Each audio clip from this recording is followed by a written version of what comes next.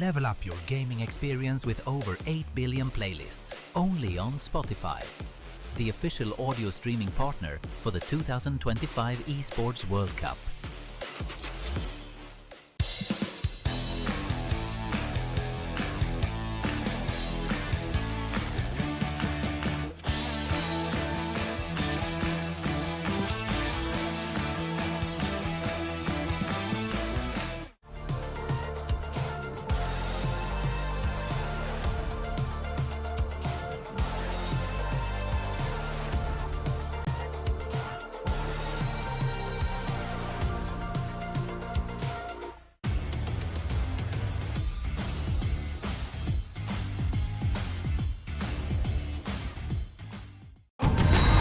Just trust me, okay? We just have to follow the MSC history footprint. Is MSC in Riyadh this year? As in Saudi Arabia? Yes. Why are we trekking through the jungle? MSC started off in the tropics before it started to take over the world. Yes. Oh, guys! This symbol, it matches the QB frequency. I think we're getting close. You guys hear that? The format is calling me. I can feel it in my gut. Not your guts. You just skipped breakfast. Guys, look.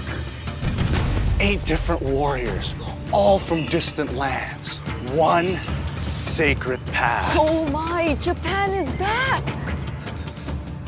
Oh, 8 teams drawn into 2 groups. GSL format with BO3 matches, but at the end, only 1 team advances.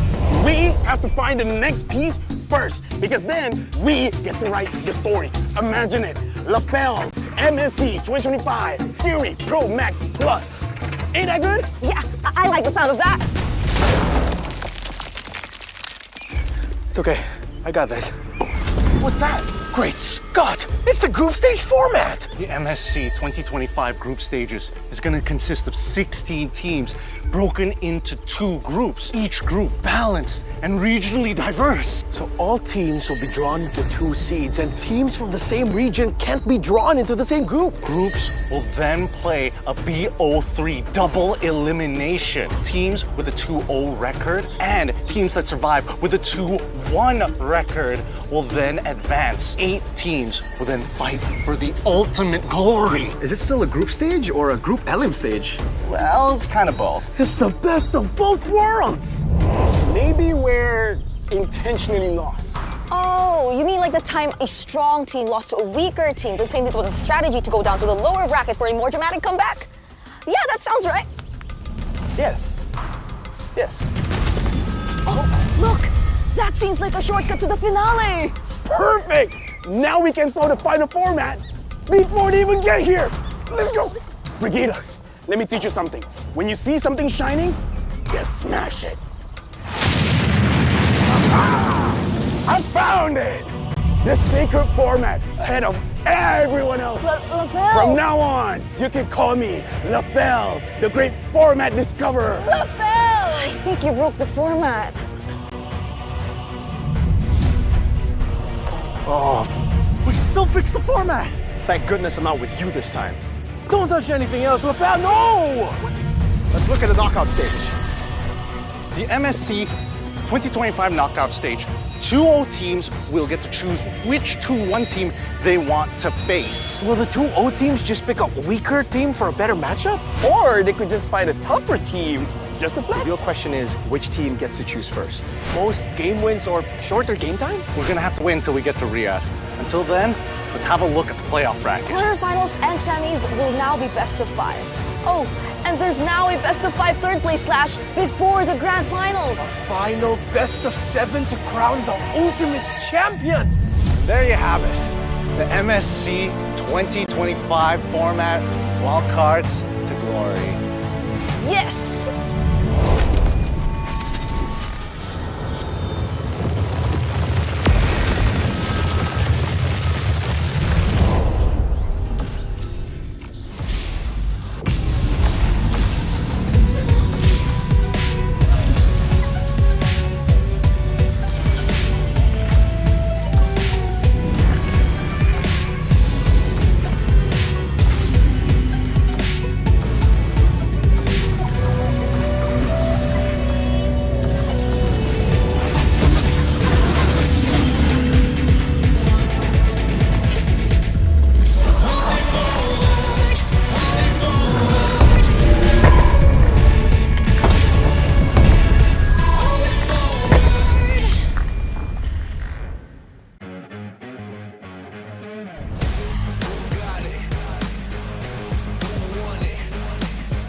Just one more trophy left. Nobody expected this. That's fine. This time, it's our year.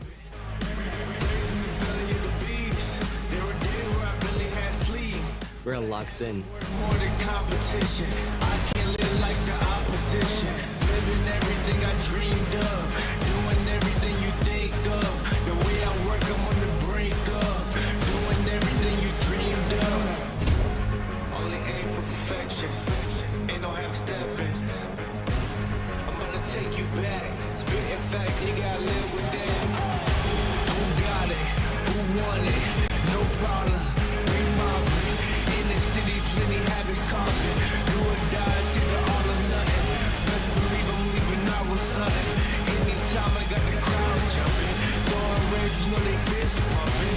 I'm the king of this function. It's comeback time! What you do if you have my life? Work like Everyone knows who will win MSC 2025. just to have that ice. Lot of dudes trying to have that price. In the yo, cooking about to add that spice.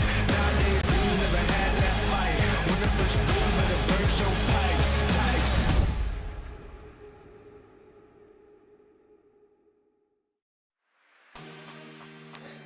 We've seen our wild card. We've crowned Team Vitality as the champions of MWI. And now we return to the MSC stage from the Esports World Cup to see who will become the champions of the MLBB Mid-Season Cup 2025. My name is Renmar. I'm going to be your panel host for the first half of the day. And I am joined by two literal titans, 7-footers, because I'm clearly a 6-footer.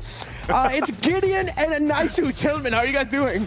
Feeling good, honestly. Great to be back here on the MLBB stage one more time for this international. And of course, Naisu, this is it. This is where every world collides. I'm so excited. After seeing that, that's the first time we saw the opening shot with all the players too. Yeah. And that kind of solidified that, man, this is day one of MSC 2025. I'm super hyped for it. Yeah, and remember, MSC 2025, it's not just the mid-season cup for MLBB. It's also in the middle of the Club World Championship here at the Esports World Cup. So just in case you need a little bit of a refresher of how the Club Championship works, watch this. This is the Esports World Cup Club Championship, the ultimate cross-game competition that will crown the best esports club in the world. Let's break down how it works. Clubs will be able to compete at the Esports World Cup and as many titles as they can qualify for. The clubs will then earn points based on their placement in each title. To qualify for the Club Championship, a club will need a top 8 placement in at least 2 competitions. But to win the championship, a club must place first in at least 1 competition. At the end of the Esports World Cup, the 24 clubs with the highest number of points will earn a share of the 27 million, with the winner taking home a staggering $7 million. And of course, the title of the best esports club in the world. Who will rise above and write their place in history? Watch it all here at the Esports World Cup. Team Vitality's record-setting championship win at MWI doesn't only have huge effects for the history of MLBB women's esports, but also for the results of the club championship. Because in just a moment, you're going to be seeing the standings. Yes, Team Vitality is the only team in the running so far to be crowned club champions. Hey man, there's still other teams up on the table who are looking to try and at least find their very first win. There's RRQ, Team Spirit, there's even Team Falcons, and most importantly, most people are going to be thinking, hey, we need to get that very first win. If either one of these teams are able to get that first win, they start qualifying for those club championship points.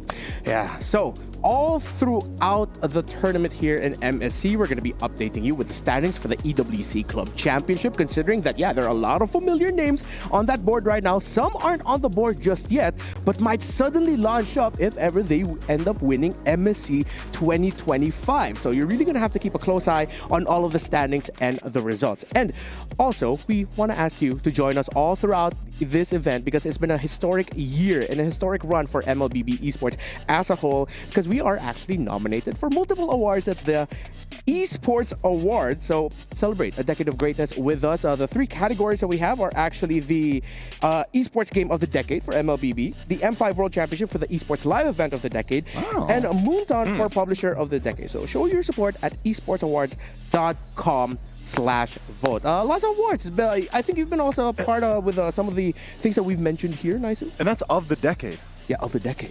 I would have imagined that some of the other tournaments would have been part of it as well, but I think the cutoff time was a little like, that's a little awkward. Don't worry, we'll keep with M5. I'm okay with that. But for the most part, it has been a huge year for Mobile Legends, and I think with the starting of this MSC to kind of kick things off for 2025, it's going to be a good litmus test to see what's going to happen for the rest of the year. Yeah, and the things that we love seeing all throughout the Esports World Cup, of course, are those key crushes. If you're unfamiliar with the mechanic, with the whole keyframes, the keys that are given to the teams, then check this out.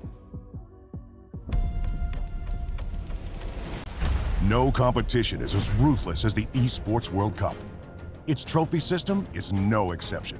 The Club Championship trophy, awarded to the one club that rose above the rest and reigned supreme across all EWC games.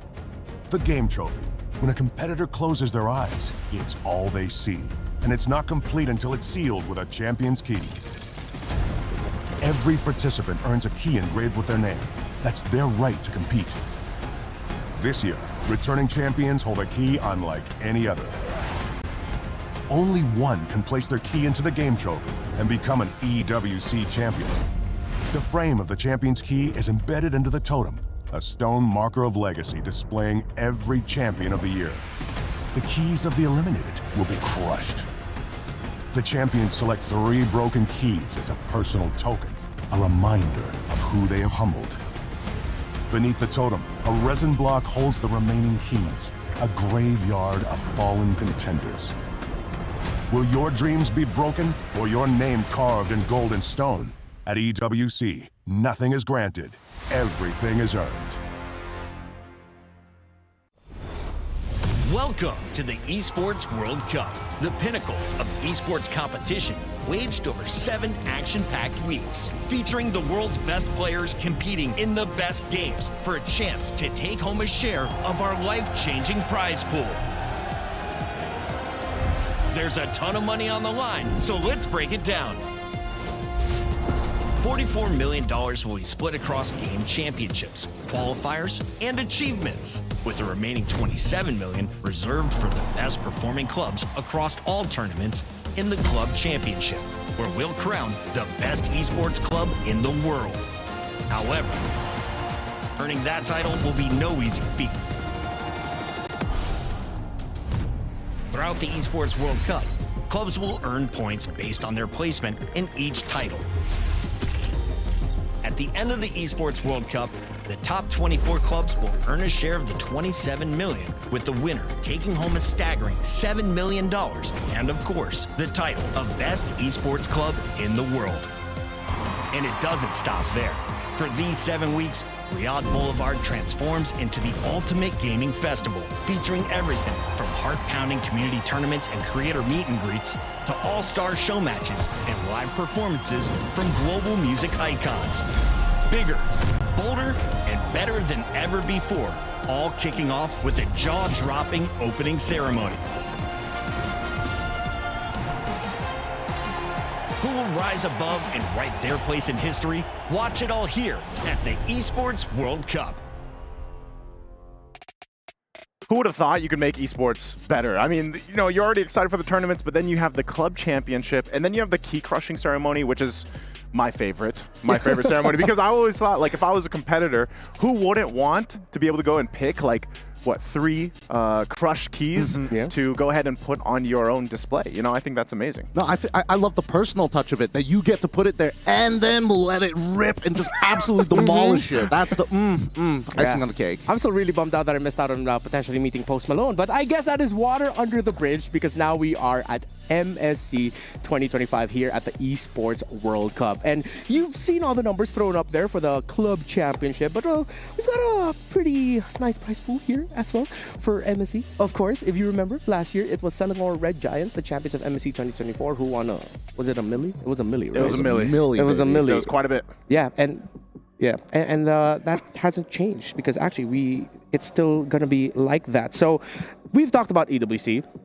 We can discuss a little bit more about the formats and whatnot, but a little bit later on, because we need to remind you about what happened prior to this. Again, it's the second flawless MWI campaign by Team Vitality. Naisu, you were part of the action casting that. How was it there being there, witnessing all of the history-making moments at MWI? I think it was great just to wrap up the storyline, I would say, for the most part, for Team Vitality. You know, again, we were there last year on their loss, you know, against former Smart Mega Empress. But to see them go and complete this storyline, which is, they've been saying it throughout the entire tournament, like, we want to go and get this trophy. Like, MWI was so important to them. So to see them do that in a very dominant way was incredible to see. Yeah, you also had Gaming Gladiators actually be able to become the first representatives of North America to be able to make it to the finals. And of course, for a member of Twisted Minds, Lunar, getting a double savage in the game. Now, I think, Gideon, since you were there in the jungle with all of us, tournament format, I think it's your go. Hey, no worries. The wildcards already started off. 8 teams were eventually divided into 2 groups playing a GSL format to eventually go into a single elimination for that top 4. The winners of that get their pass to go into the group stages, where 16 teams now broken into 2 groups of 8 teams in a double elimination format, and they will all play best of 3s. Keep in mind, four teams from each of these groups get to move on to make it to the playoffs. Yep, and once we get into the playoffs, it's 8 teams, single elimination. It'll be BO5s for the first set of runs, but then once we get to the grand finals, it is best of 7. Naisu, let's talk about the money for the tournament. Yep, this is what we were just talking about, the milli there, but it's a total prize pool of $3 million for this run here. First place is going to get $1 million. Of course, second place $500, third place $250,000, fourth place $150, $166,000, and then $50,000 for 13 to 16. Essentially, that's a whole lot of money for our players to be fighting over. I cannot emphasize how much money this actually is. This is in USD. This is life-changing. This is life-changing money for some of these teams who have been playing for many, many years. One single win here at EWC can basically earn everybody else who's been winning multiple MPLs and even world titles. Yeah, for the MLBB community, it's been said since last year, you just make it to the EWC MSC stage, your life is already changed. So here are the teams going to be competing for that milli, for the championship, for all the glory in Group A, Group B. Group A, folks, has multiple MPL champions in one group.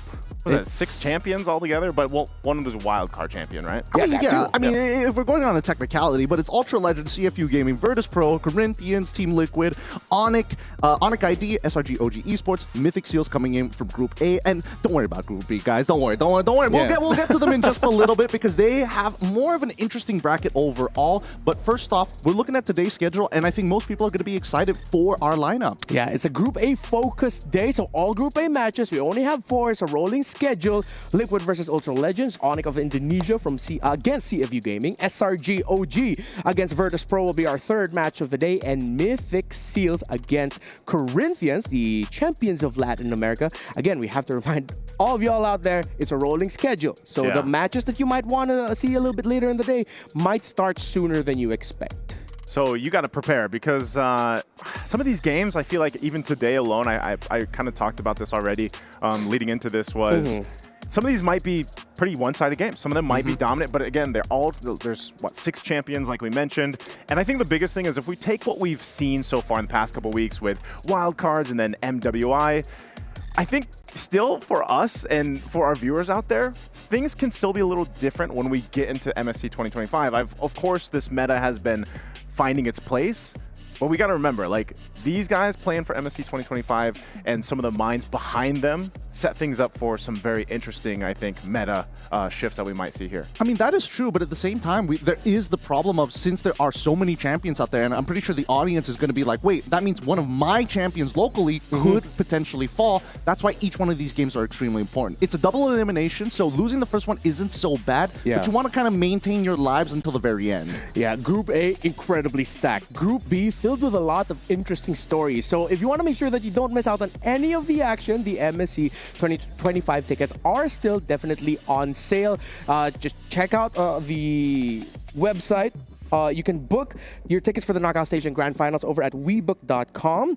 And yeah, they're still on sale. Come join us here at the Boulevard. We're here until August 2nd, which is the final day of MSC 2025. Lots of action to look forward to and to expect. My goodness, I can't believe that it's already gotten to this point for MSC. It feels like it was literally just yesterday where we crowned Team Vitality again, but now we have to talk about what's going to happen here in Group A. It's going to be absolutely chaotic, and I think every one of us had a similar reaction when the Group A group was shown. We were just like, what the heck happened at the draw? I'm just going to say, it's not my fault. Yeah. Nobody's fault was that one. It was all RNGs. Yeah, just fate. And it just happened. This is how MSC ended up getting drawn. But later today, there is a match to look forward to alongside all the matches. But of course, we have our Saudi National Bank match of the day between two teams who I learned today have actually been longtime scrim partners in Onyx ID and CFU Gaming. Yeah, that's interesting because we got word, they were scrimming for a couple years since, I think, 2023. Yeah. And then this is going to be their first time actually facing off internationally because, as we know, Onyx Indonesia was not part of the most recent international, M6. And CFU, I think, was a quite impressive team back in M6. So the fact that they've been scrimming together, I can't wait to see what they have in store for us. I think it's interesting, right? Because when you are looking to come to these internationals, a lot of people are going to be thinking we are competitors. We don't want to be giving over strats to our opponents. But at the same time, building relations is extremely key because one of the biggest problems that we saw last year for EWC is once we get deeper into the tournament, people are running out of scrim partners. People are leaving, they're flying back. So who else can you play with other than the people you have to play in the grand finals? Yeah. Again, that's going to be our match of the day for later in the day. But we have to start things off with our first match. Team Liquid Philippines, hailed as one of the titans of MLBB, will be going up against a team that literally had to go through a blackout to qualify for MSC, to become champions in their regions. But before that, let's talk about Team Liquid. Team Liquid, for those that have just watched MLB Esports is going to know all these names. This team, if you got a glimpse at their championship run over in MPL Philippines, you saw how impressive of a grand final it was. By the way, those guns are impressive because I know Sanford's been working out, man. Like, he's been in the gym, and to see it in the rollout for the roster here, you're seeing the improvements, man. So maybe that transfers to the gameplay. I don't know. Can he get any better, though, in the XP lane? Jeez, you can still see it from here. God, he's these boys, jacked. They are jacked, and I think it's the culture that Team Liquid has been building around themselves. I mean, 4 out of the 5 players all have only just recently joining within this year, swapping out for Benny QT, who is obviously not part of the roster anymore. But this particular roster is a dream lineup for me personally, right? Team Liquid. I've been a very big fan of Team Liquid PH for a while. Obviously, I can't doubt the GOAT after M2. But the way that they've been playing the game and also how they've been challenging the Super Fam and taking the title, the world, well, I want to say world title, but it's MPLPH, you know how it is. If this is the first time you're watching MLBB Esports, one name that needs to stand out for you in the side of Team Liquid is Carl TZ, hailed as the GOAT of our esport. There's only one title that has yet to end up in his hands, and it's this right here, the MSC title. He's a 2-time world champion. He's a 4-time MPL Philippines champion. Man has accolades, man has gold medals. More on Team Liquid later as the series goes on. There's a lot of great stars we need to highlight there, but we have to talk about the next team in Ultra Legends. You heard it right when I said earlier they literally had to go through a blackout to win their championship. They won their championship while they were in a car. That's actually insane. I feel like it's too much. Like, why do we have to put our players through this? But some people want it. They want it bad. And that's how bad they want it. Exactly. And Ultra Legends is just one of those squadrons who will do anything, whatever it takes to get the dub. I think there's even more to that story, that they initially rented out an office space to play for the initial their grand finals. Yes. And then they had to swap out their cubicles every single time because they got the timing wrong initially.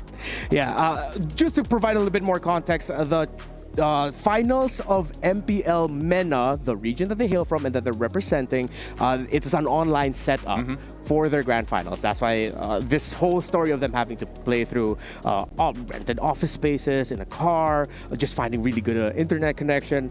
That's why it's like that. And interestingly enough, too, if I remember right, 4 members of the team are studying medicine. I think, again, like that.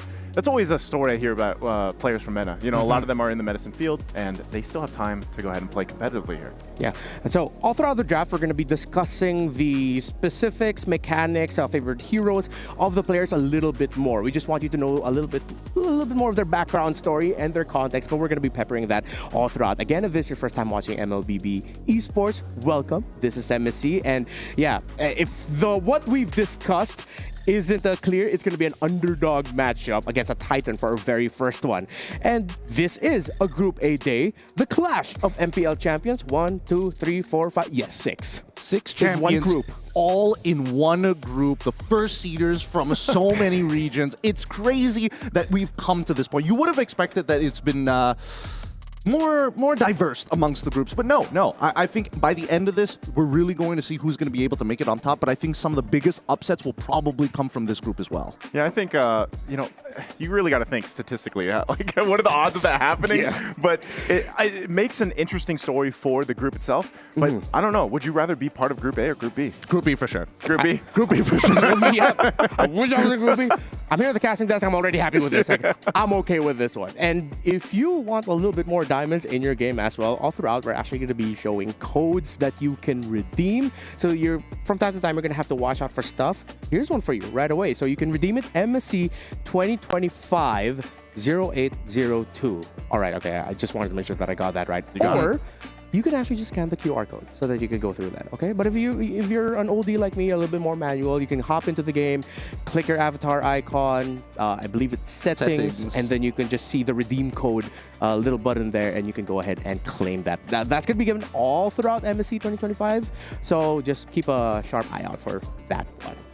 Yeah. Big shout out to QR codes here. I know for MPL, a lot of our MPLs, we just like, hey, here, you just type this like 11-digit code in. Oh my God, thank God for technology. Yeah. Shout out to the QR code makers out there. Yeah, then it becomes like a frantic race. I think all throughout the world, you can just hear phones getting pulled out. Time to claim this code. But now it's time for us to actually head into the draft in just a bit. And I feel like with what happened in MWI, it will help provide a little bit of context of what we can expect for the heroes to get picked out. Because, sadly, Gideon, you were not able to join us in MWI, but there were some trends in the MSC wildcard that carried on over. One of them being the fact that priorities in the mid lane seems to have gone down a little bit because people are racing for that flex in the first half, roam XP or jungle, and then getting their carries as soon as possible.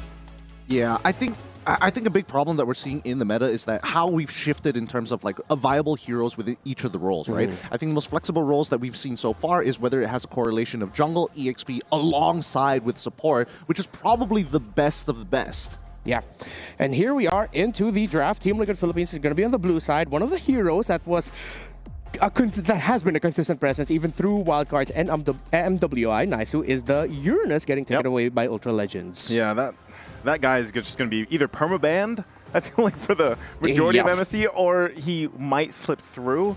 But that's the thing. We saw him glimpsed into the jungle. We saw him, of course, in the XP lane. And that flex, I think that's one of the trends that we're really seeing is the flexible heroes that can be picked up, put in these different lanes, especially the first picks that we see. The 1-1 Baksha are going to be banned out here. As well, another hero, the Baksha, that can actually fit a couple roles here. I think so far, based on what we're seeing on the bans itself, the fact that 1-1 as well as Baksha, of course, need to go out of the meta, but TLPH looks like they're trying to set up for a Fredrin here, right? It feels like they just want to be able to have like a tank in that jungle, make sure that 1-1 can't just dance around him, and I don't mind if you play an assassin as long as I have a tank I can peel for the rest of my team. Yeah, the Juice and ban by Ultra Legends feels like this is a little bit of a signal that they don't want to face that potential pressure that Liquid could deliver into them by minute 1 at the center of the map. I think they're really just putting a lot of respect into 3 key figures, JP, Sanji, and Sanford. Finally, we see the Kalia get banned out. Yeah, no. It definitely is very evident of where they're trying to kind of play this game. But let's see what this final ban from Ultra Legends is going to be, right? Because now that we've got the priority picks out of the way, I would say that 1-1 is still really, really good in the meta so far. In a lot of the matchups we've seen down by the gold lane, especially if you're looking to play like early to mid, she doesn't scale the best. But if you're playing a tank jungler, it kind of sucks to chase her down. I would almost, if the first game that we see from TLPH is going to be a utility jungler, like in the hands of Carl Tizzi, I think that's just, again, let's get some information. Let's not give too much away, because that's the, I guess, dynamic that we've seen, the dichotomy between Carl Tizzi's like his journey as a player alone is there was one time, you know, he was so dominant on these assassins, then he goes towards some of these junglers when we had the jungler meta, but now all that practice has led to, you know, quite a difference of hero pool. But the Pharsa being the first pick, this is probably, would this be your #1 mage right now for you guys? Yes. Yeah. Top mage. Definitely. I think too good at everything that she does, especially in a meta that's forcing us to kind of play front to back all the time. Yeah, so earlier I mentioned the priorities in the mages seems to have gone down, or the mid laners, unless it's Kimmy. Speaking of, that was a pick there by Ultra Legends. But Team Liquid, I think they're also reading into what Ultra Legends and how they ban. They really want to put priority at the center of the map, while Ultra Legends takes away 2 comforts for Liquid. Here's the thing, right? Because again, with so many prior picks on the table, I think a lot of teams are a little skewed on the idea of Arlott being like, oh, he's so good no matter what. I feel like he's a little more situational than most people think. The Kimmy, obviously, super good in the early stages of the game, scales pretty well. The main issue is you need a tank to make her work. You need that frontliner. And I think TLPH has done a really good idea of saying, hey, we take Pharsa now, we give Kimmy over, and if you're not pairing up with a tank, we can still be a little flexible with the way that we attack our opponent. And we now see the branded, I hope he uses the M2 skin. I do too. Oh God. Give it to him. Lancelot, and we also get the Fauve.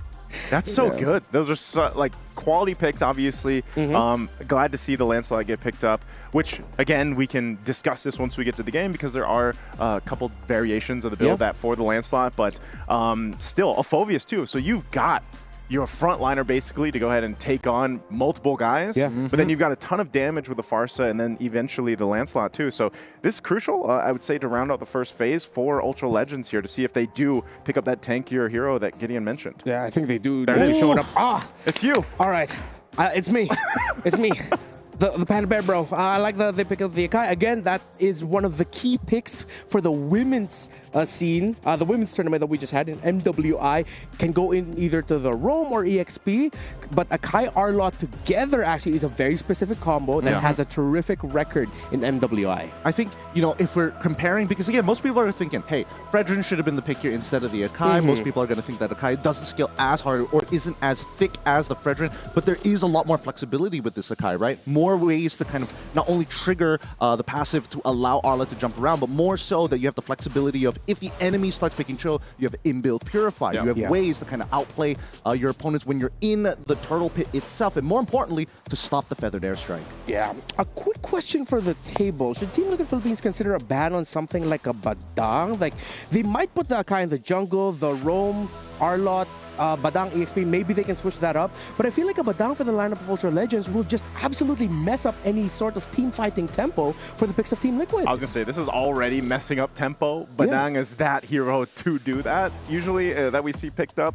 The 3 combinations of these ultimates already for Ultra Legends can be quite devastating, but that's the only thing I want to throw in there. Like, do they have the timing right? Can they get the timing down pat? And I think that's why you give yourself multiple options. As you see, the Hilda is going to be the last ban from TLPH. So if they decide to go in that route, it's certainly going to give them a lot of options to crowd control or mess things up. But I just feel like, again, if you have too much of that, can you solidify getting the timings down? Or will it all just be too chaotic that you kind of mess things up a little bit here and there? I think that at this point, both sides can really start flexing around. Honestly, really great drafting coming in from Ultra Legends. Like, I wasn't expecting them to have such a really deep look at this, because TLPH gave them the initiative. They're like, we take the Pharsa, we want to see what you do first, and then respond accordingly to allow Kartizi to at least have flexibility of, hey, you get to play an assassin or you get to play a tank. And now that we're kind of narrowing down the lines, Ultra Legends, at this point, this Akai, for all intents and purposes, could go into the EXP, right? And then you put Arlott into your support position, and then you might want to reconsider, because once you have that Matilda down, you've kind of solidified what your roles are going to look like, and then TLPH decides, got the instant disengage on top of having a Granger. It works out. Ultra Legends, Zetian, perfectly done. You see this line of Team Liquid having a lot of damage, aggression potential, while Ultra Legends, could they be a little bit too utility heavy? We will find out in the game. Once again, welcome to MSC 2025. It's Team Liquid Philippines versus Ultra Legends, and I'm going to hand you off over to Gideon and Naisu. Thanks, Ramar. All right. Nice, Sue. Looking at this game, which draft do you like a little bit more? Because I was on praise for the first half for Ultra Legends. That finisher, though, is what set me back. Yeah, I'm going to have to lean towards, I'm always a big damn guy, a big damage guy is what I like to go with, and that is Team Liquid's lineup. I mean, they're looking to go ahead, I feel like, end the game early. I don't know what our fastest game is going to be here for MSC, but it could start off here. Well, let's find out as we head on into the game. Our very first match to kick things off here for the Mid-Season Cup 2025 here at the Esports World Cup 25. Let's kick things off with TLPH on the blue side up against Ultra Legends on the red side. Now, as we all know, CarlTZ has been known to be that guy. The GOAT. The GOAT. When it comes down to Lancelot plays. He didn't use the skin. He didn't use the skin, but to be fair, this skin is also very, very nice. I personally went out of my way to get the diamonds to buy it as well, so I totally understand it. Me and CarlTZ, same mindset. Same mindset. Basically, you're just as good, right? Flicker already. Look at the aggression. This might be a first blood already for CarlTZ, but he's checked from Quanok, so they'll back off, but they're going to get the Lithwander. What was that? That was a little janky, I'm not going to lie. That was a little, I'm going to quickly look back. Nobody called for a tech pause, so it seems that both sides still trying to adjust to their devices in their hands. Regardless, right? No first bloods coming through, minimal damage, but at the very least, for Quanok, he's going to be a little bit behind on that EXP. He probably only missed, like, what, 1 minion at this point? Yeah. Not that big of a deal. Okay, looking at the emblems too, I mean, this is the thing, so he's going with the killing spree. He's actually got that extra speed too. I think the Phoveus as well. The Phoveus and Gata Concept for Team Liquid, I feel like give them a safe either engage or disengage to deal with all this utility. Sanji's gonna feel it here in the mid lane. The rest of the team on the response. CarlTZ will go in for some pokes, and JP just around the corner, charging up the Unbreakable, but won't land it on Rice Crimp. What was... okay. Maybe I think Team Liquid need to take a step back here. They're thinking like Ultra Legends are on a different level because he's making hard predictions, right? He could have just gone into a straight line. If he played it absolutely straight, he would have gotten all 3 with the top. But now we come up to our very first turtle here. Level 4 is not achieved, as you can see. Oh! Whoa! Sanford already going to jump in. Infernal Pursuit on Quanok. He's going to be gone already. Throwboy, popping the heavy spin. He'll get the turtle, though. Turtle secured by Ultra Legends. Meanwhile, still, CarlTZ actually falls. Now the rest, TLPH are still going to go for the fight. Circling Eel drop down. They go in. Throwboy joining the fight again. So tanky for Sanford, but Farrell joining the fight. Oheb rotated up as well. They're being outgunned here as Ultra Legends picks up a little bit of lead on that. Yeah, a bit of a bad fight here. Ultra Legends even calling over the Kimmy to almost ensure that they win that fight at the very end. The cleanup was very, very good. Dark Lord honestly played an extremely strong game here. Oh, but they find a trade back at least 2-2, the current score line.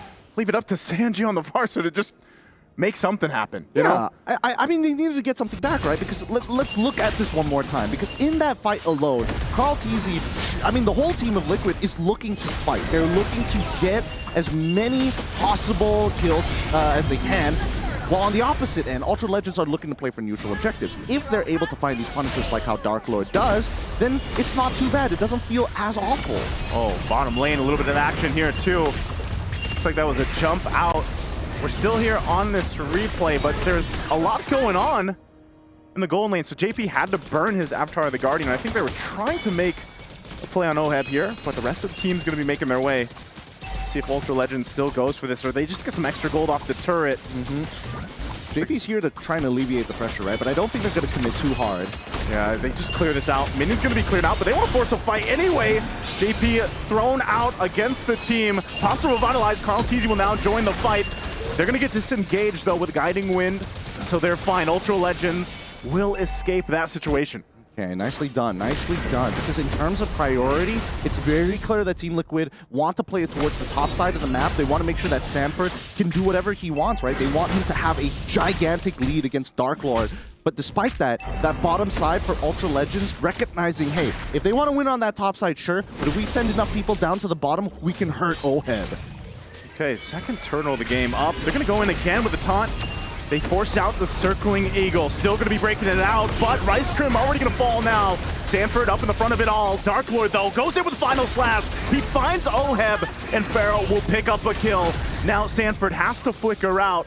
Ultra Legends going toe-to-toe here with Team Liquid. And they're doing a phenomenal job, right? A lot of battle spells burned from the side of Team Liquid, the tempo in favor of Ultra Legends, and despite everything that has happened in the early games to try and hurt the laners, it feels like Ultra Legends maintain this lead. So far, it's an ult-dependent game, right? Keep an eye on those green dots on the side, because we're going to go in potentially for one more fight. I don't know if Carl wants to be anywhere close to this turtle right now. Yeah, we still got Oheb down at the bottom. Dark Lord's gonna flicker out. Carl's looking for a kill himself. We'll find Dark Lord, a revitalized pop from JP. They might reinitiate it. Sanford's up in the front of it all. Throwboy pops the heavy spin though. Sanford in trouble, and Rise Crim still up.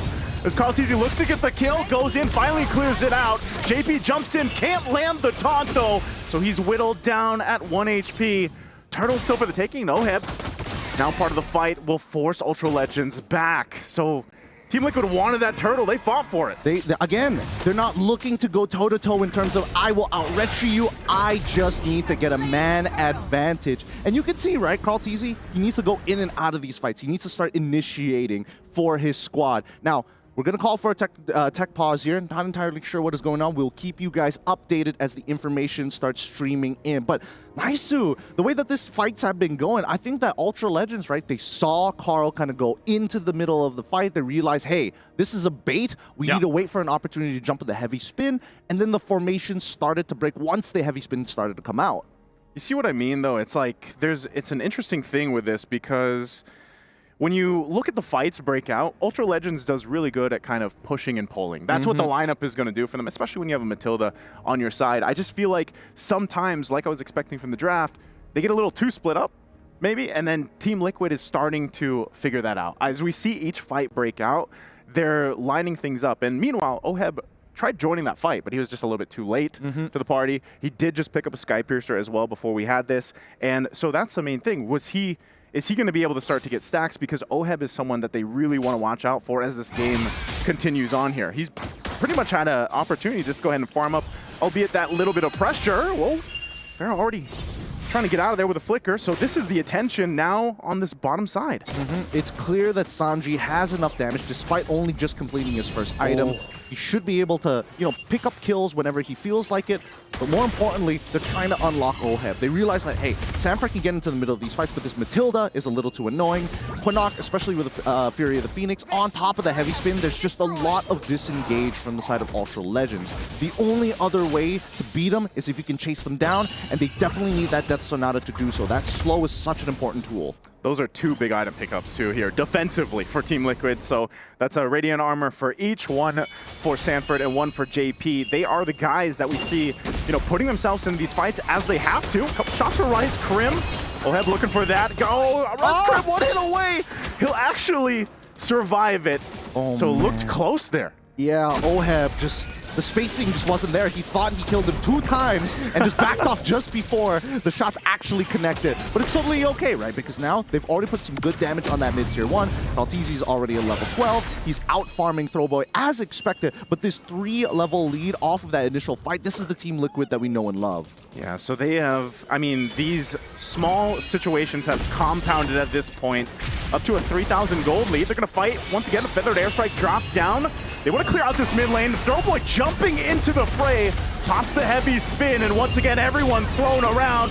Throwboy's going to go down and jump into the turret from JP. He'll get the Unbreakable off, and Pharah goes down. Dark Lord takes the brunt of the damage as Oheb picks up a kill. They're going to pick up the turret in mid lane off of it. And now the experience for Team Liquid is starting to shine through. Ultra Legends are reacting too much to what Team Liquid is trying to do. Preemptively, right? They need to wait just a little bit longer. If they waited for a half second, they would understand that even Team Liquid doesn't really want to put themselves in a compromised position. Because look at this, right? We see the initial knockup coming in from Sanford, but he doesn't take the Infernal Pursuit. As soon as we see Zitian drop down the Fury of the Phoenix, it felt like Ultra Legends had to make something out of it, right? It's a super long cooldown. They don't want to give another turtle away. They force the fight, and that's when Team Liquid are in full control. They force you into these scenarios as long as you react. Yeah, really difficult to kind of see how those fights break out for Ultra Legends, because you're seeing where that kind of patience that we saw from Team Liquid earlier on in the game has compounded up to this point. They're able to go ahead and just kind of outgun and out-survive a lot of the members right now. Again, They're going to try to force them off of this tier 2 turret. So with this kind of lead, it's up to Team Liquid to just kind of take what they want, and we're seeing Ultra Legends try to maybe respond to that and be a little hesitant. I mean, they're extremely hesitant, right? They saw what happened in that last fight. They reacted too much to it. And now with that 3-level lead, it's even clearer that Throwboy can't... Oh, hold on. Whoa, JP jumping in the turret. It's going to get stunned for the Fury of the Phoenix. Pops the Revitalize, but will go down anyway. Sanji dropping down, covering fire with a feathered airstrike. Oh! And Carl TZ goes in, cleans up a couple kills, gets a double. Does enough damage under the turret. They're under the tier 3. They don't care. Oheb goes in, gets a double himself. Team Liquid. That was too clean. That was too clean. I mean, Ultra Legends had the correct idea. Take out JP, take out Samper, separate the front line and the back line, and then you have an opportunity to force Carl, force Oheb in positions where they need to go out of their way and overextend to make it happen. But Team Liquid, they've got the mechanics to back themselves up. They have the lead to make sure that these waves are fully utilized, especially for someone like Carl, because Lancelot, he loves those waves. Yeah, I mean, it's something to be expected, I guess, with a Lancelot where you're under like tier 2, maybe tier 3, but then Oheb jumping in on the action too. That just shows once again that they have gone into the Stampede form, this form that they're used to showing in a lot of the competitions that we've seen Team Liquid play in. So this gives them a massive lead. This is going to be a Lord in their hands. And Ultra Legends is going to have to hang on here. Hey, man, when the SSJ, the trio, takes some damage, that's when you call in the baby cakes. And so far, it's working out perfectly. Oh, my God. Daddy JP jumping on in, taking out Throwboy. He's going to be fine. Pops through a Vitalize. They're going to work on this turret. Shield's going to go down. Dark Lord won't find that final slash either. So they have to get ready. Even without the Lord, Team Liquid marching into the base, looking to end game 1 in a quick fashion. Top turret gonna be worked on, and Ultra Legends will hold on for as long as they can. They know how to push up the pace. 12K gold lead. This is a checkmate scenario unless Ultra Legends can make it to 42. But every single time they walk out, that feathered airstrike reminds them you can't walk up. Okay, without the feathered airstrike, I don't know if Team Liquid's going to be able to end the game unless they can turn this fight completely in their favor. Dark Lord could be in trouble. Final Slash going to be used. Has to flicker defensively. Carl TZ doing work under the turret. Won't find the kill though, so Lord's still going to be worked on, and that's fine for Ultra Legends. It looks like they found themselves staying in the game. Okay, we need to put out the item list. I'm curious to see whether Rice Cream has the... Oh, hold on. Another feather airstrike coming up because we're not just standing too close for comfort. Again, jumping on in, flicker burn, forcing the fight on the turret. JP will get taken out, separated from the team. Sanford down the front of all. Dark Lord also low. Forced out a flicker, but Oheb still going to be unleashing. Finds a kill on Dark Lord. There's another defensive flicker from Ultra Legends, but they're still holding Team Liquid at bay from ending the game. But all base turrets will be worked on here. Sanji, one hit away on that turret. It won't go down just yet. And Throwboy taking a little trip there with the guiding wind.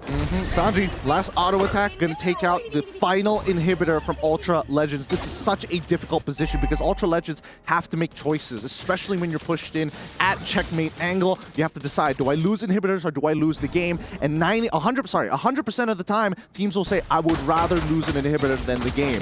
They do buy a little bit of time for themselves, but the inevitable is coming. We look at the items and quickly realize that, hey, a Sky Piercer pickup coming in from Pharaoh. Kind of interesting here, a little dangerous, I'm not gonna lie, but we do see that the Flask of Oasis has already been complete, and that's been why we've been seeing more aggressive moves from Dark Lord. These are also still the aggressions from Team Liquid. Carl TZ going on the backside. They're forcing Chaos alone. A jump from JP. Finds multiple members. Throwboy's going to be gone, and they're going to work on Dark Lord next. Dark Lord falls. They'll come in for the cleanup as Team Liquid will go ahead and take game 1 in this best of 3. Really nicely done from Team Liquid. We get to see what they are all about. Tempo-based combat. They have the lead. They will press it down your throat until they have checkmate angle. But Ultra Legends, that early game, honestly, not that bad. They were really going toe-to-toe with these guys. TLPH probably wasn't expecting them to be as confrontational. Yeah, I mean, they had the utility-heavy, very tanky early game lineup that is designed to mess up early game aggressive rotations. But there was one thing that Ultra Legends forgot. taking that? care of their mid-game power spike. I feel like they were a little bit too early with going for the 5-man rotations. Because even though Pharaoh had the lead up against OHEB at one point, since OHEB went to, okay, you guys are going to stick us 5? Okay, 4 members of my team are going to go. I'm just going to farm. Pharaoh was a little bit too busy joining the rest of the team. I mean, I got to give it to Ultra Legends, right? I don't mind teams going for these 5-man rotations, like calling in Pharaoh to kind of get involved. If he gets a single assist, it's not too bad if you're giving half away your gold shielding over to OHEB, considering that you could also get a bit more from that mid lane at the same time. But here's the thing, right? If we're talking about the micro, I think the biggest problem we saw from Ultra Legends was the overcommitment. Not only the overcommitment, but kind of just throwing everything at the wall. And the question is, but why, right? I was going to say, Gideon, like, and part of that, you know, pun intended or not, Throwboy was literally throwing himself into a lot of these fights because he was maybe the guy that wanted to go ahead and split them up or try to set things up. But like I was saying, you have so much utility that maybe it's almost just an overload, right? And a lot of the times when we see these later fights towards that mid game, towards the late game, it was Team Liquid just knowing that power spike timing that they worked against. They knew that once certain utility was used, then they could actually respond to it really well and collapse down. And I think they saved some of their major crowd control, whether that was JP jumping in towards the back, Carl TZ making that angle with the Lancelot is what worked out so well for them. I think it's the tunnel vision that really hurts me when I see a composition like this. Because again, you have an Arlot who literally has everybody on your side, on your composition, to trigger your passive, which is amazing. That means you get to use that vengeance basically for free all the time, but he's never the first in the fight. Every single time we see Throwboy come in, make that initiation, it looks good. Zitian suddenly drops her out, and you're like, but why? You could hold that for a little bit longer. And even Kimmy as well, with the traction pulse, you're looking specifically for the feathered airstrike 90% of the time. You're not looking at using it as a quote-unquote initiation tool, more so to disengage. Yeah, it felt like all the abilities that Ultra Legends were throwing, it's as if they were acting that they already had a high damage carry online and ready to go. Yeah. But then, as we saw early on, yes, again, you delayed the eventual power spike of the Team Liquid lineup, but then you didn't set up Pharaoh enough for success. Your 1 core damage dealer. Again, Liquid's lineup has 3 core damage dealers on them. The Granger, the Farsight, and the Lancelot. And that's why I say it was so, you know, in a sense where you were allowed to be that trigger-happy Farsa. You know, you can just go ahead and drop down the feathered airstrike every single time it's up, and that's what we saw Sanji do, because he knows that, all right, Carl TZ, no-heb, they can go ahead and clean up, or they can go ahead and even have enough damage that if he doesn't have the feathered airstrike, and it's a pretty quick cooldown later on towards the end of the game, where he was fine. Yeah, I have to say though, for the lineup of Ultra Legends, I do like what I saw for the first 2 to 3 fights. You could tell, like, okay, wow, Dark Lord is very clear in his role here of when he's going to use his final slash. All right. But then we didn't see like the progression of that, the growth of that. Like, their strategies were great for the early game in terms of delaying the tempo. But then once it got to the mid game, once Liquid has items, you're gonna have to change things up. Well, here's the thing, right? That's where we see the big difference in experience between both of these squads. We saw that Team Liquid with the lineup that they had. They're like, oh, it's very topside heavy. Like, EXP should technically smash, right? Like, Samford should be winning against Dark Lord in the lane matchup alone. And therefore, with a little bit of help coming in from Sanji and the San start working together, you know how that usually pans out. But that wasn't the case this time, right? And I think Liquid recognized that very, very quickly. We saw the Steel Leggings almost bought immediately from the side of Samford. He could have gone into War Axe and been a true damage dealer, but there wasn't enough of a snowball, and the situations weren't working out during these turtle fights. So they started moving down to the bottom side. We didn't see that from Ultra Legends. Arlott could have been the main damage source dealer coming in from early to mid. And I think that would have been a huge game changer as long as they understand how their comp works. You need that Arlott to be in the middle of that fight. You need to start throwing your abilities out after he's kind of consumed all those stacks. Yeah. Now I know Team Liquid won in this one, but nice. I feel like early on, you could sense a little bit of frustration with Liquid. There were some slightly off timings with their entries. I want to say I expect that for day one for a lot of the teams, honestly. Like, to be fair, you know, like they've been scrimming, they've been preparing, they've been in their own respective boot camps. But ultimately, when you get to the tournament, you know, I kind of expect some of to dust off whatever cobwebs they would have. I don't know if these guys still have any cobwebs, but you know, but also just adjusting to the tournament setting and being on these devices and everything else. So, yeah, maybe. But I think it's expected for all the teams that will be competing from Group A and Group B.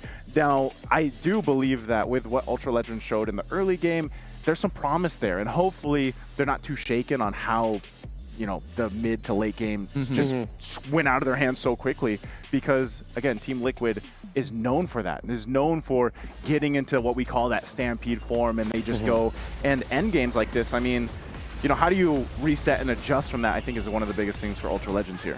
Yeah, hopefully if Ultra Legends decides to go for a draft similar to this, they need one more carry with them. They need something to supplement a little bit of early to mid game damage so that your mid to the late game transition isn't as harsh when the opposing team has already power spiked. Which is why I didn't like their second half of the draft, right? I love that first half of the draft. They still kept it a little bit more flexible.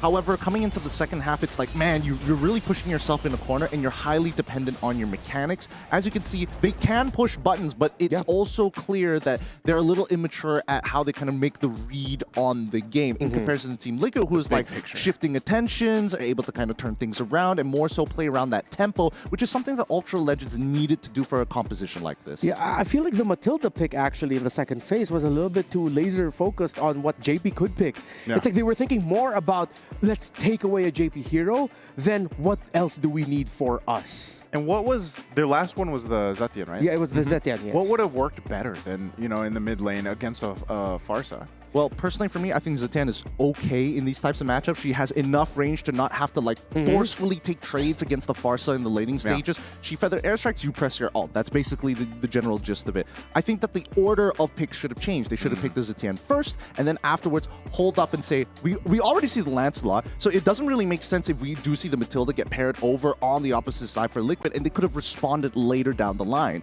So again, that's just me personally. They could have started switching things up, put Arla into the support section, then put the Akai into the EXP, and then, you know, pick a Fredrin up for themselves if they wanted to, or more damage oriented, kind of up to them. Yeah, that's it for our takes for game number 1. Remember, this is a best of 3, so we have potentially 2 more coming up. There are a lot of teams here in MSC and a lot of journeys to lead to where we are today, and this is the journeys of one of those teams.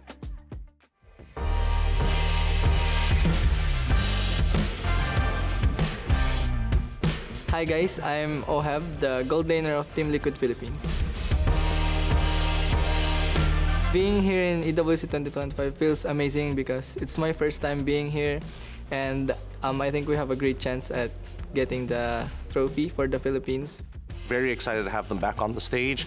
More importantly, I think it's great to see that this is one of the few titles that they are looking to conquer, right? I think this is not the strongest form of Team Liquid yet, because we haven't won an EWC title yet. If we win this EWC 2025, I can confidently say that this is the strongest form of Team Liquid. My team now makes me feel like I belong to the team, and we're so close and connected to each other that even if we don't talk to each other in comms in game, we just know what we're gonna do. This a new age in MLBB. Brusco goes down, there was a blaze in the skies, but it's too late.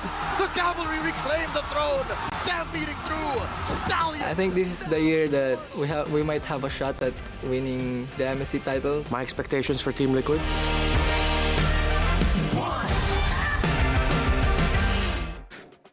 Yeah, I guess that's a little bit of a fearless forecast if you ask me. My expectations for them, yeah, but I don't want to jinx it anymore, so I'm not going to expound on that. So, yeah, Team Liquid was still humble as ever, even Oheb admitting that they don't want to say this is their strongest form until they win the championship. But you gotta admit, they're looking pretty dang good so far. I think looking good is one thing, but we need to see them be really stretched, right? I think that's the only time we're going to really be able to tell whether they are in their prime form. And so far, even a couple of missed mechanics here and there, like really is like, you know, this is the first game. Let's just warm up the fingers a little bit, get the joints going. Yeah, that's what I think.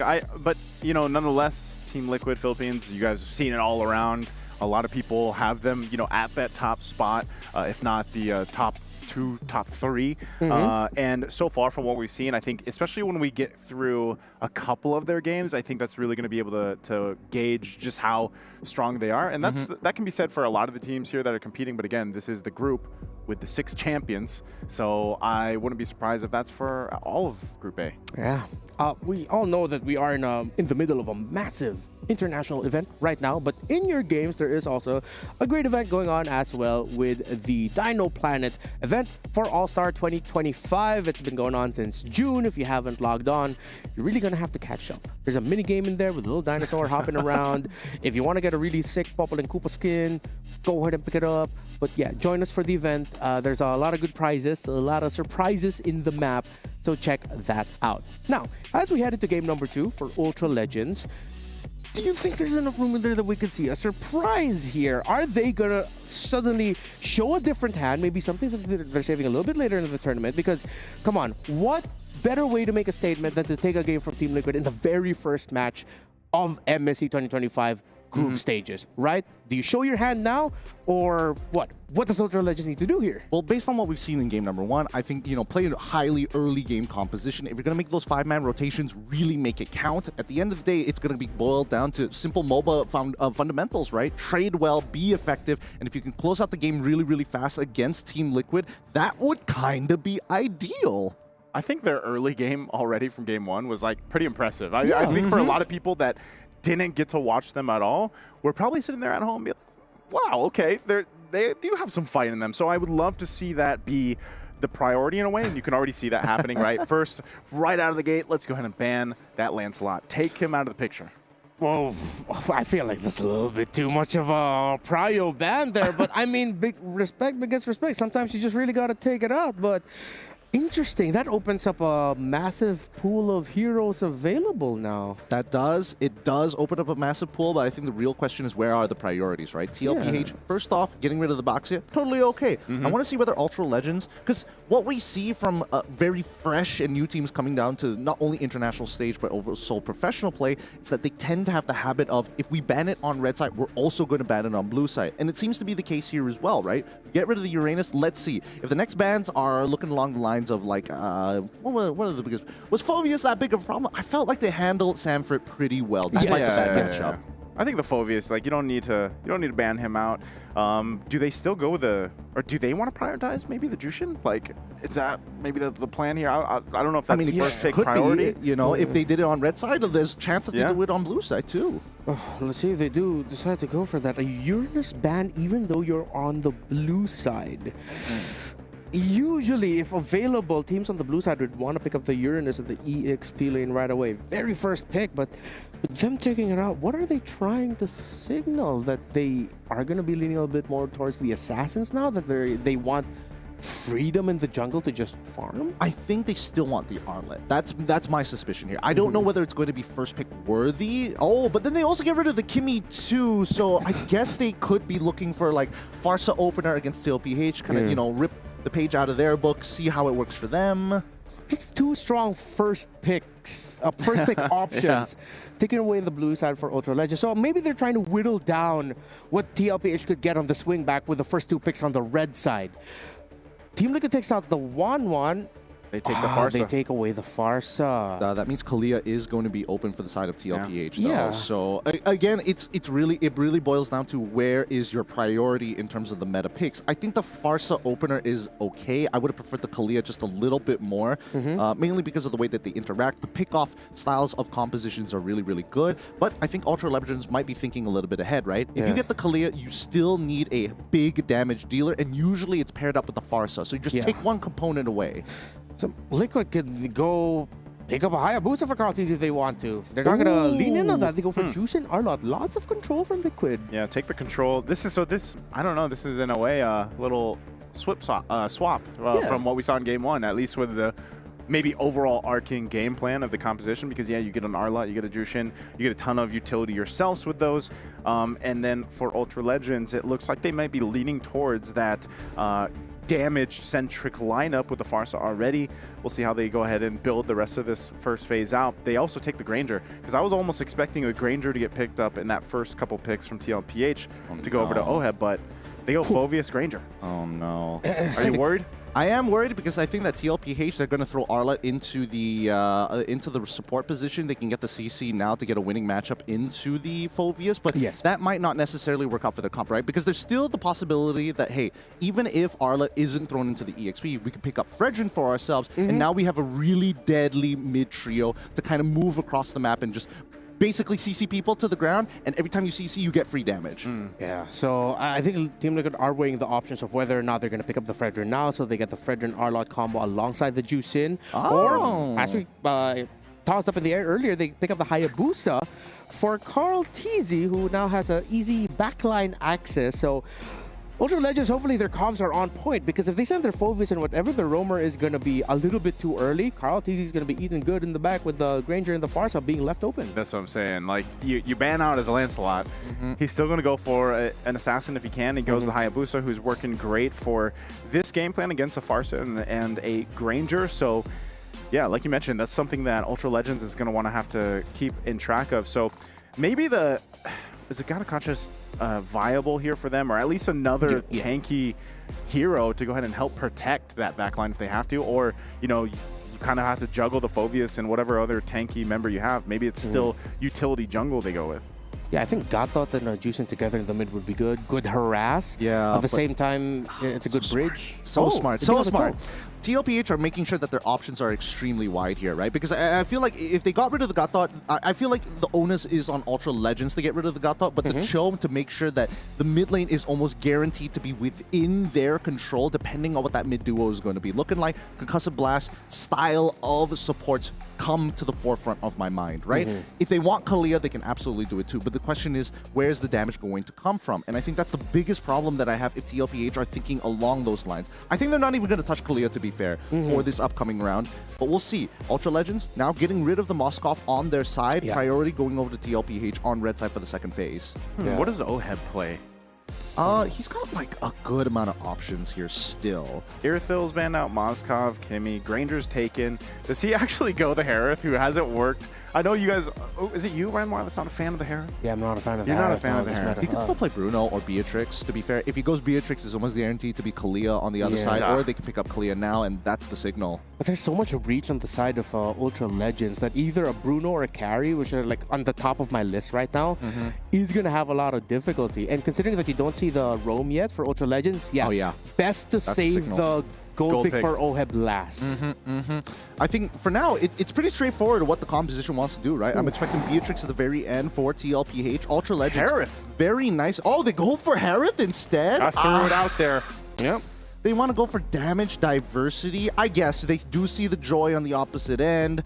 Tigreal is also a little annoying to deal with, but I think Ultra Legends, very standard like Southeast Asian style of composition that we're very used to seeing in our own MPLs. Yep. I like the draft shown off by these two teams, Ultra Legends. Let's see if they'll be able to execute. Gideon and Naisu, you guys have a little bit more time to expound, and well, you're going to be casting. I'm just going to be watching. No worries, man. You enjoy being a fan for now. You and me, Naisu, we're going to be heading on over to game number 2 in just a little bit, but looking and breaking down these final compositions. What do you think about TLPH? Because I think that's the biggest question mark with the way that they were positioning themselves. It's like, we could have some really nice combos. Yes, it does come at a cost, but I don't think it's that bad if we play well. I like it, man. I like TLPH because they have pick-off potential with the Kalea, and you guys mentioned that quite a bit through the draft. But then you can fight really well into a Final Slash Zaman Force combination, and then you have a Jushin to help set that up. So I like TLPH's draft here. Okay, let's head on into it. The Mid-Season Cup 2025 continues here at the Esports World Cup live in Riyadh. The second match between Ultra Legends, now on the blue side, faced off against TLPH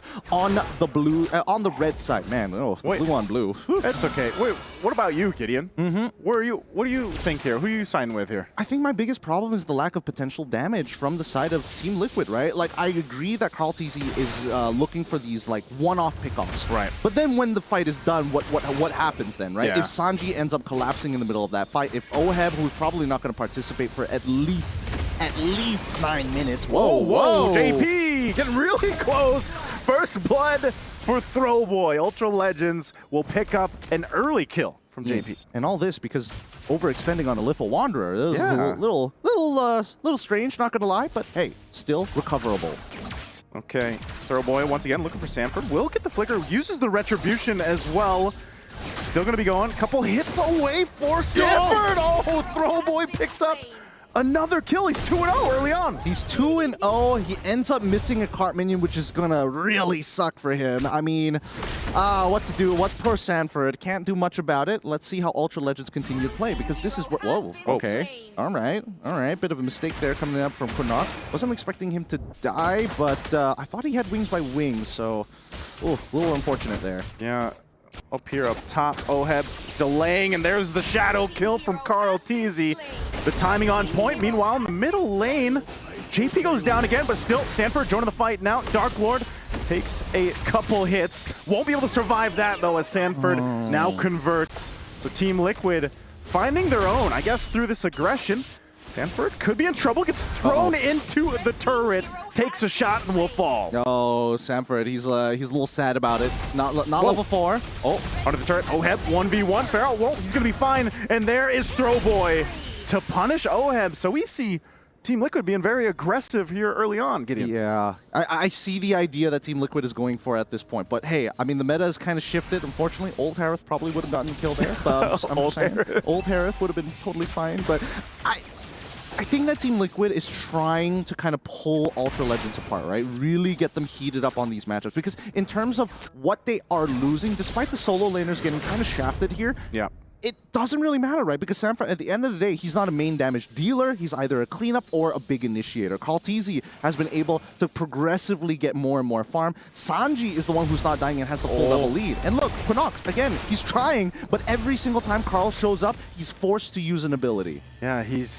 and every time that Flicker is down, the timing is going to be there for Team Liquid to go ahead and punish it once again. So now up here in the gold lane, Pharaoh won't escape that one. JP comes in to make sure they secure that kill. So Oheb, JP doing work. Still a minute away on the objective though, so Team Liquid will go ahead and continue to put pressure up here on the turret for now.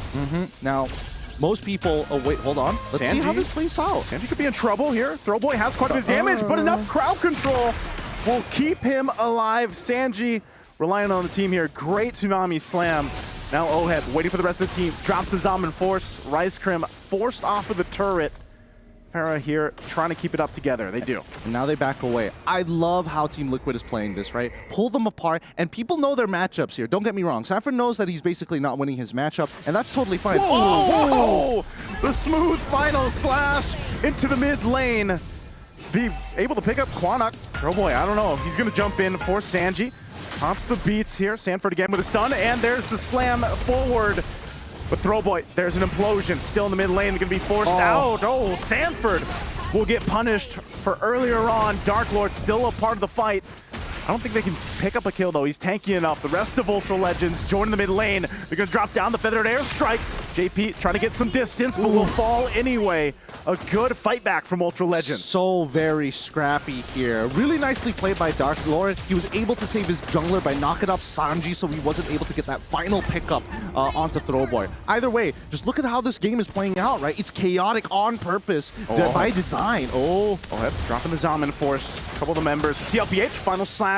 Will find Quanok. Quanok won't be able to escape as he falls now. So they were making a way up here towards Oheb, but they'll lose one member for Ultra Legends. Yeah, they've manipulated the way Ultra Legends are looking to play, right? They want to stay on this top side as much as possible. They gave up that turtle so they can get coveted to get the initial push down on the bottom side, and that's how they want to play. Again, implosion to try to counterplay this. A flicker to stay alive. Rice Crim's going to be fine. A lot of this back and forth with the abilities and the ultimates. So far, still a lot of attention up there on top. coveted gonna make his way here towards Throwboy. Good drop of the beat. Still, they're gonna fight it out. Shadow kill gonna be used, and coveted is gonna have to get out of here. He's focused down under half health. Dark Lord jumping back in, goes back with the quad shadow, and will survive for now. Pops the rejuvenate, and Throwboy forced out. Sanji could be in bad position now as he tried to help coveted. Still trying to bob and weave through it, but can't survive as Dark Lord will take him down under the tier 2. That one, bit of a mistake from Team Liquid's side that they needed to decide whether to disengage or not. But I think Sanji was confident he could take out Throwboy, and that ended up putting him in a pretty awkward spot. Regardless, Oheb is going to get a T1 on top side. They've unlocked him, and now the main win condition for the side of Team Liquid is now on the loose. This is a very different Throwboy in game 2. And maybe that's just the fact that he's on a different style of hero, you know, for the jungle.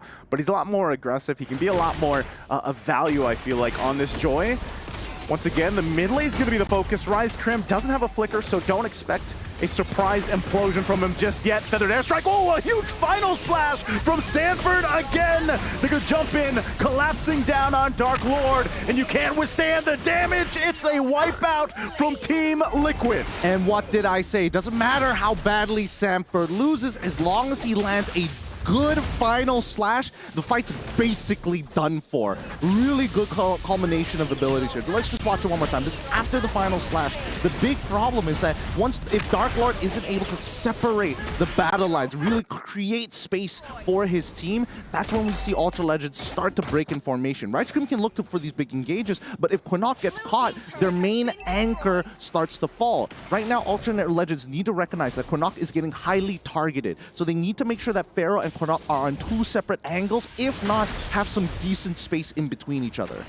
Okay, they do take this orange buff, a final slash on Dark Lord. They're going to go on the retreat here. I'm not sure if this is where they want to fight, but Throwboy already quite low. Gets picked up by Carl. Carl pops the shadow kill under the turret. He's going to get implosion and caught out, though. He won't escape that as Pharaoh picks up a kill, but they're going to force the fight under the tier 2 anyway. A stampede under the fight. Now Rise Crim will survive. Quinnock just flapping away.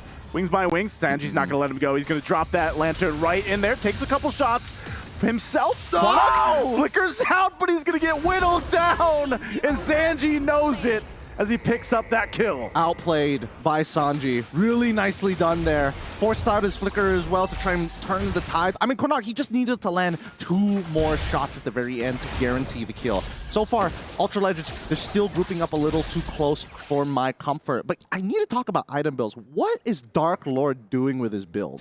That's my biggest problem. Yeah. Why are we going and deciding, hey, I want to go for Brute Force Breastplate as my first item?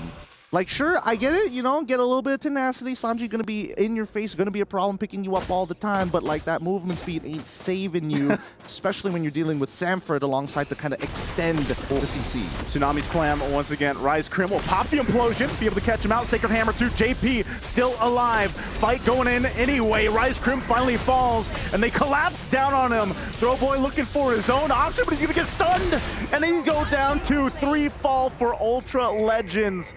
They have no way to fight in that choke point. I think right now they need to use Pharaoh as a means to open up the map safely. They need Rice Cream to also open up the map. He's fighting some good, don't get me wrong, good implosions, but they need to stop Sanford from canceling the Feathered Airstrike. Oh, having a final slash.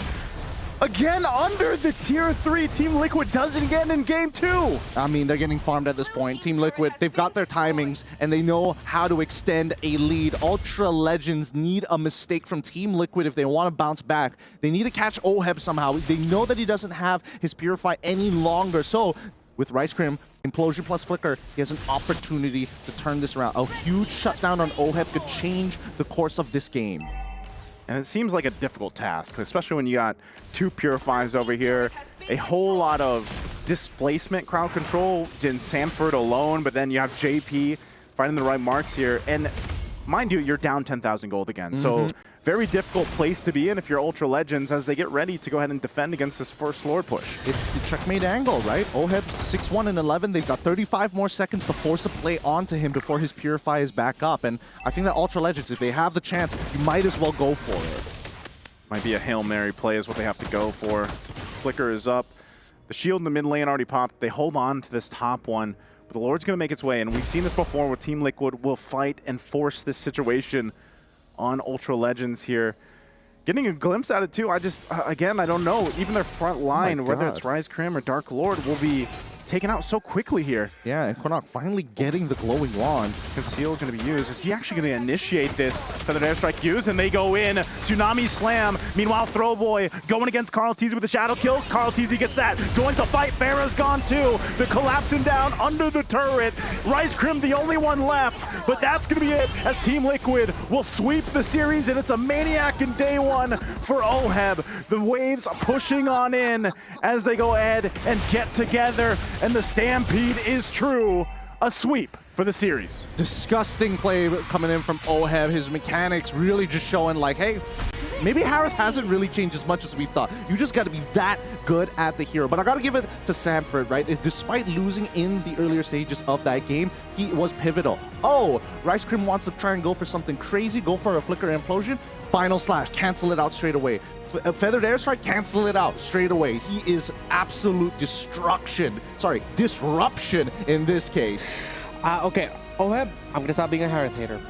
That's it. That's my character arc. Done. I'm good. No more hate on the Harith. It feels like I just saw, it was like deja vu again. First 5 minutes, Ultra Legends clearly know what they want and how they want to do it. But once they get to the mid-game, past 5 minutes, past the laning phase, the power spike moment, they can't convert it into substantial map control or objective control. Yeah, the conversions aren't that great for Ultra Legends, I will admit, but I think they definitely have some really good concepts going for them. Oh, the main issue that I am seeing is that when you have certain leads, the game doesn't necessarily always have to be a 5v5, right? And I think that's what they initially wanted to do when they had the leads, but that's when Team Liquid started kind of throwing bodies left, right, and center, right? Trying to instigate to see what the reactions were from Ultra Legends. And most of the time, the reactions weren't very good. Yes, obviously Sanford got punished because of these types of reactions, but later in the game, those final slashes, that was the big difference. All right, that was the Game 2 end series in favor of Team Liquid against Ultra Legends. And in just a moment, we're actually going to be hearing from one of the key figures in the side of Team Liquid who played an incredibly great game, that game number 1. So we'll pass you on over to Eterna and Oheb. Thank you so much, casters. It's Eterna here for the winners interview, and I'm joined today with the richest guy in MPLPH. Hello, Oheb. Hi, guys. How are you doing today? I'm feeling good. Feeling good. That was a dominant match. 2-0 already, like 13, 14 minutes. That was very quick. How was that first match for you? It was super fun, and I'm super excited in my first match. So yeah, it felt great. It felt great.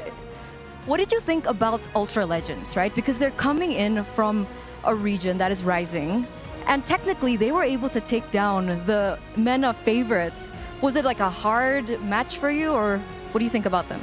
Yes, I think a couple more years and I think they can step up because I think their gameplay is very good. Like their micro is very good as well.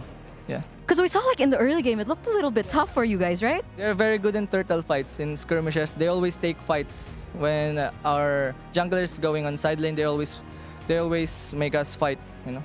So a lot of potential. Yeah, a lot of potential. All right. We haven't seen you quite some time, Oheb. The last time we saw you at MSC was 2021, is that right? Yes. So how does it feel to be back? What do you think is like the main difference from when we saw you in 2021 and now here at EWC?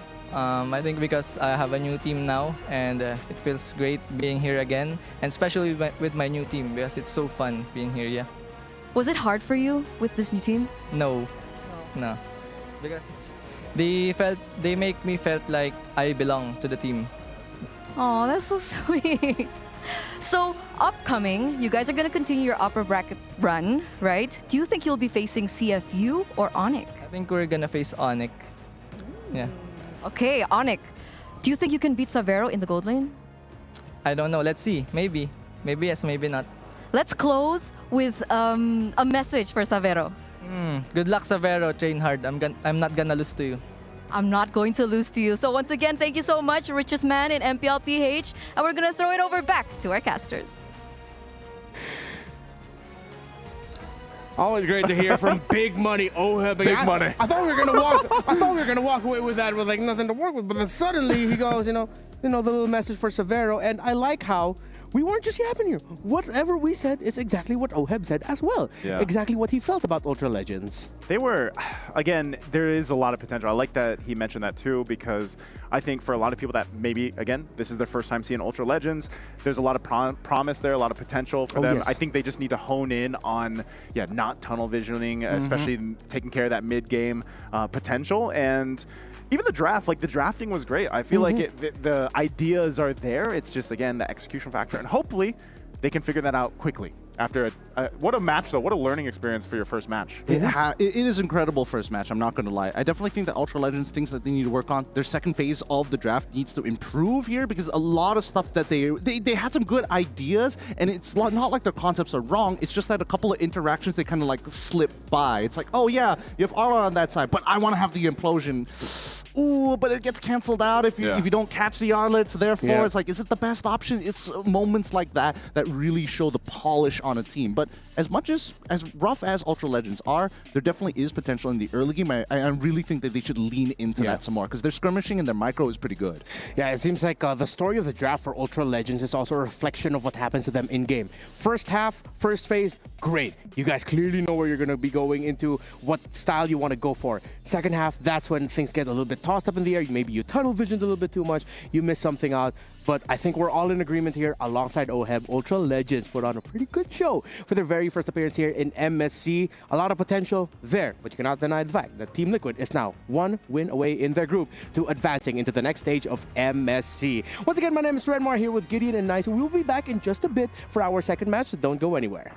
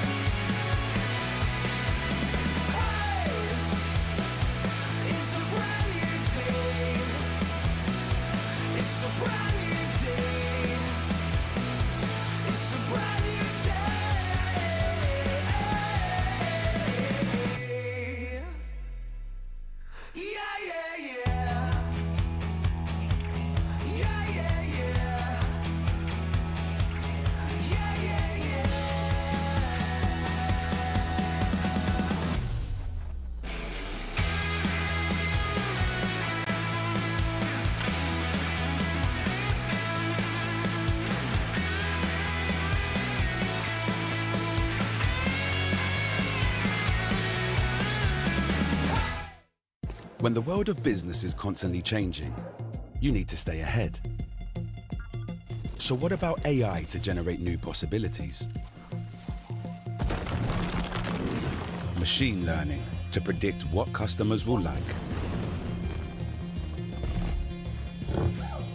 Or expand your business by forecasting delivery routes with real-time data.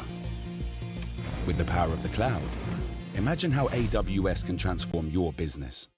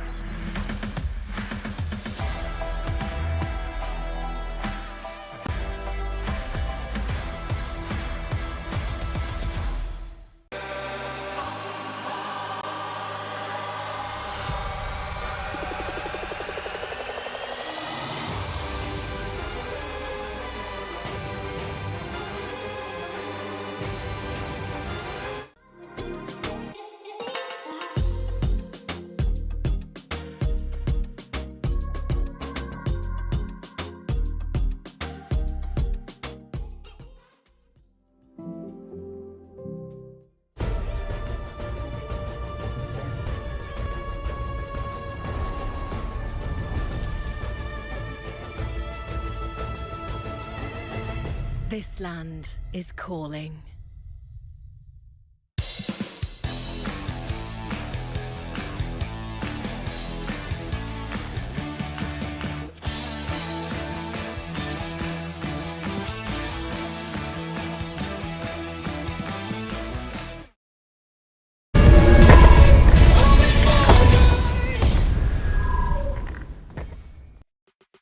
Welcome back to MSC 2025 here at the Esports World Cup. And for the second matchup of the day in Group A, it's Onyx, the Sky Kings of Indonesia versus a Cambodian team yet again. Because somehow, someway, Cambodian teams and Onyx seem to just keep drawing each other every major international tournament. Hey, at least this time, like, the stakes aren't as high. It's like right at the very beginning. They get a bit of a fight to go on to kind of kick things off. And the energy here, crazy. I'm pretty sure that, again, these two quote-unquote scrim partners are extra excited to meet each other. Yeah. I've never heard a battle cry like that. I hope that was a battle cry. Hopefully you got to pick that up on your wherever you're watching from right now. But yeah, they are scrim partners, and history also shows that Onyx, they either stumble or they sweep the Cambodian team that they're going up against. I believe it was also in the previous MSCs that they saw each other. There's no in-between with these two. Maybe that's, I don't know, just because maybe that's fate. I was going to say, but, you know, maybe that's just the way it is, right? But at the same time, they've been, you know, scrimming a lot together, and maybe that familiarity is going to play a part here. Yeah, and when I saw that, actually, it's like it puts into context a lot of the reasons as to why we analyze the way we do when we talk about these two teams. Let's look at the Aramco power rankings here real quickly. What's one thing you want to give focus on, Gideon? Hey, SRG.OG untouchables! It feels good to have at least one Malaysian team up there after years of just being like, yeah, we're probably like dark horses or fighters. Yeah.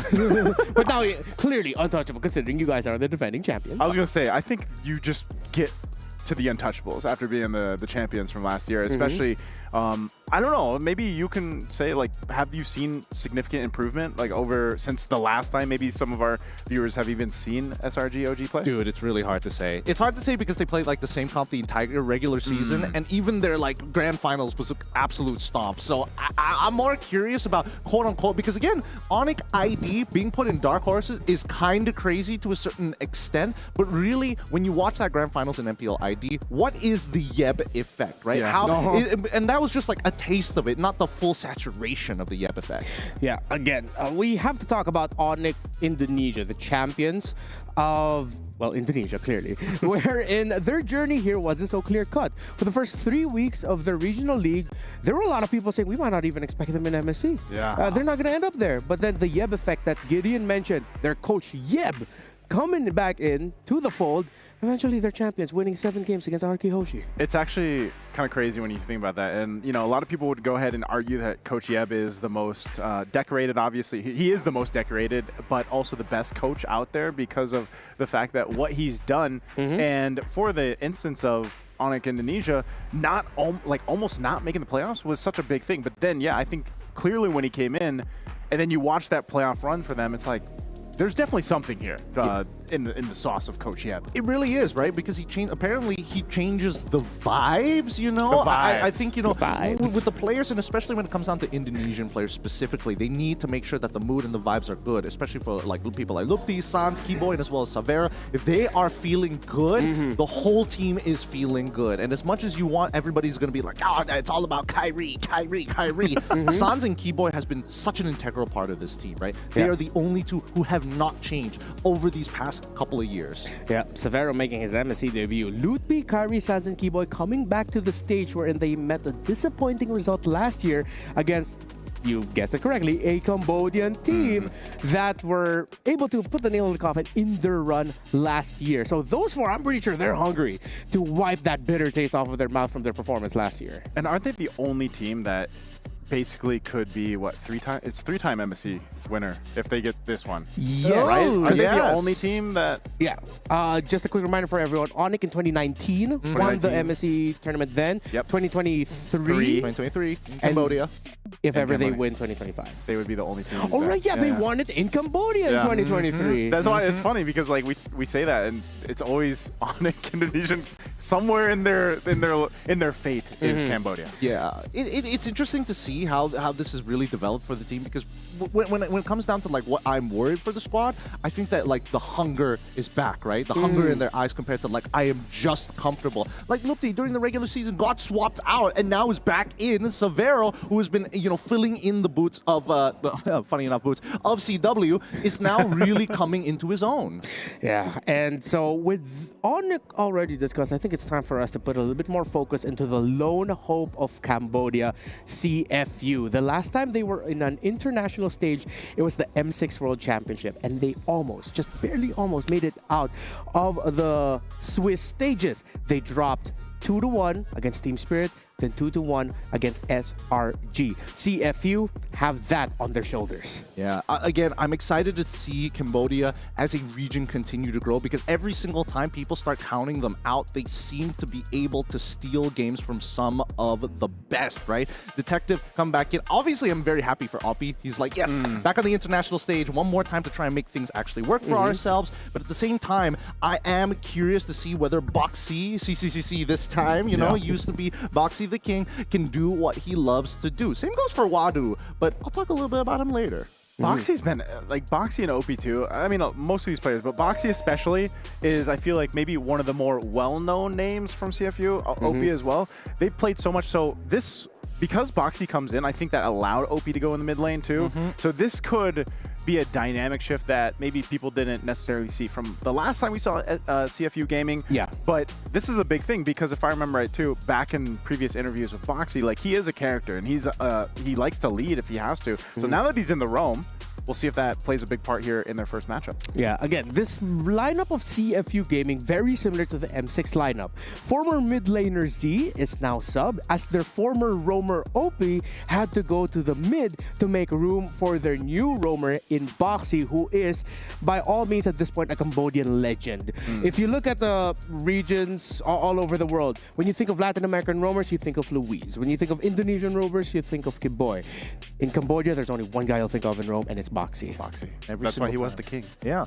Again, I don't know what happened. He has played for a long period of time within the professional scene. Same goes for like Opie, but I think that this time round they're coming in with a new type of energy, and we're going to get to experience it against their own scrim partners, right? I think that really the matchup that I'm particularly looking forward to is going to be Lupi and as well as Wadu, because again, Wadu has been interesting. There are times where he looks like an absolute god, and other times where he's like, is he kind of throwing? Like he's been extremely volatile, and I think right now with the meta that we have, with so much flexibility, he can be a potential out for CFU. Yeah, Coach, heading into this, and even Onyx, they admitted they are excited for this matchup against CFU.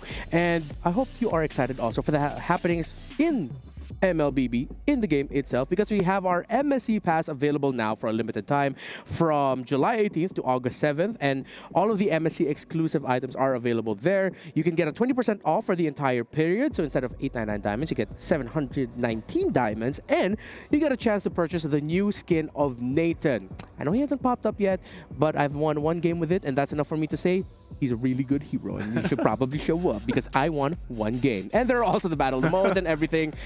Every major international tournament, we have a lot of things to give away in the game that you can purchase as well, so please go ahead and check that out. I am excited to see what we'll end up with in the draft, considering that, let's just alone in the roam position, you have two incredibly prolific roamers who are known for being aggressive, setting things up. Kiboy versus Boxy. So that might just be one of the things we really have to take into consideration here. But before we head into the game itself, there's a quick little thing that we gotta show you first, so you can go ahead and watch this. Halo, nama saya Gilang, role nickname saya Sans, role saya mid lane. សួស្តីអ្នកគ្នាខ្ញុំបាន2មកពី CU Gaming លេង The Role Midland. Bekerja keras juga untuk menangin turnamen ini, jadi yang pastinya saya pengen juara di season ini lagi, terus yang pastinya saya kayak kasih yang terbaik di setup match-nya dan ya beri yang terbaik terus. ស្រាប់អារម្មណ៍ខ្ញុំពេលដែលបានមក EWC មានអារម្មណ៍ថាសប្បាយចិត្តព្រោះអីគឺវាធំខ្លាំងមែនតើបានន័យថា World យកហ្មង សូម្បីតា គ្រប់ធីមទាំងអស់ណាគេក៏ក្តីសម័យចង់មកឡើងហ្នឹងដែរ Ya, yang aku ingat kemarin juga lumayan cukup sedih yang kita jauh-jauh dari Indonesia terus ke Riyadh cuman buat kita pulang pertama. Melting down by to the king, the immortality pops. The terrified on Sarlian Felix. Kyrie now is on the chopping block, the turnaround. And be the king. Sarlian Felix with the flicker, looking for San. Sans dances around. Ya itu lumayan cukup sedih, jadi ya di tahun ini aku sama tim ya pengen ngebuktiin, jadi kita udah nggak mau pulang pertama lagi, kita pengen sampai turnamennya selesai. Jadi ya ditunggu aja. Yang aku lihat dari kita segi latihan, terus dilihat dari scrim juga lumayan cukup bagus. Jadi ya sangat beda untuk pengen balas dendam. សម្រាប់ការរៀបចំប៉ះ Onyx ហ្នឹងគឺយើងរៀបចំហើយព្រោះអីថា player ទាំងអស់យើងធ្លាប់ប៉ះគ្នានៅក្នុង scrim ហើយគ្នាខ្ញុំទាំងអស់សិនអ្នកចង់ប៉ះគាត់នៅក្នុង tour ដូចគ្នា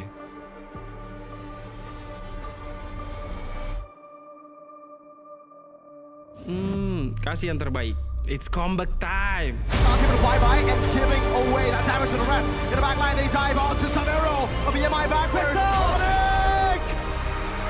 It echoes far and loud throughout the world. The crown returns to its rightful place. បើអាហ្នឹងរៀង motivate ដែរបានថាវាមិន motivate ទាំងអស់ទេវាមានមួយផ្នែកនៃការ motivate ចឹងដើម្បីឲ្យយើងឈ្នះ Onyx ព្រោះអីគេមើលឃើញយើងគេមើលឃើញតែ Onyx ចឹងយើងធ្វើម៉េចយើងជឿចាប់ចឹងយកនឹងមក motivate តែប៉ុន្តែបើថាចង់ឈ្នះហ្មងគឺចិត្តខ្លួនឯងជឿជាក់លើខ្លួនឯងជាង motivate We are the contender.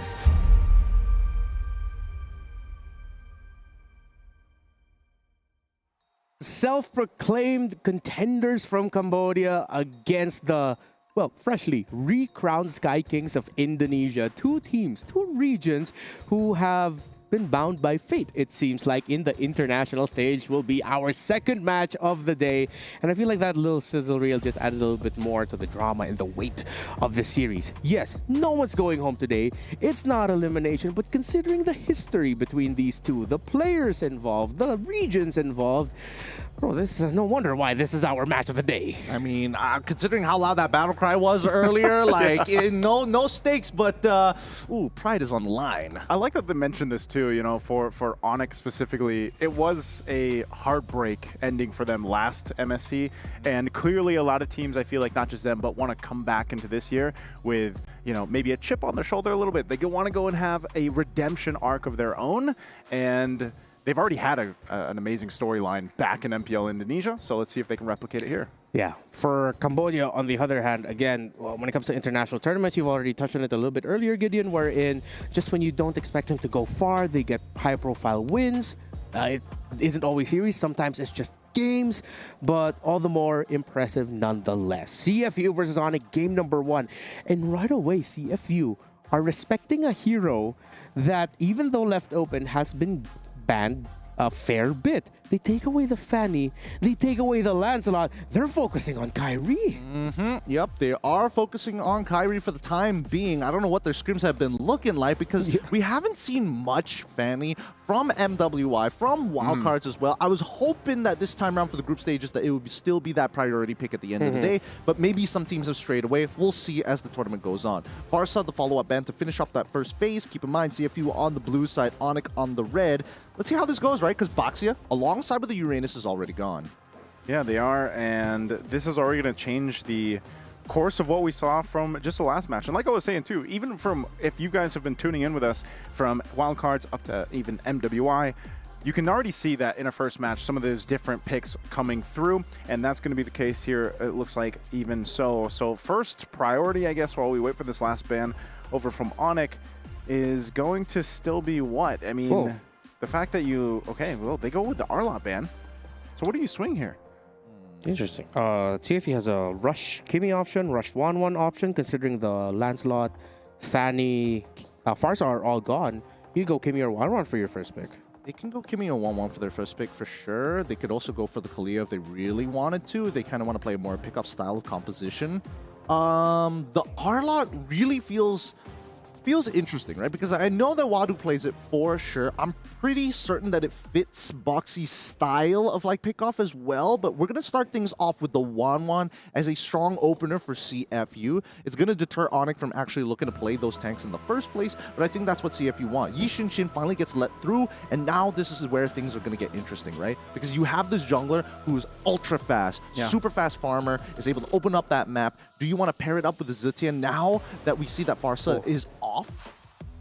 That'd be a great compliment to a YSS if you go that way, you know? Not only does it give you an advantage just with map pressure, but like you mentioned, you can do quite a bit speed and rotational wise too, but they'll go with the Phoveus for now for Onyx. See what the response from CFU is.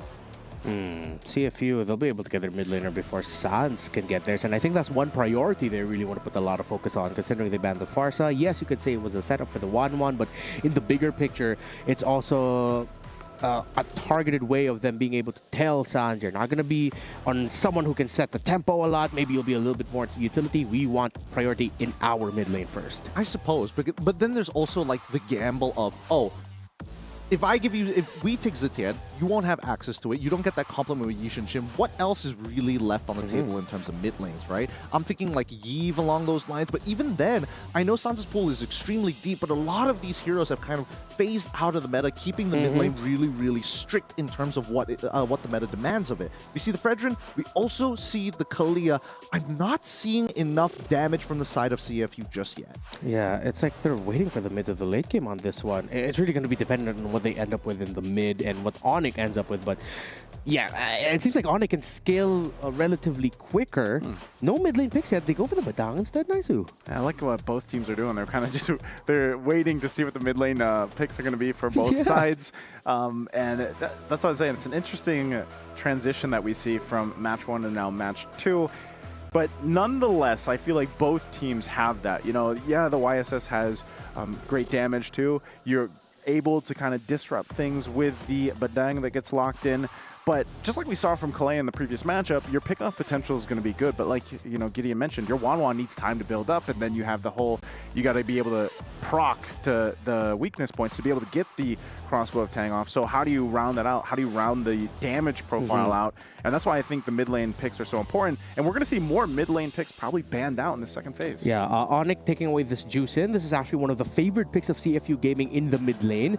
If it would have been paired up with a Kalei and Fredrin, that means, yeah, they won't have a lot of damage, but they will have a lot of pressure, which is what CFU likes to play when they have the juice in their mid. Yeah, but then we finally get to see signatures get to be banned out. I mean, there's just so much targeting towards the mid lane, which is now starting to be a little worrisome, because in terms of like raw scaling, like, oh yeah, you can sustain forever, but if you don't have the damage, you're eventually going to die anyways, right? Yeah. So I want to see how this really plays out, right? CFU, they decide to get rid of the Eve. Now we go back to Onyx. At this point, Zitian is almost guaranteed on their side, assuming that CFU doesn't ban it. So do they want to start diversifying in terms of what in their picks and bans? I personally feel that, hey, maybe get rid of some high-profile damage-style EXP laners. Okay. Onyx bans out CC, and we'll see if it is the Zetian that's banned out here from CFU. This is interesting because I feel like this is maybe the most tested that the mid lane hero pool is going to be so far. So I'm really like sitting here as a mid laner myself. I'm like, what are they going to pick? Yeah. What is it going to be? And at that point, although there is still one pick that Onyx can go for, they can still put a Kimmy in the mid lane. There's enough room for it. With Kalei and Fredrin usually play around the center of the map. That's one of the scenarios where we see the Kimmy picked in that slot.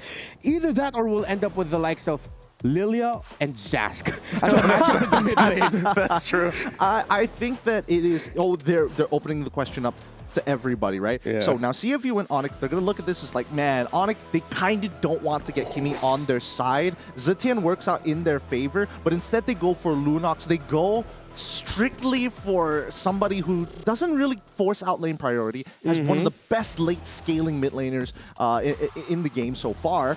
Wait, sorry, is there an option that this Lunox might actually go gold instead of mid? What does that matchup look like? There is a possibility. I think their damage profile does allow for it. And then you don't have to worry about taking Purify because you have iframes to work with. I think there's a possibility there. There is a possibility there. So that's the flex. That's could possibly be a new flex, and CFU, how do they respond to this? They still need their mid laner, obviously, so they go with the Kimmy and they get the Edith. Wow, such a strong, standardized composition coming in from CFU. Love it, love it. And they even got their own chant going. The Sharks are hungry. And let's see whether the Sonics are able to kind of stand their ground here, right? They basically got their potential flex here. I don't think there's any good mid laner at this point, unless they want to go back to like good olds like Loyi and stuff like that. Valentina, but there's not a lot of good ults to work with other than Edith and even and the Tsunami Slam, of course. But even then, it's like, man, how are we going to fight for priority in the first place? Because Lunox plus Zitian plus the Badang, Lunox versus the Badang, it's going to be a bit of a struggle, especially against Kimi Kalia. Yeah, Lunox gold lane, and I think the surprise is the CFU showed up. It's very CFU. They can actually stretch out team fights that the old-based composition of Onyx might struggle a little bit. However, there is the Yi Sun Shin on the side of Onyx that CFU really greatly need to respect. I will be enjoying this. Gideon, Naisu, you guys have more time to expound. Thank you, Ranmar. All right, so now our second best of three is about to kick off here. Onyx ID facing off against CFU, and you heard it 2 times. Hopefully the mics picked them up, because that battle cry is actually kind of sick. We got to ask him about that. It's closer to us, man. I would be actually really impressed with the audio engineering if that doesn't come through. Again, it's so loud for us here in the studio, but again, can't wait to watch this kickoff. Let's begin our second best of 3 here at the Mid-Season Cup 2025 here at the Esports World Cup live in Riyadh. CFU will be battling against Onyx from the blue side, as Onyx will attack from the red. It's going to be a purple start for both of these junglers, but let's expound on the compositions, right? Because again, a very classic matchup we're seeing nowadays is Yi Sun Shin versus some form of tank-style jungler. And usually what happens is that Yi Sun Shin gets a couple levels ahead of their opponents. Whoa, Sands flickers out, and that's a first blood for Opie. Keyboy will take a brunt of the damage, but he's going to be fine. Man, early start for CFU. Very early start, and Boxy even committing the flicker to it. So really nicely done. Singh also using his Inspire pretty early on against Severo. He's trying to get an early lead. Severo just needs to survive. Yeah. You know, going back to that as well, the YSS, I feel like in the main part is you always have that added benefit of vision, but then when you come to his rotation and his actual jungle speed, he should have an easy time against Detective here on the Fredrin, right? Well, for the time being, as long as he doesn't get CC'd to the ground, right? If he gets hit by the energy eruption, that's when we start to have problems. As long as he maintains his traceless, it's all good, all fun and games. But now with the changes to the jungle, that it takes a little bit longer these days for these camps to respawn. There's a bit of dead air after the clear. And that's where mid suddenly becomes a huge priority. And CFU, they're ready for this, right? They've got Detective in position. Hopefully, Sans opens up the map, sees it, and now Keyboy getting attacked. Okay, Keyboy gonna go ahead and slide on out. He's fine. The rest of the team's gonna respond. Though Kyrie will take a couple shots off, but again, that's a Fredrin. The turtle's up though, so this is where we get to see how they play this out. As they get in position, you expect the Fredrin to have control of this. It's CFU that's actually going to zone out Onyx from this first objective, and it looks like that's going to be secured for CFU. Sands, once again, will find himself pretty low. Look how aggressive Opie and Detective and everyone else is being. They're going to force him off the purple buff. They go in. Keyboy falls. They get another. It's a double for Wadu. CFU knows the enemy, and they'll go ahead and duke it on out on this side of the jungle. A triple already for Wadu. Beautifully played from CFU. You can just see the hours of scrimmage time that both CFU and Onyx ID have given to each other. And CFU recognize, hey, we've got to lead. We must press the advantage. Severo might find a solo kill. What? It just goes into the air, seeing out of range. Oh, Severo, he's going to get just punished for that. I guess he thought he could pick up the kill, but doesn't have enough damage yet. He should have been able to pick up the kill. It's just that last darkening shot didn't connect because Zing was just out of range. I think that Severo might have had to commit a flicker, but that would have felt so bad. Either way, he's missing out on that solo kill. Kind of sucks. CFU now 5-0 against Onyx ID. This is going phenomenally for CFU Gaming. Hey man, if it had anything to do with the war cry we heard earlier on, that might be the buff here for them in game one. Already 2.4K ahead. And with this kind of lead, this is going to set things up really well into even the next turtle here. So Onyx they're going to have to find themselves building up, you know, from this deficit early on. Now, can they do that with this lineup? It might have to be a pickoff, a flicker, an aggressive play. Once again, going to be able to find the mark on Kyrie as Kyrie falls. CFU once more. They're going to just jump in. They know the timings too. They'll take the purple buff. Amazing play. Really great from Boxy's side. He sees the Traceless. The Turtle Bolt gets thrown from the Mountain Shocker. It misses Boxy. Flickers in to yoink him and pull him out of position, knowing that he's got literally no battle spells to save him because he's the jungler. He has to take Retribution. And with Traceless on cooldown, it guarantees the kill with CFU Gaming corralling around that mid lane. It's working out perfectly, right? Every fight. Wait, hold on. Oh, Boxy could be in trouble this time. Right now, enough damage. Onyx will get on the board. They might be in position to go ahead and secure themselves to an objective. They desperately need this from the game getting too out of hand. Swadu up on the front side. They're going to spot that out. He flickers forward with it onward and goes forward in. Two will fall from Onyx again.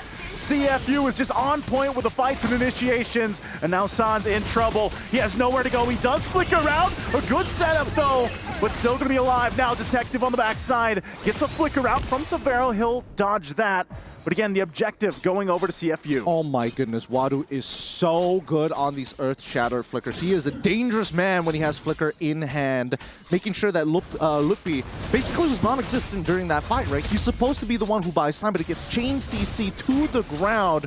Right now, the coordination from CFU Gaming is immaculate. Oh, again, this is a tough spot to be in for Onyx and Tunisia.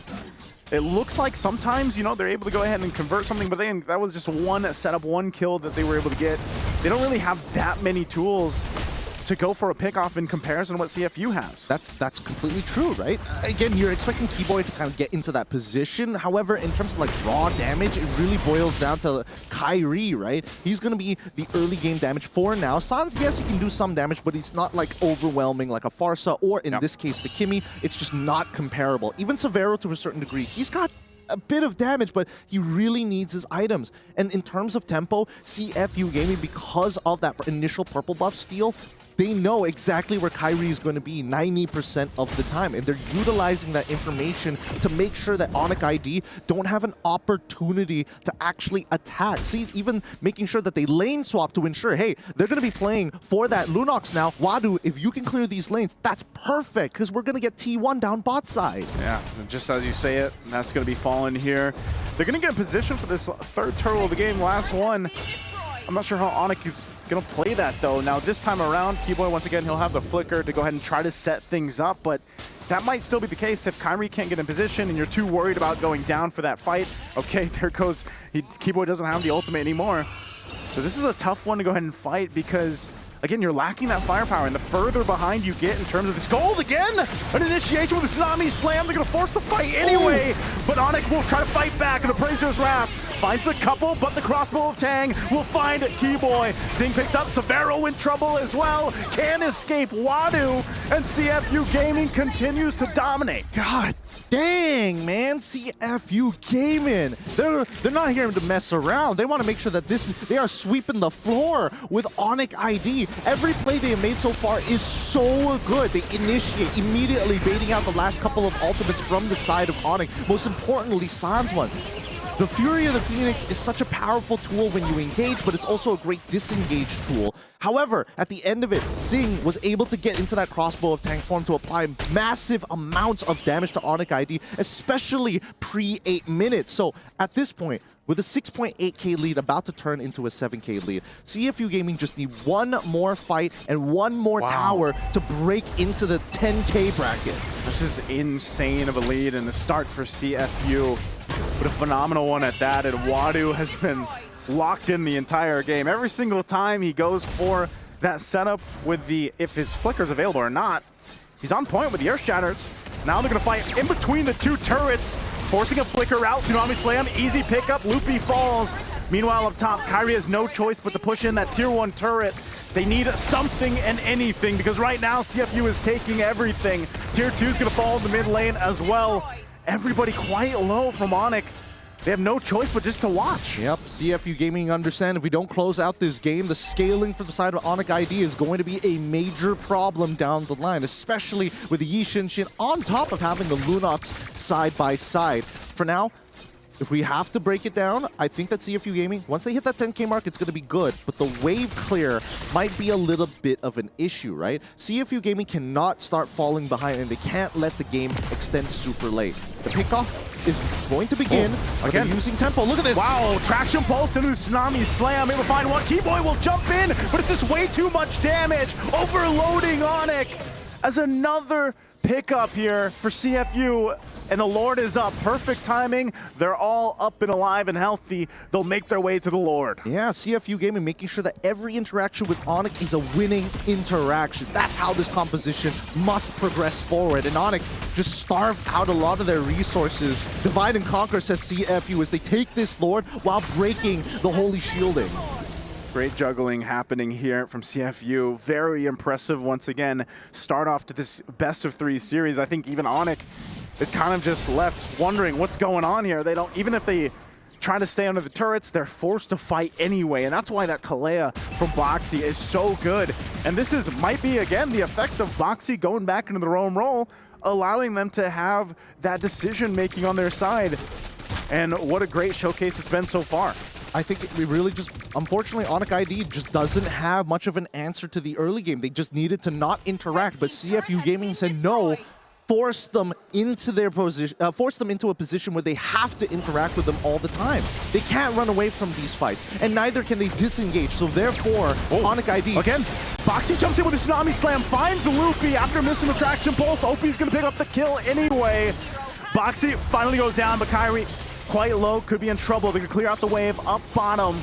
Mid turret already down, but they won't get more. CFU with a 12,000 gold lead. It looks like they're going to stay a little bit longer, but Onyx might have been able to hold on a little bit longer for this game 1. I mean, the breathing room for Onyx ID is just running out. They're losing space. Wadu, keep your eyes on him. He's got Flicker. Oh, Wadu. Brilliance is going to be used. They're just trying to clear out the waves here as they do. So Onyx, despite everything else, will stay in this game.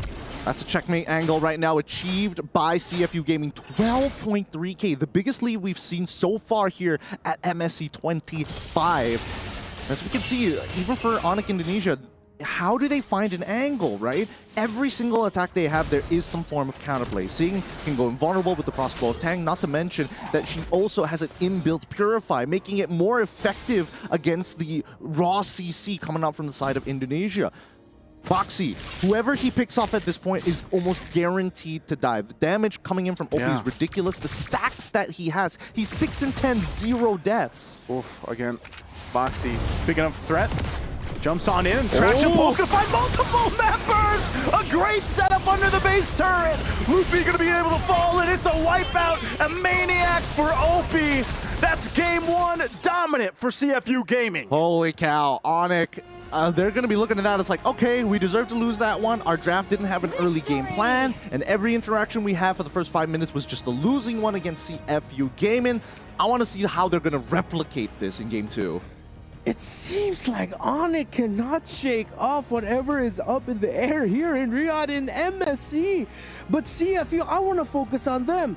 Draft, gameplay, everything, aggression, the hunger. They are just so good. That's literally all what's said in my note. CFU versus Onyx ID game 1. Stomp. CFU so good. That's basically what it came down to, man. Like, I'm sorry, I was not expecting this. This is not what I expected for game 1. It was so dominant from CFU. They knew exactly where to be every single time. Yeah, I mean, this is exactly where the first stone was thrown, right? We saw that the early First Bloods did come through. A couple of mistakes were being made, especially when it came down to the mid lane. But let's say, even if that First Blood didn't even come through from the side of Sans, this purple buff would have inevitably still fallen into the hands of CFU, right? Decisions need to be made really quick.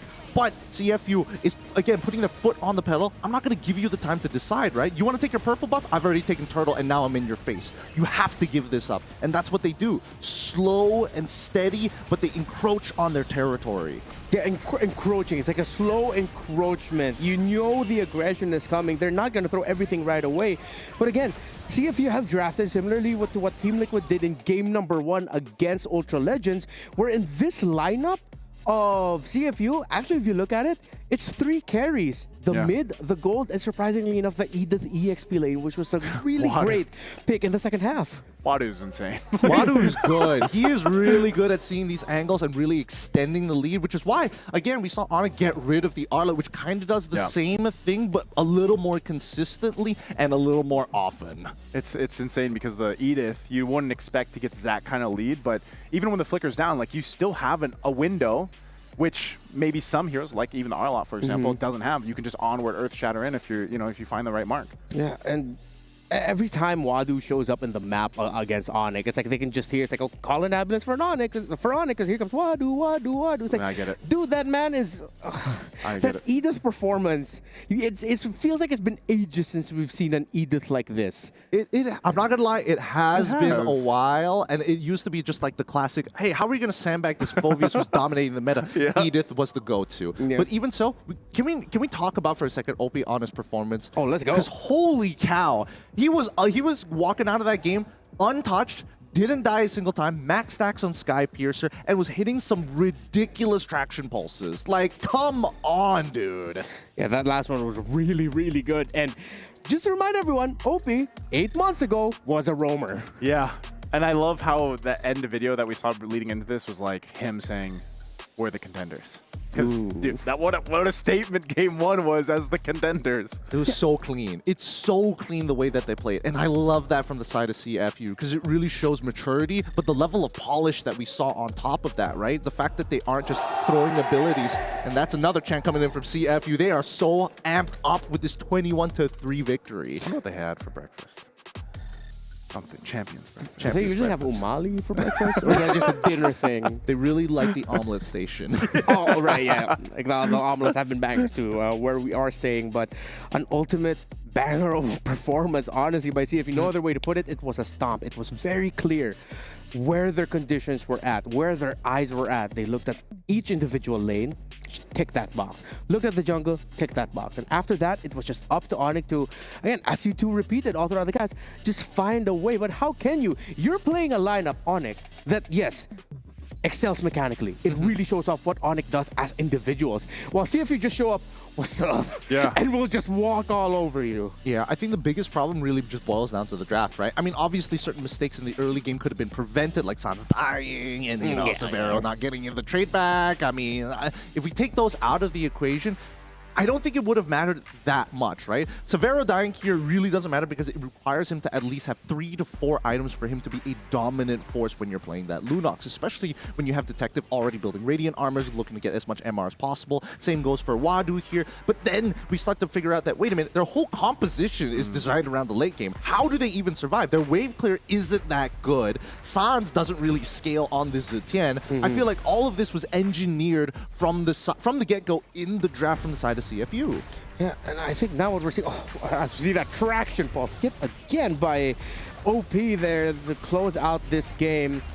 It really seems like CFU have walked into this with all of their years of knowledge of being able to scrim and play against Onyx. That's just what it feels like. It's like CFU at one point just snapped. It's like, guys, we're going up against Onyx. We know exactly what to do. And that's the showcased in game 1. It's not that they're actual enemies, but it's know thy enemy. I mean, they played and they scrimmed together so much. They're friends. They're friends. Know your friends. Maybe we can say that. Know your friends. But they took it in the case of, we know exactly how to play against this. We know how to make this work. We know their timings and where they all want to be. But again, like, you saw how aggressive Boxy could be on a Kalea. I mean, the man was making moves that sometimes you don't really see from other Kaleas, and because of the fact that you have a traction pulse to back that up with, and then a lot of just other options, even the Fredrin, like the Fredrin alone, how do you find that window if you're Onyx to play against that? A lot of questions up in the air here for Onyx of how they're going to be able to recover the series to force a game number 3. But all the spotlight, all the stars right now are aligning for CFU. Let's watch their journey heading into EWC at MSC. សួស្តីអ្នកគ្នាខ្ញុំមក12មកពី CU Gaming លេងតែលើ role mid lane សម្រាប់ខ្ញុំមក MSC ឆ្នាំនេះហ្មងគឺដើម្បីខ្លួនឯងហើយនឹងក៏ដើម្បីសងសឹក SRG ដូចគ្នា សម្រាប់ការអឹមសេចហ្នឹងគឺខ្ញុំចាញ់ទៅលើ SRG ហ្នឹងវាឈឺចាប់ដែរព្រោះវាមិនតិចយើងឈ្នះហើយប៉ុន្តែយើងនៅតែចាញ់នៅម៉ាច់ហ្នឹងហើយខ្ញុំមក EWC នៅឆ្នាំនេះទីមួយក៏យើង focus លើ team ធ្វើម៉េចធ្វើឲ្យបានល្អជាងការអឹមសេចហើយរឿងចាញ់មុនហ្នឹងមកសងសឹកហើយផ្លេចឱកាសនេះ Considering how CFU were just so close to making it past Swiss stage in the M6 World Championship, and I think this version of CFU is better, I think they might actually surprise a lot of people.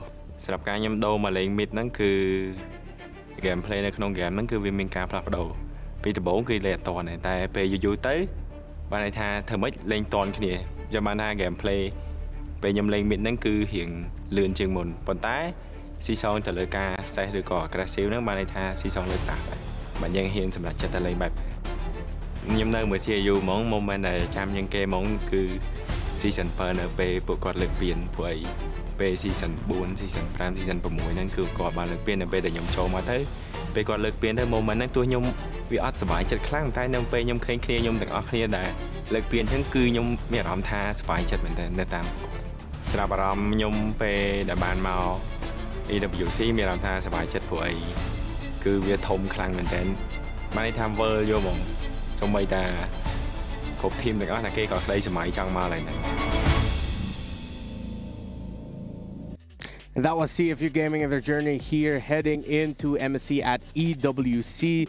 Yes, they are entering this as two-time, well, back-to-back champions for MPL Cambodia Season 7 and Season 8. Now, if you want to be a champion in your own right, again, there is our beautiful all-star event happening in-game. It's going to be going all the way up until August 5th. Join the Dino Planet. By the way, there are a lot of people that actually don't know this.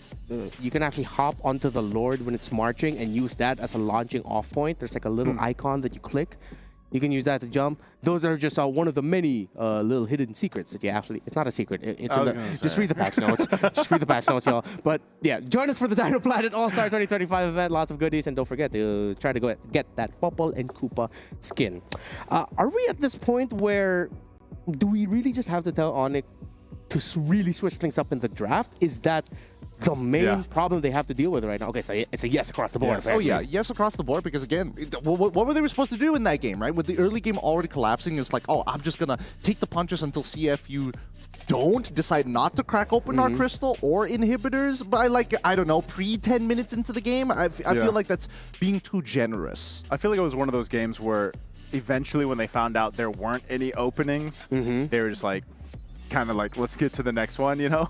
And yeah, because it was such a dominant game for CFU, and I think really when you've played enough against them, you probably just know like, all right, we lost this draft and we can't come back from this. I feel like there has to be something here in all the knowledge that Onyx has against CFU that they could leverage because as we discussed earlier, it feels like that's what CFU leveraged against Onyx. The fact that they knew the Phoveus was so integral to the lineup of Onyx that was their bridge for the mid to the late game. Because as we've discussed before, Zetian is utility based. She can only do so much to facilitate that. The Phoveus, once shut down, you have nothing to help bridge you into the latter portion of the game.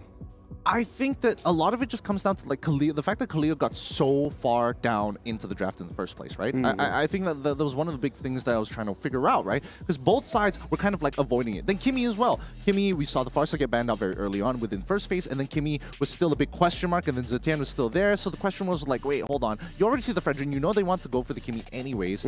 Then it becomes a trade-off of do we just completely shut down and collapse because they had to commit at least one ban to get rid of the CC. So that's why I feel that CFU really engineered it well. My big problem is when the Lunox popped up. Yeah. Was that same sentiments? Yeah, was that necessary to show it now? I get that like having a diverse amount of damage profile is always good, but you need something to kind of bridge you a little better, especially knowing that your mid lane is going to be really tough. Kalia, Kimmy, Badang, Wizetian, like there is such a huge disparity there. Yeah.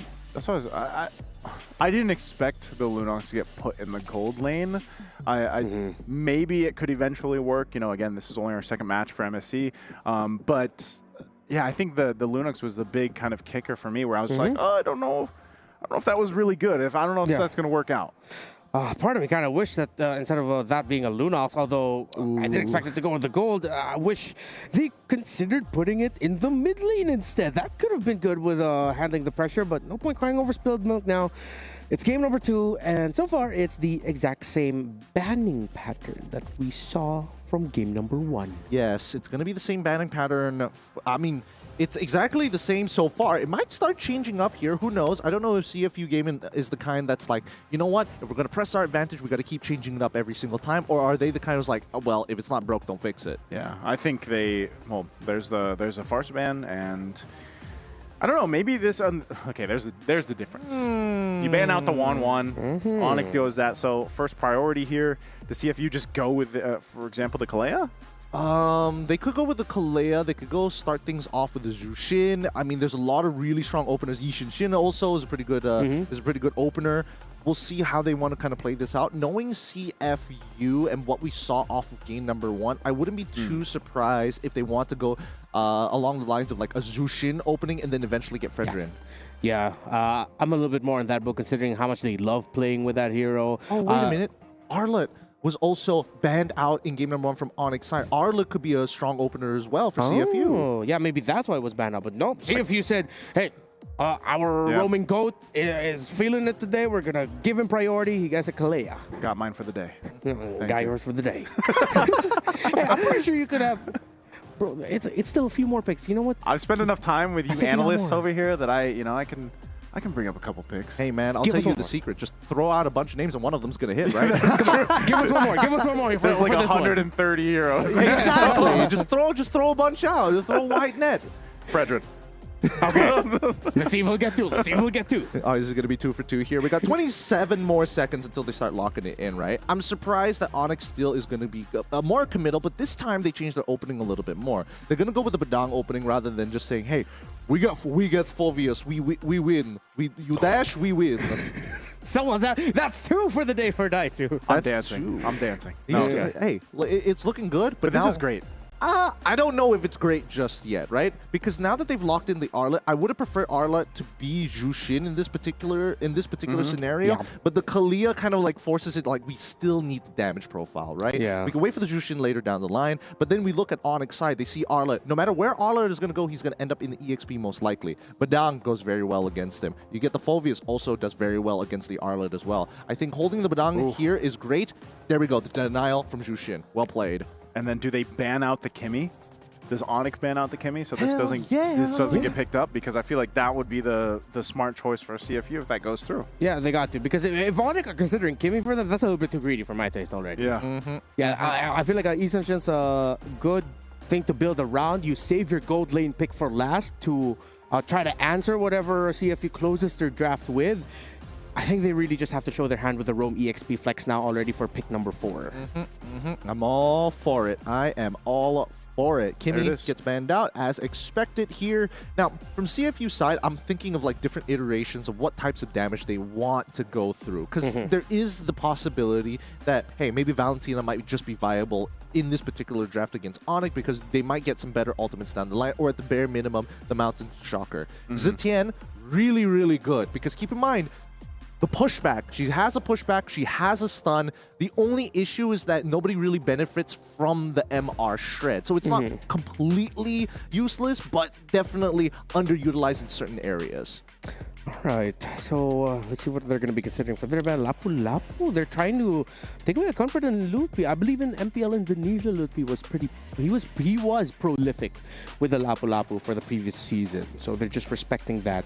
Interesting though that they decided to respect that before the Fulvius. Considering that Fulvius is one of those heroes that are very happy to go up against the R-Lot because he gets this passive effect a little bit faster with all the dashes he brings to the table. I think that CFU need to get rid of Gathod. They get rid of the Gathod. They want to make sure that they can at least have a way to kind of keep on progressively escalating the fight rather than having to disengage as soon as the AOG comes out. That way, Boxy can still maintain a high level of priority. And keep in mind, technically Kalea as well as Arla can swap roles as well, right? Yeah, you throw the Kalea into the EXP and then Arla into the support. That'd be an interesting swap if they did that. So the CC's last ban, XP lane focus for CFU, and then Onyx went with the gold lane focus to go ahead and narrow those options down. So I think Onyx might be able to take a page out of the book from Onyx, the Onyx team that competed in MWI, and even Team Vitality. They can go Akai EXP. Sorry, I'm gonna say it. I love Akai. I'm down for it. Yeah, against the Arlot, because we've seen Arlot struggle against Akai EXP in the past, because once you go in, you get heavy spun out, and you completely have your flow broken. Yes, not to mention that his Akai's base damages in lane is actually pretty good. And the fact that you develop your own natural shield already takes away the value from Arlot trying to trade freely against you. But here we go. We got the Phoveus. I think it's totally fine, right? You already have 2 dashes available. Well, arguably 3 dashes here. And that's totally okay, right? It just makes sure that the mid duo is confirmed. It's Badang plus the Zushin. Now, how does CFU respond to this, right? Because I'm expecting both Badang alongside with the Kalia to both take Concussive Blast. So really, it's the damage profile that's going to matter here. I think it's going to be the Zetienne from the side of CFU. It makes sense. It's got the enough ways to kind of reset Arla to make him real strong. And considering how Wadu played in the previous game, I think he might just be another out. And what about gold lane too? Because gold lane, you still need a what's left? Harith? They go. Whoa! I didn't think they would go with the Harith, because I figured they would want some extra physical damage. Because this is I mean, you're lacking that, right? I mean, yeah, you have a little bit here, but profile-wise, and that's what we've been talking about throughout this entire draft, is you kind of expect, okay, gold lane, you're going to go with a physical damage dealer, but they go with the Harith instead. But let's not hate it, because we were talking about the Harith in the previous matchup, but Oheb proved us wrong. I feel like there's a confidence pick by CFU. They're signaling to Onyx, like, we know we can win this game, that we know we can win this before the 14-minute mark. Yeah, I mean, it's just to make sure that they could completely utilize every bit of Zetien's kit. MR Shred, there is stun, there is a pushback, so every little bit of the kit is utilized. I thought maybe Granger, but again, here's where it gets dangerous, right? If Lupti gets far ahead, those dashes are going to start stacking up. He's going to get a lot of passive triggers, but there's a limit, right? If you have too many passive triggers, then you're not going to be able to do much. If there's just enough, then you can keep consistently resetting. Yeah, if you're only joining us now, again, CFU has the lead in this series. One more win puts them against Team Liquid for the qualification match heading into the playoffs here at MSC. Gideon, Naisu, let's go. All right, thank you, Remar. Once again, you heard it here first. 1-0 against the Indonesian champions. Cambodia is looking to represent CFU. You hear it every single time. This time we got a visual on what that looks like. They are ready to play as we head on into the Land of Dawn for game number 2 in this best of 3 series. This is going to be a fun one. Detective on that blue side, Kyrie on that red side, both with a purple buff start. Looking at this too, again, from game 1, CFU started on a roll right away. They took it to Onyx from minute 1. We'll see if they try to replicate that here. Might be a little bit different, but definitely I want to see if Onyx has an answer for Boxy specifically. And yes, OP doesn't have his hands on the Kimmy, but they've got a lot of crowd control to go ahead and use. You can already see Boxy being aggressive and just trying to give some information over here. And this will be a little bit different too for Wadu. Now that he's got his hands on this Arlot. Taking a look at the emblems here too, they're still quite tanky enough. They've got some decent damage, a little bit of mystery shop there too. A lot of impure rages, of course. The CFU still wants to go ahead and be pretty aggressive throughout this game. A little 1v1 action. Severo though, this time around, the bob, the weave, the Rhapsody. And there'll be a back forward. Whoa! Sands, though, this time gets first blood for Onyx. Yep. So, in terms of the emblem setup, Keyboy decides not to take Concussive Blast, but instead wants to be able to kind of move a little bit faster with the help of the Quantum Charge. Helps with those rotates, helps to be able to move in and out of those fights. But more importantly, they don't actually want to push the waves. And Boxy, unfortunately, with that Concussive Blast, doesn't have a choice to stay attack topside. Oh, Boxy. Boxy goes aggressively, will flicker out, but gets taken down. Kyrie picking up a kill, so way better start for Onyx in game 2. A much better start indeed. Onyx have adjusted their plan. You want to be aggressive, you want to punish your aggression, right? And at least for Severo, he's very comfortable in this Harith v Granger matchup. They played it for months because of the previous patch. And now we go to the very first turtle. First turtle still going to be CFU that starts it up. Wadu. Fury of the Phoenix is going to be dropped down. Final Slash won't connect. They're going to jump in. Loopy though, Infernal Blast. Infernal Pursuit One down, still gonna be on. Loopy in trouble, trying to get away. Goes in with a Dark Wave, gets enough health back, looking for Opie, but finally will fall. CFU picking up a couple themselves, plus this objective, a hard-fought first turtle for the game. Oh my god, Boxy. That was actually kinda sick. He jumps in, knowing that Lupti wants to get the passive stack on to Detective first so he can start using the Infernal Pursuit. Catches him mid-punch, and then the rest of the team chain CCs him. By the time he gets the Infernal Pursuit, Detective gets a free disengage. Let's watch for this one more time, right? Because Detective is here. He gets pushed back, he sees Keyboy, and then Lupti gets knocked up and allows them to disengage properly because Sans can't cover Lupti on top of the fact that Keyboy is dead. So really good stuff here. It's these small moments from CFU which is making the difference. Yeah, and in that, Opie got taken out. Earlier on, he did have to burn the flicker, so Onic will find something, and that's, you know, what you mentioned is anytime Keyboy can set things up, he'll go ahead and try to do that. Doesn't have the flicker available now too, but still Onic holding on to a very minor lead. This is going to be one of those games too where the gold laners really play a part, as Severo has done a good job farming up.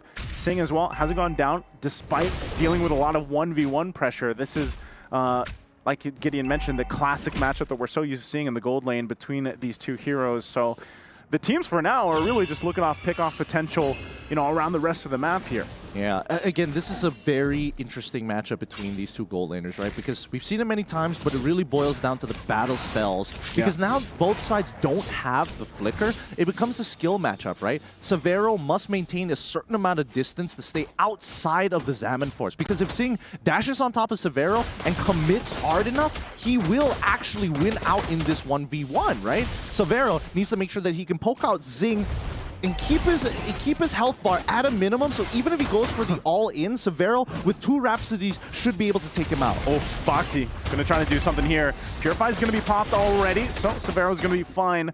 That is a battle spell down, so a little bit of an advantage right now for Sing to work on that Harith. We'll see if Onic tries to go ahead and help out, but Turtle's going to be the next focus for both the teams here.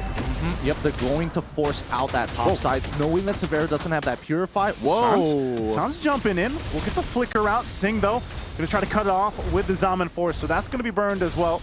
A couple battle spells and ultimates, but meanwhile, the fight for this Turtle. Onic has control. Wadu there, final slash, but Kyrie will secure the Turtle.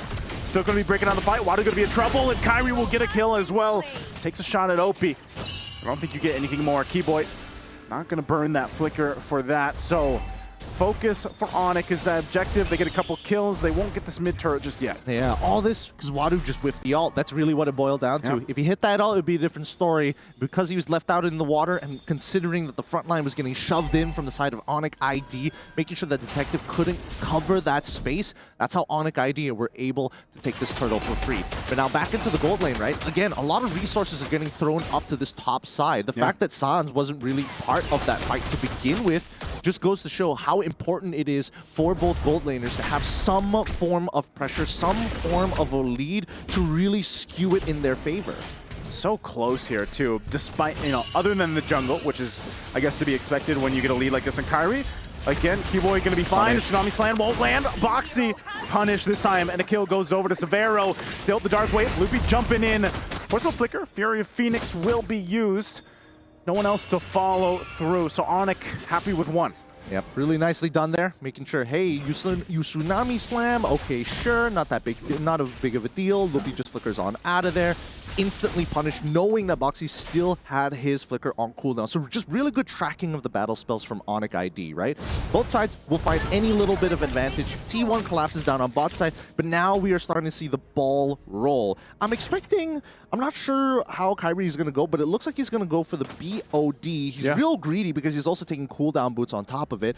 And not to mention, Severo already with the Sky Piercer, this is where Zing has to be careful. Is this just because of like a confidence play? Zing, wow, going forward, Severo. He saw Onic, the rest of the members there, so he's just going to clear that out. I'm not sure if they're going to be able to do much more, but that is no Zaman Force now available for this turtle. So Onic might have enough of that information.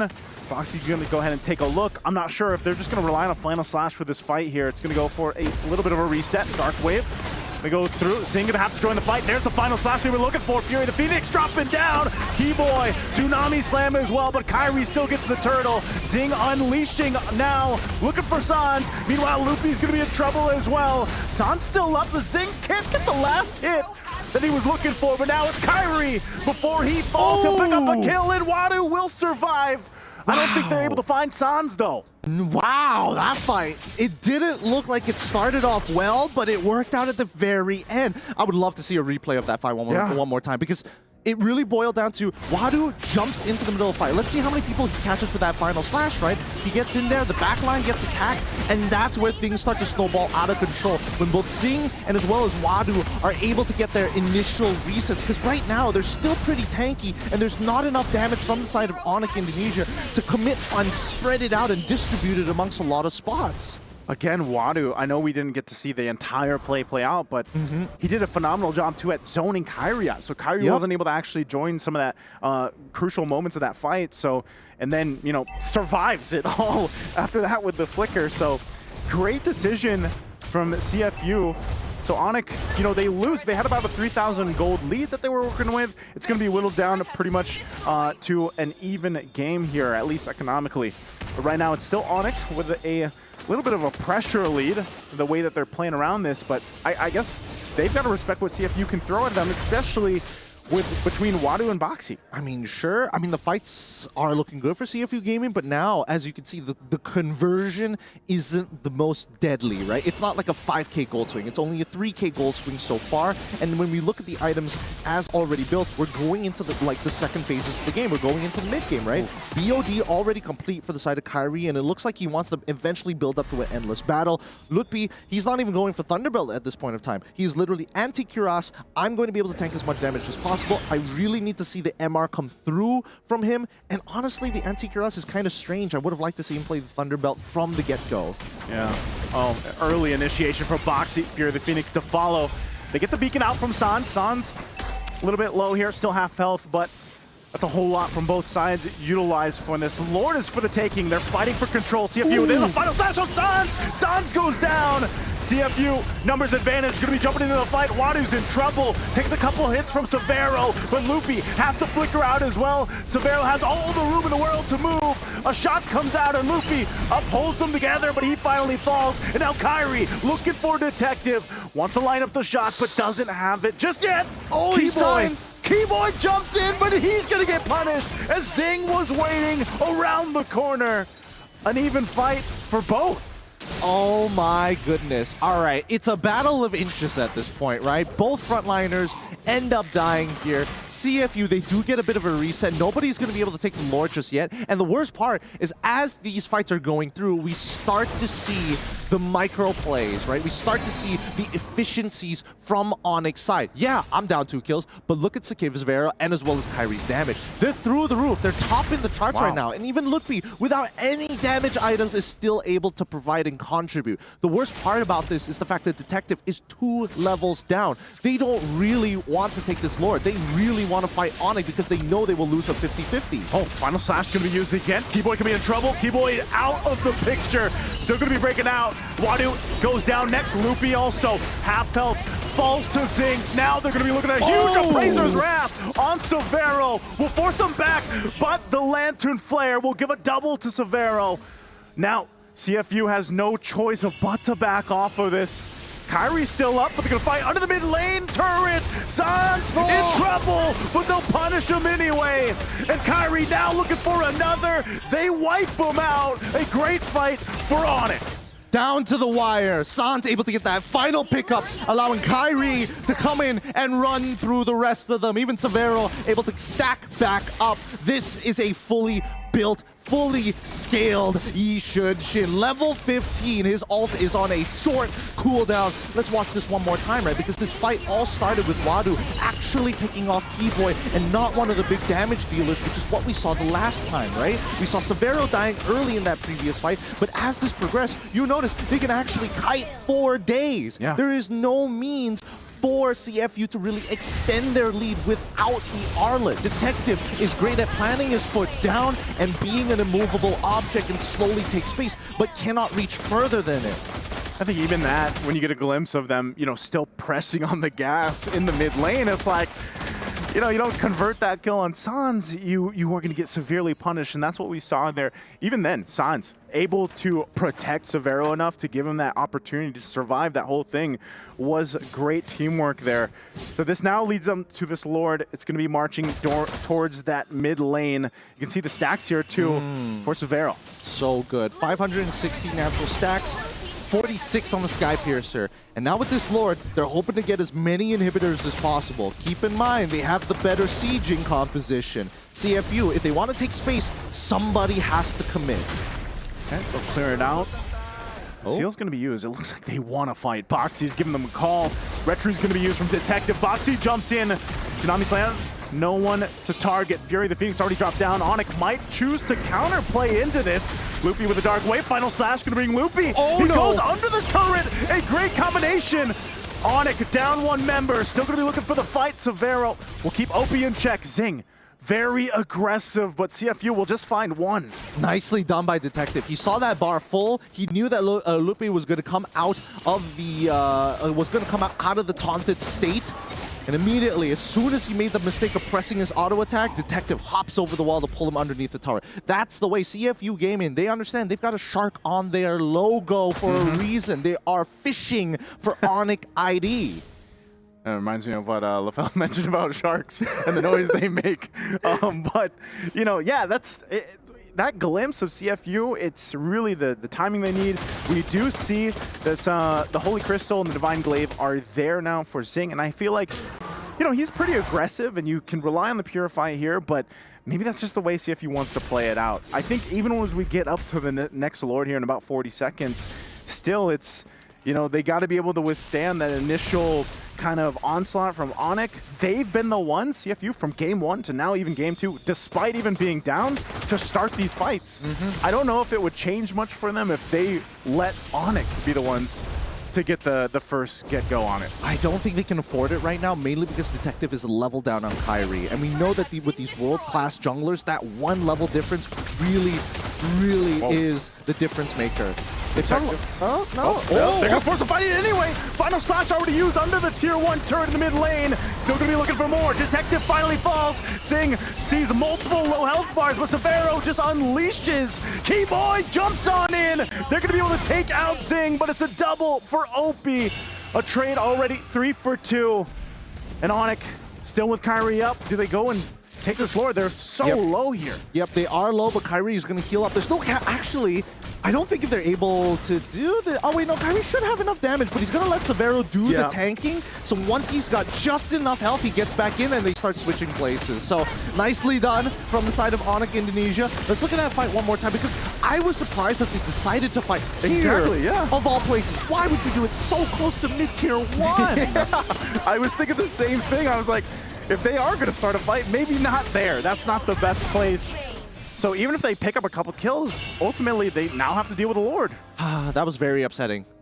I think that's one of the bigger miscalculations coming in from the side of CFU Gaming. Even though, to be fair, their initiation wasn't that bad. And I could definitely see an angle.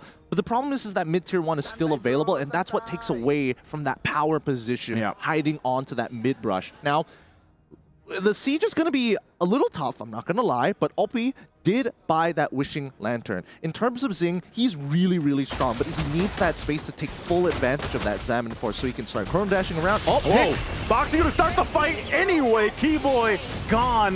Lord's going to kind of march into the mid-turret. It falls.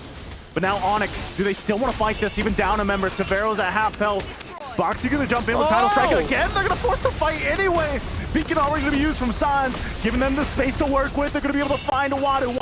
Still has the immortality, but Zing now wants leashing on Sans. They're going to be able to pick him up. It's a double already. But Kyrie comes back in, and Severo's still up. The immortality will not be enough. And now it's Kyrie and Severo still inside the base, and it's Opie and Detective. Woo! Does Onyx want to end this game here? They've got a little bit of this minion push. Nah, they can't. They can't. Not yet. Unless they kill Opie right here.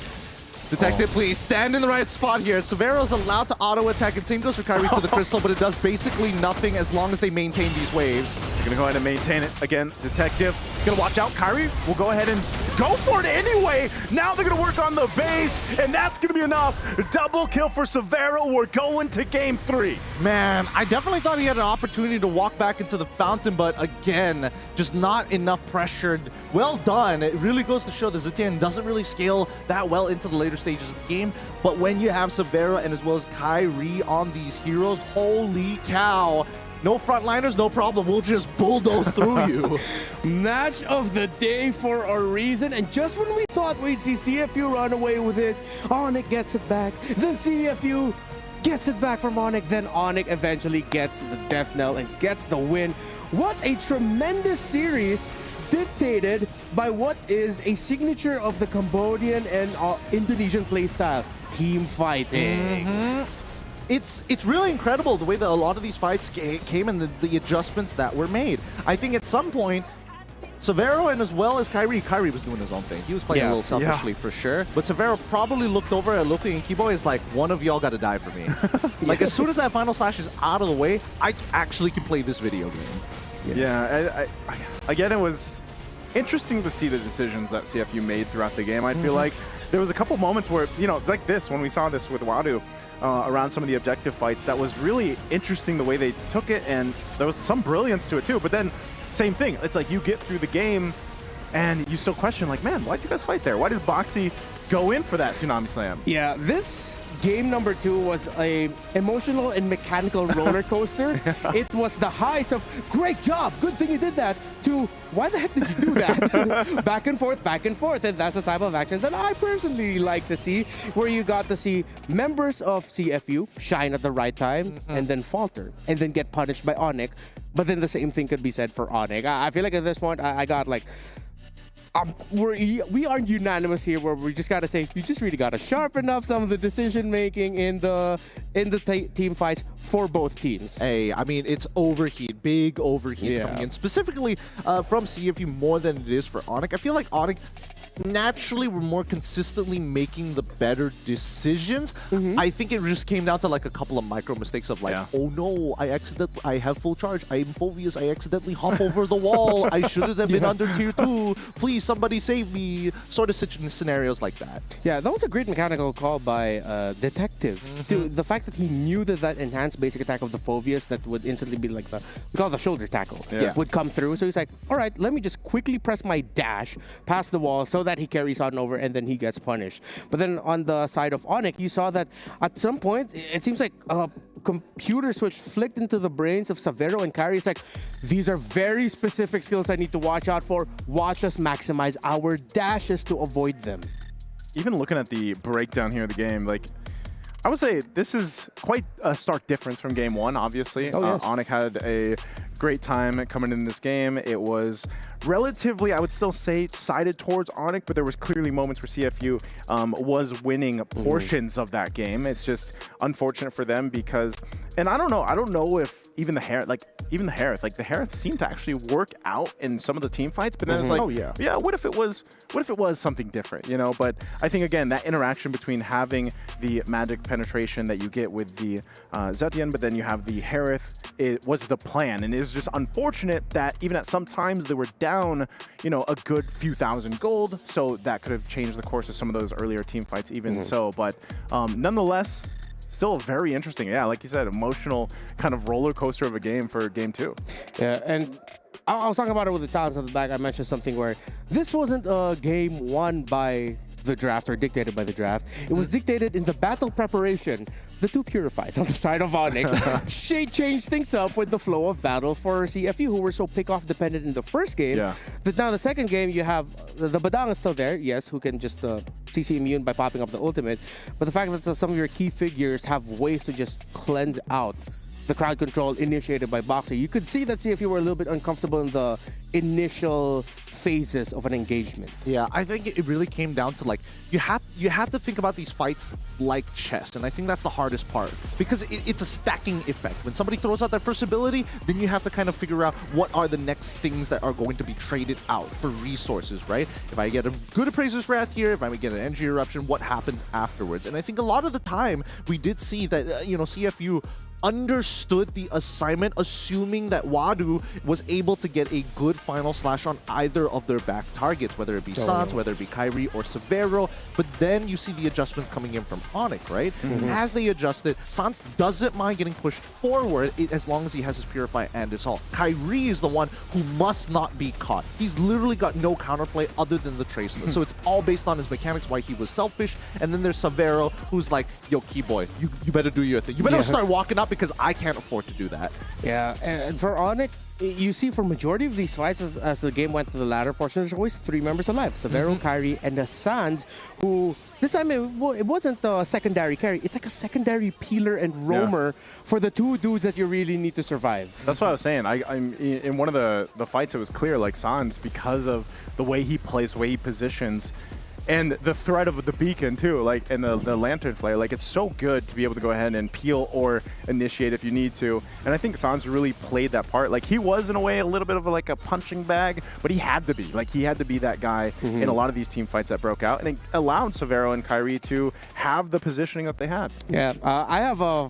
fun little fact for both of you gentlemen. So, as you all know, MLBB at the Esports World Cup is record-breaking in terms of viewerships, and we are actually breaking a record right now. Right now? 1 million PCU has been advanced. There are over 1 million people watching this series right now. This Group A matchup between Onyx and CFU, our match of the day. We are at around 1,151,612. That is our current peak concurrent viewers. Thank you very much. Here is your code to redeem. 1Game2 Champs. Scan the QR code as well if you don't want to do the whole process, but you can do whatever. But again, thank you. Thank you very much for joining us for what has been a pretty epic matchup so far, with Game 1 being shocker. CFU, they're so ready. They just absolutely stomped on it. What's going to happen in the second game? We get the emotional, mechanical roller coaster. And now I am even more excited for Game 3, knowing also that we have 1 million+ viewers watching us. Hey, it's the best kind of games. It's not boring for our 1 million+ viewers out there. It's really interesting to see these teams like slowly make these micro adjustments and that are very impactful in the game, in very big ways. And I think for all of you out there, to our Cambodian as well as our Indonesian fans, keep supporting who's going to win this match. It's 1-1 so far. Do you think that the draft is going to change? Because I feel like the only thing that could spice things up even more is if this case, CFU is the one who ended up dropping game number 2. They take red side instead of blue. I think that's the big difference. They swap sides, and then maybe aside from 1 or 2 of the heroes, I think we still see similar heroes banned. But they are going to we'll see if they swap sides. Yeah, because I have a feeling here, if we're going to see the similar sides again, CFU blue, Onyx red, I think Onyx is going to walk away with it. We've seen enough adjustments from there. I think that CFU is more inclined to actually hold on to the blue side, to be perfectly honest here. I feel like Onyx don't mind being on the red side, but if they could be on blue, if they do go on blue, how does the priorities end up changing, right? Because does that mean, now Lupti, guess he gets to play Uranus now. Wow, so much fun. Kalea. You know what? I hope we do get to see a Uranus here this time. I'm starting to miss him. I am starting to miss him. By the way, we also have really awesome support chests available for you as part of our MSC event in the in-game client of Mobile Legends Bang Bang. Only 20 diamonds to purchase the MSC support chest. So if you still do not have the pass and you'd rather not get into that right away, you can use a support chest as a means to do that. At the same time, even draw the Atlas Rune Sentinel skin, the old MSC skin from I believe 2022. Yeah, he was was it 23?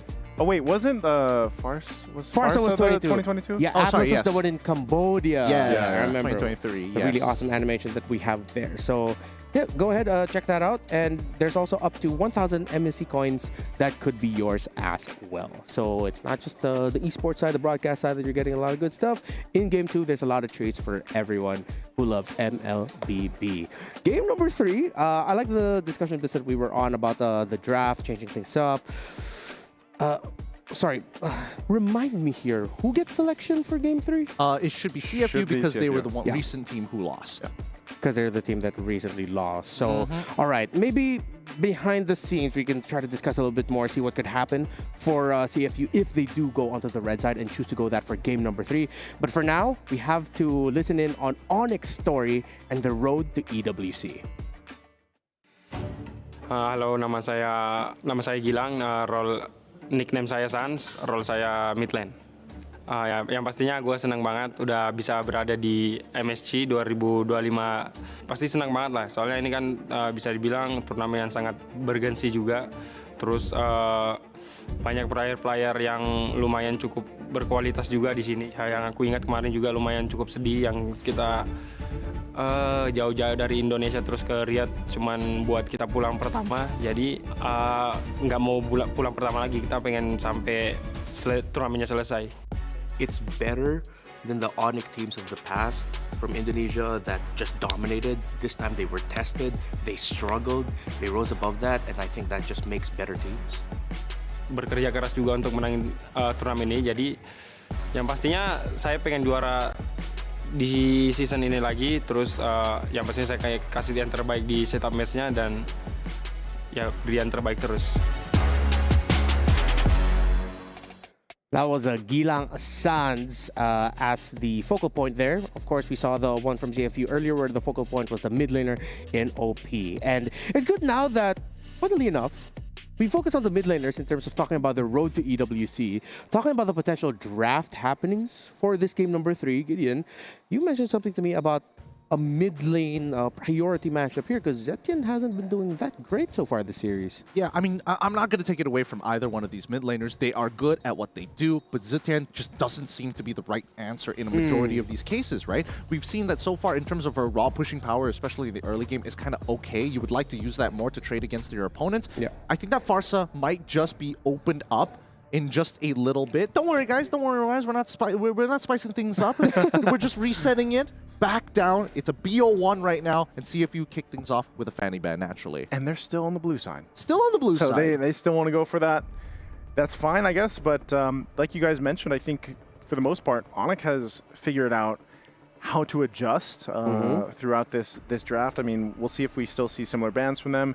They let the R-Lot go earlier, game 1. They ended up banning that out.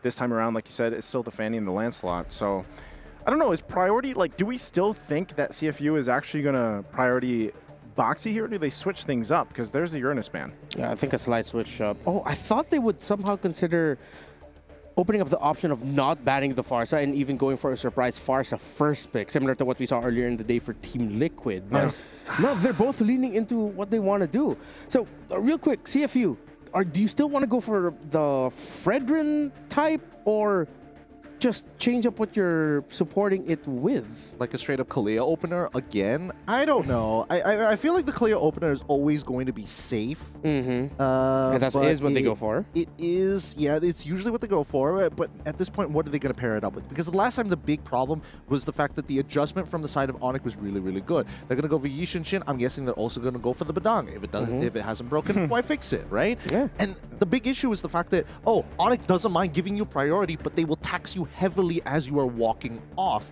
That is the big issue here that I see from CFU's side, because as much as you want Kalia to kind of top you up, unless you have a Kimmy on your side that allows you to be like, I have the early damage to fight back against you, then it's a different case. I wonder if they'll end up taking that here, because there's the Badang, there's the YSS once again. Maybe do they take Kimmy in this first phase? I wouldn't mind it, honestly. Considering that Kimmy does have the jetpack, the thrusters, so that she can reposition a little bit. If she could somehow pair that up with Flicker, if it's available for her, that would actually be really great. That it might force out some early engagements. You called it again. Yep. Thank you. There's the Kimmy. And yeah, they do switch things up in terms of what they pair up with the Fredrin. Also going on with what Gideon mentioned with the mid lane pick for CFU.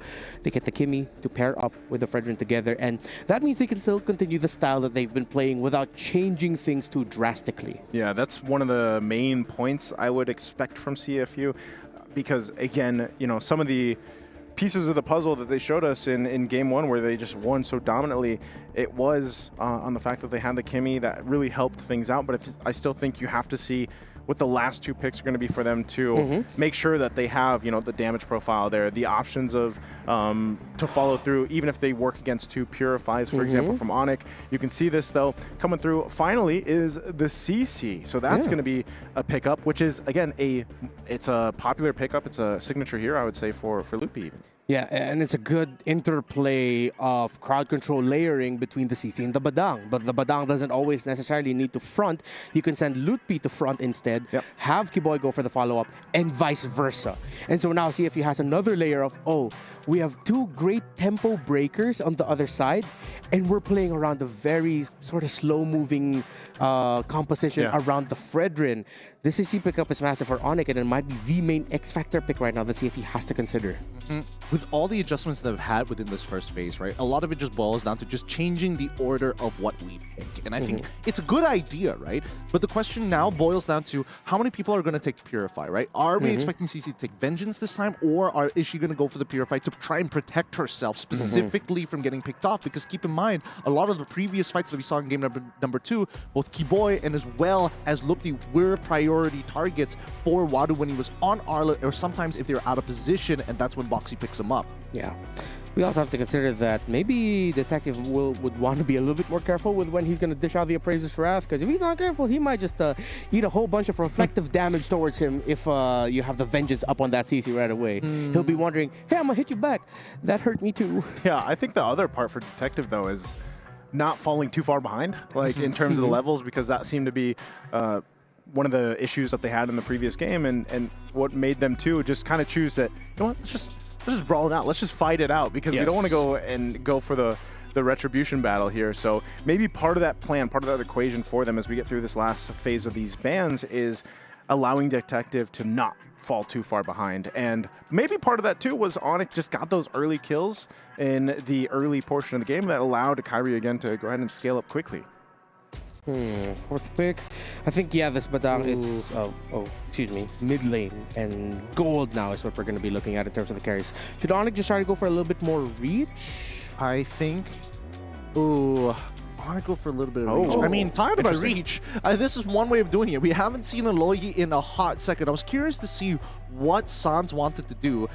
Especially when it comes down to the mid lane. Like, is this a scenario where you can actually play like a Chang'e? You're going to be playing, your traditional front to back anyway, so it kind of makes sense. But I think with the Loyi, very team fight oriented. But the recent nerfs is why a lot of people have kind of moved away. So I want to see how they're going to utilize it this time in the current patch. I think for Onyx, it's because the thing about that, this feels like a team fight counter for CFU. Kaleas, especially Fredericks, do not like seeing the Loyi on the other side. Which means now Lutpi, Severo should be free to pick up the things like the carry for their gold, and maybe even the Beatrix, which pair up very well with the Loyi. Shots come through. Hilda, Bruno on their side. I mean, they want to go right into the faces of Onyx. And like you guys mentioned, with a Loyi over there, I don't know how this is going to completely play off. I mean, again, we haven't seen too much of Loyi previously in the recent weeks, but maybe, again, with this last pick, you're going up against Bruno. What do you take here? Do you go... They still go for reach. I forgot Granger's still open, so why not give that into the hands of Severo again? Not surprised with the way that they played it. I do kind of wish that Bruno was switched out for Beatrix. All right, I just want to get your... I wish that there was another consideration for the Bruno, but let's see what happens there. Real quick, Gideon, who are you leaning towards for this one? Honestly, I feel like the execution for the side of CFU is slightly easier, and I'm going to lean more into their composition. Naisu? I'm gonna go for Onyx. All right. I don't want to be opposite of Gideon. All right, to the million plus watching right now, thank you. Let us witness together who will be facing Team Liquid in this Group A at the 1-0 bracket. Will it be Onyx? Will it be CFU? Will it be Indonesia? Or will it be Cambodia? Thanks, Ramon. We'll be bringing that sentiment into our upcoming game as we head on over into the land of Dawn. To the millions of viewers out there, welcome. This is match point currently for both of our squads. It is CFU on the blue side facing off against Onyx Indonesia on the red side. Once again, both teams refuse to switch sides. There are no traders, only warriors as they battle it out on first. Starting off with the purple buff. No surprises there. But I really wish that, the Bruno was switched out for a Beatrix. There's just so many ways to get value out of the Beatrix. The raw burst damage, there's not a lot of sustain from the side of Onyx Indonesia. And even then, most of them are running with the flickers anyways. Yeah, it's kind of weird because Beatrix just doesn't seem to be popping up much, you know, in general, especially back in the professional leagues and the qualifiers leading all up here on the road to MSC. It just didn't seem to be one of those picks that people like to go for. The Bruno, though, on the other hand, I guess in a way, too, it kind of gives you a little bit of a, oh, hold on, already? Going to jump in with Title Strike. Keyboy, though, is there to keep things safe.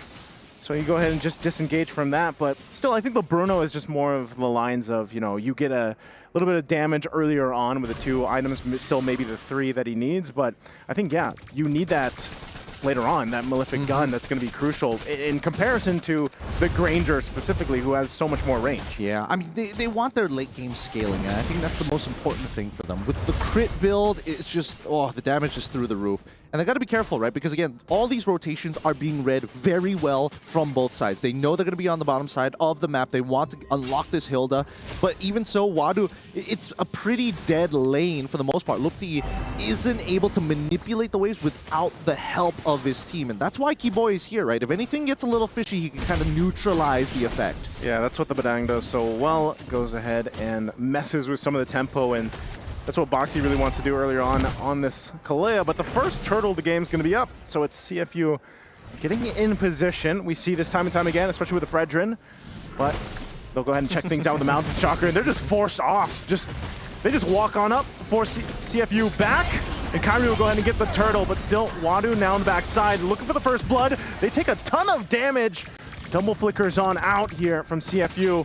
Still, Kyrie, one shot, won't land it on OP. Okay, first bloods haven't been achieved, but I don't know if anybody realized that, but Sans did a very interesting move, and I think it messed with the minds of CFU, which is why they gave up so much space. And by the time they realized where Sans actually was, they couldn't take back the territory anymore. Looking at the emblem build so far, everything seems to be up to snuff, nothing too out of the ordinary. We do have common emblems being built up by Zing, not taking marksman emblems and not even taking assassin emblems of his own. He's not looking to try and win the lane. He's trying to not only survive, but make sure that he has enough mana to stay relevant. The Master Assassin's always going to be a good time, especially if we see Severo make a mistake. In terms of everything else, the only thing is lethal ignition coming in from Sans. He is not going for impure rage. He wants to hurt. Yeah, I guess you want to do that, especially with Aloy Yi, who, you know, dealt with some of the adjustments that she's gone through, but it was well-deserved. You know, Louis Yi and the chip for a while were on the top of some of the decisions, especially when it came to the macro play. But Wadu, not sure if he's going to be able to survive this. Mount Chakra going to be used too. That's a whole lot of damage to go on through as Kyrie will pick up the first blood. Really good punish here. Really good punish from the side of Onyx Indonesia. I mean, Lupti understood that Wadu isn't looking to try and shove out this wave super fast. And now that he's got that assist, he's got the lead, and more importantly, he's got the tempo, he can now start influencing the side lanes and rotating off first. Now notice, we do see that Boxy is coming down to try and push him out of the way, allowing Wadu to walk back into the lane safely, but he... Oh, Zing going for the fight. No! He hit the minion! He flickered into the bush, but he hit the minion! Oh, that feels bad. Oh, that hurts so much. And Severo, the best part, Severo didn't have any energy at all. He didn't have any energy to Rhapsody. He didn't have any energy to throw out another Death Sonata. He just was auto-attacking until the very end. All right, now, second turtle of the game going to go up. Onyx getting pushed out of this one. Tsunami Slam to bring him into the turtle pit. They're going to go for the fight. Vengeance already going to be popped too, but Sans will be able to pick up Wadu. A double for Sans already, forcing him off. And Kyrie gets the turtle on top of it all. So Onyx will come out swinging for that objective. And now the snowball starts to begin. The smaller mistakes coming in from CFU game and getting punished hard by Onyx Indonesia as they crack open the most valuable structure in the game, mid-tier 1. And with that, we're starting to see what CFU did to Onyx ID in game number 2, but on the opposite side, Onyx has the timings, they got the tempo, and Lupti is in a phenomenal position right now. He's flowing right now, man. I mean, a lot of the... You said this because that's typical, too. When the CC gets a lead, even if it's a... Let's say you're getting assists, but you have that lane advantage, even built up. I think War Axe was the first item that Lupi went with. You kind of give yourself that positioning, especially around the objectives. I can just jump on in, use my current call, my vengeance, do what I need to do, and then the team will go ahead and clean up after that. And so Lupi's in a really good position to go ahead and provide that for the team. Meanwhile, too, if he's the target that gets Tsunami slammed, it's not that big of a deal for Onyx. Yeah, and as long as he has that vengeance, right, anybody with like quote-unquote burst damage or consistent damage really starts to suffer. Oh, Boxy gonna go in once again. Purify is gonna be used though. So Sans is okay, but saying, look at this. This is the battle of the range that Onyx has right now. Oh, Silvero so close to getting another one with the Death Sonata. Keyboy now has the flicker. Oh, he won't be able to find Sing. We're gonna force them off on the tier 2. Kyrie will go on in. Sans is there now as well. Nope, he has to go back to base, but Silvero will pick up Detective. 2 kills for Onyx. Ooh, boy, this game is getting real spicy, and Onyx Indonesia are making sure that they are running away with this. A 4.6k lead 6 minutes into the game, and they want to take a tier 2 alongside of it. If they do get it, they will turn this into a 5k lead. Oh, Loopy wants that kill on Zing, but he pops the Vengeance. Won't be enough, though. And they go ahead and get on out with the diversion. The turret, tier 2, still going to be able to stand, though, with about a little bit of health left. But this next turtle is Onyx for the taking. That's going to be 3 for 3. This is so good. I mean, Sans, despite most mid laners not wanting to play Loyi because of the new changes to that diversion, that it reveals the starting position but doesn't show your ending position. It gives too much info. So now he's using it as a mind game, if not a disengage tool. So what if you can see us? As long as the channel completes, my whole team can get on out of there. And the 2 other times that we've seen him use it, he does it in front of his opponents to keep them on their toes, to force them to double check the bushes that they had already cleared up earlier just in case. That's why it's the perfect name for an ultimate, man. It's literally a diversion, you know, and when Louis Yi is on play, you really have to stay on your toes. You really have to be able to lock in and, you know how to play against this. So right now, Sans will take a shot. Also in the mid lane, Wadu in trouble. Kyrie's going to be able to pick up a kill in the jungle. Still going to be fighting. Severo gets enough movement, and he will survive anyway. So again, Onyx will be able to find 2 against CFU. And that is an econ diff. That is a huge econ diff. 5k now turning into a 6k lead. If honestly, if Onyx didn't have that 5k, Boxy probably would have been able to pick up Severo anyways. Wadu probably would have still died regardless, but even so, it's a very worth it trade for EXP and as well as gold. In this case though, Onyx currently 6 kills up on CFU Gaming, and they're now just waiting for the neutral objective. They're walking into enemy territory to deny as much econ as possible while still making sure that Kyrie has a very efficient path. 3-level lead, might I add, against Detective. It's the same thing that I was saying, you know, that we mentioned from the previous game. Oh. And even with that, diversion, they're going to go in for it. They be able to find 2. Boxy's gone, and Wadu to follow. Onyx comes through with the diversion, and Zing has nowhere to go. He's going to just get run down. He's running for the turret. Maybe I can get a little extra gold before I go down as he falls as well. Onyx in control, and they'll take the Lord. Yep, and even Kyrie committing his retribution, knowing that once he dies, then he has nothing to worry about. There's no way that Detective is going to walk up and try and steal this from me. Not with my entire team covering the entire map, making sure that this filter net doesn't allow CFU Gaming to take space. Oh, the next target here is see if they can get some more resources before this push in with that Lord. Right now, they're staring down for CFU an 8,000 gold deficit to work against, and even with, you know, Keyboy's got the flicker available. If they want to force a fight in the base, they will. Boxy taking a couple too many shots. A Loopy will go in to clean up after the Death Sonatas all land from Severo. But now looking for more, still with a numbers advantage. Onyx ready to possibly push into this base fully here as Kyrie walks in with the Lord. Yep, Onyx ID are clearly, they are in the driver's seat. They have momentum on their side. No way. Oh, whoa, whoa, Keyboy jumps on into the base. He gets taken out, but they're gonna force the fight anyway. Lord's still gonna be up, and Zing is gone. Severo's unleashed. Still trying to hold on. Tsunami Slam, they're gonna find Loopy. Loopy will fall. The base could be locked on, but Wadu's gonna be the next target. Severo still shooting off in the backside, looking for Detective. They'll clean out the lanes. Oh my god. But they still have minion waves pushing on in. And that's going to be it. Detective jumps on in. Severo will lock on, and Onyx will take the series 2-1. Hey, a little disrespectful coming here from Onyx at the very end. If they wanted to finish it, they could have, but instead they're like, no. We're buffing up the KDs real quick. We got to show CFU. You may be our scrim partners, but we will not take this down while we're standing up. What was a dream start for for CFU in this series turned into a nightmare as Onyx slowly readjusted, recalibrated from the drafts to the execution to showing CFU, we have you red. Yes, don't fix what's not broken, but you have to change what's already been read by your opponent. I think it's all about tempo, right? There's such a big tempo difference between the two. I mean, Zing, this could have been his key moment right here. Zavero literally had nothing left. He had no energy. He got 3 auto attacks because of the fact that, oh, I hit a minion, I flickered into the bush, I still can't see you. And by the time I slide tackle in, it's too late. Yeah, that's happened to me before, so I completely understand. It happens to the best of us. But yeah, nonetheless, I just think, Renmar really mentioned it. It was the adjustments that we saw Onyx made from not just the draft, because they were on red side all 3 games, but also just the way that they played around the map. They even utilized this time around a Louis Yu, who's not picked up too much, but they played the macro really well here. Yeah, also the difference in the EXP lane picks. You have a Hilda who has to literally run to the back line, find a good access point, while Lutfi, we were discussing this backstage, his job is so simple. Throws out the curtain call and yo-yo blitz, and that is it. The highlights will play out, but in just a moment, we're actually going to be hearing from Eterna, who is with Savero on the stage. Thank you, casters. It's Eterna here with Savero. Congratulations on that match.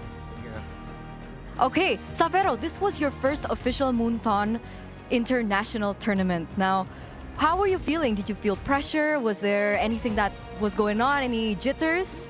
Buat Savero tentunya ini merupakan MSC pertama kamu ya. Jadi gimana perasaannya? Apakah ada sedikit gugup atau nervous mungkin? Dikit dong. Ya masih mungkin karena masih awal-awal sih perlu penyesuaian dong. I think maybe a little bit because as you said, this is my first time. But hopefully in the upcoming match, I will be much better. Okay. I mean, you did really well, right? That laning phase with Zing as well, it was amazing. So now the thing is, we've been hearing that you guys were scrim partners. Is this true? Are you guys scrim partners? Sebelum MSC lumayan sering. Before MSC, yeah. So quite a lot. Are the results that we're seeing similar to the scrim results? Is that something that we can, know? Untuk hasil scrimnya itu apakah mirip dengan yang terjadi sekarang atau mungkin kalian mau rahasiakan juga nggak masalah? Rahasia. Okay. Yeah. So it's a secret. We don't want anyone to know. Okay. It's a secret. But how does it feel to finally meet them on an international stage? Jadi bagaimana perasaannya untuk bisa bertemu mereka tentunya di MSC ini? Dari yang terakhir scrim mungkin aku ngerasa mereka lebih improve jauh aja sih di MSC. So I think compared to the scrims, they improve a lot more. Yeah, that's it. Okay, because it makes sense, right? Because I think a lot of people out there were thinking that, Onyx coming into this match would go 2-0. So what happened in game number 1, Savero? Jadi apa tuh yang terjadi dengan game 1? Karena kan kalian sebenarnya bisa dibilang favorit melawan si FW Gaming ini. Ya mungkin ada miss dari early game aja sih, jadi snowball aja maksudnya. I think we made several key mistakes in the early game that makes the enemy can snowball early. Yeah. Okay. Can we know what happened? Was it like a miscommunication error or was it an execution problem? Kira-kira masalahnya di mana tuh? Apakah dari miscom atau mungkin dari eksekusi atau di gameplay? Miss eksekusi aja sih di awal. Just execution problem. Okay. So earlier on, I got to interview Oheb. Of course, you know Oheb, right? Yeah. Okay. So he said that he was expecting you to move forward against CFU. And when I asked him about how the laning phase will go against Savero, he was like, maybe yes, maybe no, maybe I can beat him. What do you think? Do you think that you can beat Oheb in the gold lane? Kayaknya bisa sih. Oh. I think I can. Okay, you think you can? That's the confidence that we're waiting for, Savero. So once again, thank you so much and congratulations, and we'll see you in that next match against TLPH. But before I let you go, I do want to ask, do you have a message for TLPH in your next upcoming match? Apakah ada pesan-pesan untuk TLPH sebagai lawan kalian berikutnya? Good luck, have fun. Just good luck, have fun. Okay, good luck and have fun. Okay, we'll see. Thank you so much once again, and congratulations. We're going to throw it over back to our casters. Congratulations again to Onyx Severo. Good luck, have fun, he says to Oheb. But yeah, we got to break down what happened in this game number 3 a little bit more.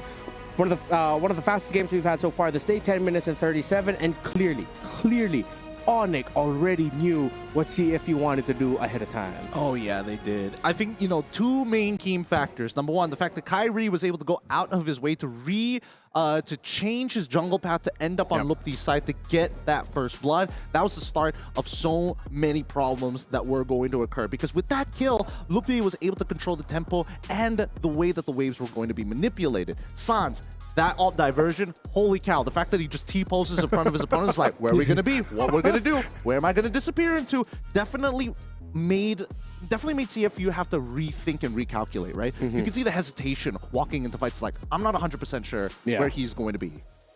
Yeah, it also felt like they just didn't have like a really safe and confident face checker.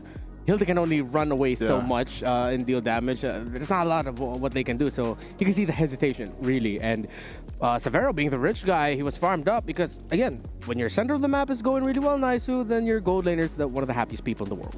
I like to call it the gold lane experience, But Severo, for the most part, like, I love watching him because he seems so smooth. Like, his positioning, his decision making, his placements seem to be really smooth and just on point. And so I can't wait to see that matchup between him and Oheb eventually, because that's going to be one to definitely keep track of. But nonetheless, like you mentioned, I think just the calculations and the adjustments that we saw Onyx make, especially for Kyrie for that example. I mean, this was a 10.5 minute game, 10:37 to be exact. And even game 2 for them, it might have taken a little bit longer, but Onyx did an amazing job at just making those micro adjustments after a devastating game 1 loss. Again, CFU, I did not expect that game 1, like how dominating that was against Onyx. So we'll see if they continue to do that on their adjustments. Yeah, so far it seems like the trend for this day has been the teams that are expected by the majority of our community to win the match is tested somewhat in the earlier portions of the game and or series, whether it's the first 5 minutes. But really you see the difference in what separates a lot of what we consider to be the top tier, S tier, championship favorite teams to the rest of the world, where in their understanding of what to do from 6 to 8 minutes, what they do around the second turtle or third turtle, that's what separates the boys from the men. I mean, let's not forget about some of the conversions as well, right? It really depends on the level of experience that we're seeing from a lot of these players, like how long they've been in the professional scene, especially once you are playing at the internationals. There's just a different level of standard. And on top of the fact that the polish is so evident on teams who have come here extremely prepared. Yeah, I think we continue to see that though, and the preparations that all these teams have, because we do not, and I don't know, we'll dig into that later on too with some of the teams, but they spent a lot of times preparing, and I feel like we continue to see that. It's been a tremendous day so far for the very first day of group stages here at MSC at the Esports World Cup. Again, my name is Redmar. The three of us are going to be heading out with Gideon, Naisu, Height, Despair 3, bouncing out. It's going to be LaFell, Mirko, and Brigida coming in, so we'll see you in a bit. I can't take no loss. I don't even know what it costs. Hit the ground, then it go off. Yeah, hit the ground, then it go off. Yeah, I can't take no loss. I don't even know what it costs. Yeah, I hit the ground, then it go off. Yeah, and they feel it's my time, think it's my.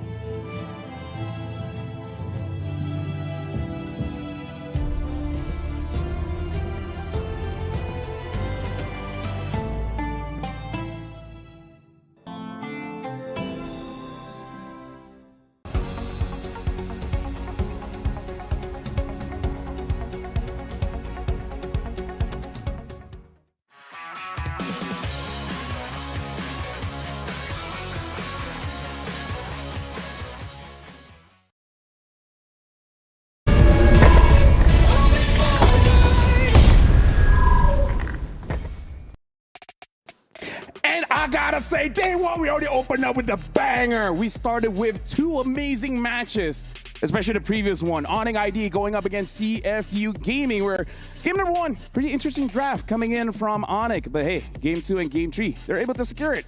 And talk about that, we got 1.15 million viewers watching that match. Welcome to Gang Can Gather MSC here at the Esports World Cup. My name is Afel, alongside me is Mirko, as well as Brigitte. That was an amazing match too. I got so hyped after what happened. Hyped in a way that we're seeing much closer fights than we expected in the first two series of the day. So what more are we expecting, especially in the latter portions? And we have two more series upcoming for the rest of the day. Yeah, I mean, there's a reason that match that we just saw earlier, Onyx versus CFU, was considered the match of the day, right? Yeah. It was banger all the way from the start of the game, from the start of the series, all the way to the end. Roller coaster of emotions, but Onyx got the job done. Hey, but hey, that's what you predicted. Oh, right? yeah. You said it was going to be a 2-1. Now, here's the thing, Mirko. Something that you and Brigitte got to know. You got to be careful what you wish for. Speaking of which, we got a video talking about just that. Oh, we have our recent winners of the wildcards from EECA, Virtus.pro. Joining Group A, it is going to be the Selangor Red Giants OG Esports.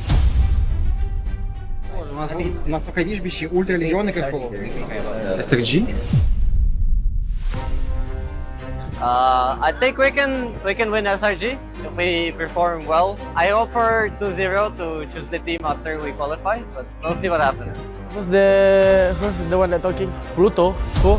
I don't think 2-0 is possible for them, but I mean, if they're confident enough, then we're more confident than them. So 2-0 will be on my side. I think it will be a good match going up against them because they had a good wildcard run as well. So it's going to be an exciting match and we're well prepared against them.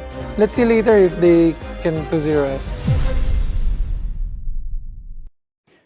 So we already see Virtus.pro saying that, hey, we can take down SRG 2-0. They look pretty calm, and SRG responded with calmness as well. So be careful what you wish for. Brigitte, do you think Virtus.pro, do you feel like they could do it? I mean, part of me, and I feel like even for other talents, they feel like there is a chance that they actually show up. Yeah. But whether or not they're able to win, maybe that might still be a question. But personally, after hearing what they had to say, this might as well be one of the matches of the day for me, personally. Yeah. Hey, everything is matches of the day, right?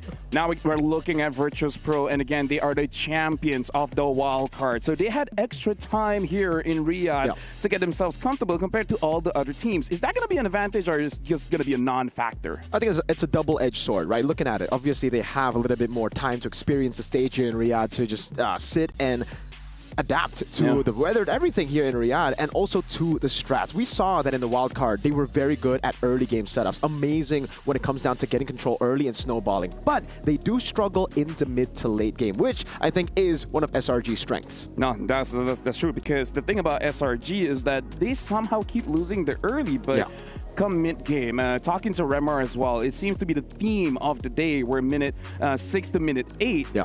That's like the crucial part. That's where you win or where you lose. Yeah, it's very, very crucial to win out in the first. I think I would say Turtle 2, Turtle 3. Those are when the big fights start to happen. That's when the real snowball starts to happen. You win Turtle 1, I think a lot of times teams would actually just give it over now. Yeah, although I'm starting to wonder on how the draft is actually going to pan out between these two teams, because I believe even the coaches have sort of some history between them already. And that's the thing, like they probably have somehow picked up a lot of the metas, especially ever since Wildcard, which based on the first 2 matches we've seen today, don't differ that much. But Arcadia, like even Fly Solo, okay, both of them, they're very adaptable and flexible coaches when it comes to that. Yeah, but now we got to talk about Selangor Red Giants OG Esports, because the thing is, they looked okay at the start of MPL Malaysia. But then when Seb starts coming in, talking to the players, they seem to have gotten stronger. But even I worry, are they just big fish in a small pond? Now seeing the world, will they finally start to bleed? Yeah, I think that narrative has already been shut down by themselves last MSC. They already showed the world what they could do. Yes, they dominated through MPL Malaysia, I think now 3 seasons in a row, 3-peat. But we know that they're kind of like a PSG in League One situation. You know, they're the only dominant team, but when they get to internationals, they perform. Yeah, and they've done that 3-peat in MPL Malaysia, yes, but like in MSC, there's yet to be a team who has actually completed a back-to-back record. Yeah. And so that is another challenge for SRG.OG if ever they do want to accomplish that this year. Hey, you know what? It's a long name. I get it. But speaking of long, 10 years is a long time. And this is where we'd like to say thank you to you guys, because Moonton got nominated for 3 different things. Publisher of the Decade, Game of the Decade, as well as M5 Live Event of the Decade. Make sure you guys go over to esportsawards.com/vote and vote for us, because I gotta say, 10 years you guys have been supporting us. That's amazing. No wonder second match you already had over 1 million PCU viewers. Yeah, we're going to break that, I think, as we get on with the days. That was only match 2 of day 1. So very interested to see exactly how it plays out. Maybe one of the Virtus.pro wildcard matches, wildcard team matches can get all the way there. We've been seeing a lot of fans coming over from ECA. If they got 2-0, that's... I don't want that, but that'll be insane. I don't know why, but it feels like it's been such a long time since we saw these teams, or I feel like I missed watching these teams, probably because, again, we followed a different flow compared to last year's MSC. Like, MWI came in first before Wildcard, so it's been a long break for Virtus.pro, but a much longer one for the teams preparing for the group stage. I mean, here's the thing. There's a big patch. It's not one of those patches where you just change 1 or 2 heroes, because everything changed. Even the timing for the buffs, and even though it's just a few seconds, but we know a few seconds could mean the world to the players. So SRG.OG, they look strong, but they were strong in the previous patch. We do have to see how do they adjust. But Virtus.pro look more confident than I feel like all of us really thought they would be. So maybe behind the scenes, maybe they had training with SRG.OG that made them feel like, they're not that big of a deal. Yeah, for sure. I think Virtus.pro, again, they've had a lot of time to prepare to adapt to this new meta. They've actually played a whole tournament, mini tournament before this. And yeah, I guess we can talk a little bit more about that wild card, because they were the dominant force, but I'm not too sure about what the level is there. If I'm being totally realistic here, I think it was quite far below the other teams here in the main stage. Yeah, although I'd say the boot camp they had in the Philippines really did help, which leads me to another point, I guess, because the way Andoryu's playing in Virtus.pro now looks very comfortable, and some might even argue feels like a different or better version than when he was in Omega. So let's see how it pans for this one. I mean, Brigida, if I know our fans, they all like to argue. So now we're going into the pick and bans here. SRG.OG will be first pick, Virtus.pro will be the second one. Interesting here, banning out the Fovea. So it does show that maybe they just want a team fight comp that just goes all over the place. Yeah, this actually... it is a great setup for a lot of different picks here. The 1-1 obviously comes up to mind. I think another one would be an Arlet that we've been seeing a whole lot of plays from. Man, Sanford in match 1 on the TLPH versus Ultra Legends match. But they actually ban out the 1-1. So this leads me to believe that it's more of an Arlet setup. Yeah, or maybe even like... I'm liking how we're starting to see the Farce again for the past 2 series, which is still available if ever they do want to opt for that. But like last MSC, I think when we talk about Stormy, I think the picks that come to mind are more of the like Valentinas and all that. But we'll see, because I don't think we saw that just yet for today. Might bring in a Nana. All right. We did see that in the grand finals. It's a Stormy special. All right, because here's the thing. How'd that work, by the way? Okay, knowing Stormy, he's my boy, right? He's my boy. One of two boys. I can plenty, right? But here's the thing. Like, he's practiced time for all the heroes. He doesn't need all that much time, so it does expand his hero pool. And he just asks like, hey, what you want? Now, SRG.OG, let's talk about this, because I feel like the bans does show the draft.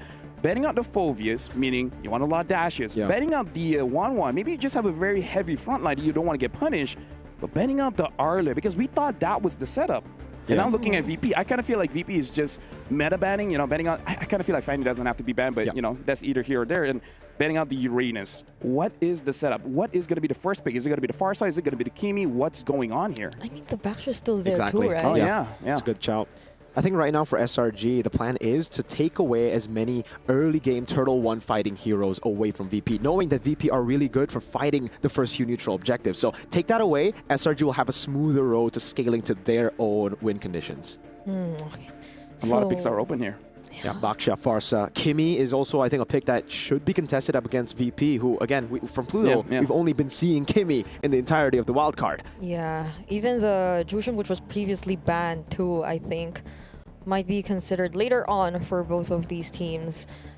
But they, never mind, immediately take it instead for first pick. Hey, SRG.OG, they're living in their own world, for better or for worse. So now they're picking up the Jushin, which, if we're looking at the draft here, again, they're batting out heroes that can more or less counter the front line. So I'm thinking, I feel like everyone expected Skies to go back to previous MSC, the Lings, the Lancelots, maybe even the Alpha. But so now it's like, what? Is he going to be playing a tank? Is he going to be, Frederick and Akai, that kind of thing? But I don't know about the Akai, especially because they themselves banned the art. I feel like that's the biggest question mark to think, like, what are they aiming for? Yeah, that would be the good combo. What wasn't like Sekai's at least just using the Fredrin in terms of utility heroes? Like, recently, it was mostly just the Fredrins or the Suyos. I mean, like, it's good. It's good. Like, I'm saying his Fredrin is good, but, people are like, oh, your hero's it's not Skies. Yeah, it's not Skies. Okay, so it's got the Kacha and the Lancelot. I actually didn't expect that. I thought with the Jushin picked up, they would go for a Baksha, they would go for maybe like a Kimi here.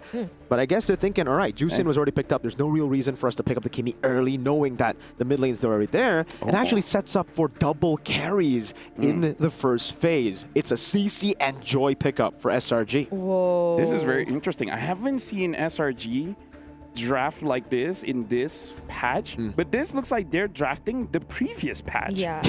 No, because this is exactly their opener back in MPL, which is like what? Looks like an M6 draft too. A month ago, at least. And even if you pick like the Farsa here, wouldn't you be a little like uncomfortable considering that there's already a Joy in the lineup of SRG, or regardless? I mean, Kimi. Oh, yeah, that too. Yeah. Kimi would be a safe choice, and they go for the safe choice there, VP. Again, Pluto, he's only really picked up Kimi for the most part. If it's not banned out, he will always go for it. Now we're going into the second phase where VP have a good shot at banning out the gold lanes. Now, they have first pick on red, so they can actually contest for the gold lane that's open to leave SRG with less heroes. Yeah, but the thing is, knowing Innocent, he probably legit doesn't care. He legit doesn't care. He's innocent. Because this is a real thing that happened before, where they were discussing and they could not decide which gold laner to pick, and he's like, you know what, Clint. It's like, I'm just gonna pick Clint and then I'll make it work, and he made it work. Yeah. So I think this is one of the advantages for SRG.OG. They can delay the gold laner just because they have that trust in Innocent. Yeah, now they seem to acknowledge that and not ban any gold laners anymore. Though, I'm wondering if this Gato There's a lot of frontline punish here. What is their plan here? Because CC and Joy doesn't really scream, oh, we're so scared of our frontline. What hero is Yum's going to be using? Yeah, I think, again, for SRG, it's just them trying to play with their strengths, right? They are very, very good in the mid to late. They struggle sometimes in the early game, and that's why they're taking away as many setters, as many heroes that can force fights early on to get that lead, to get the snowballing going for VP. I think, the Kalea is still open, though VP seems to be Oh, well, That's there a you good go, pick. man. Yeah. Okay. Hey, good shot, good shot, Brigida. I thought VP would be the ones to actually threaten that pick. They actually ban it out themselves. So I hope they don't pick the Boxia because this is already not a great draft for Boxia for VP. I mean, yeah, Yeah, the CC a is lot of there. shred. yeah. But then SRG can pick it up if they want it. So I'm wondering what does like, do they think or do they plan to put the Gatot? It's likely gonna be Rome, right? Like I don't see think so, any yeah. Gatot XP lanes anymore. But the mere fact that there's already a CC, and I feel like the entire gaming situation was a testament to how CC is kind of like up there in terms of the XP lane matchup. So it's gonna be tricky already for VP There you to go. think of that. Yeah.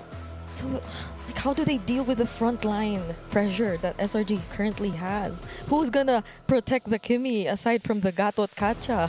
Well, usually when you're up against this kind of composition, you want a little bit more peel. You want CC. How you counter the CC? It's with CC, but not the hero, the crowd control. CC countered by crowd control. So VP, I think they could take a page out of CFU's book, pick up something like an Edith that will be pretty solid to just lock her down in lane and in the team fights, or go MWI and pick up Belleric. Hey, that was one of the counters to Joy in M6 too. Yes, SRG did a good job, by the way. The down ban, amazing. The Harrow ban, even better. Taking away an amazing pick that could have been a counter towards the Joy, but it's going to be the Moskov that gets chosen by VP. So a bit more side control. They're saving XP. Don't let Innocent have that. Because that too is... I remember that. He made a small play where he got almost, I think, a comeback at. Yeah. That was like the play that actually got them to Axiata. So At least now they have ways to like really deal with the macro. Although SRG2, they already have the Joy, so like I mean in terms of side control, they pretty much have an answer to that. But the Moskov and the Lancelot, that's a lot of presence. Oh, okay. Oh. Now, here's the thing. Claude, question mark, yes. But also, I want to look at all these bans. Are all of these bans to protect this Hilda? Because I kind of feel like the only one that might get punished is Hilda / Claude a bit. This is very interesting coming in from SRG.OG,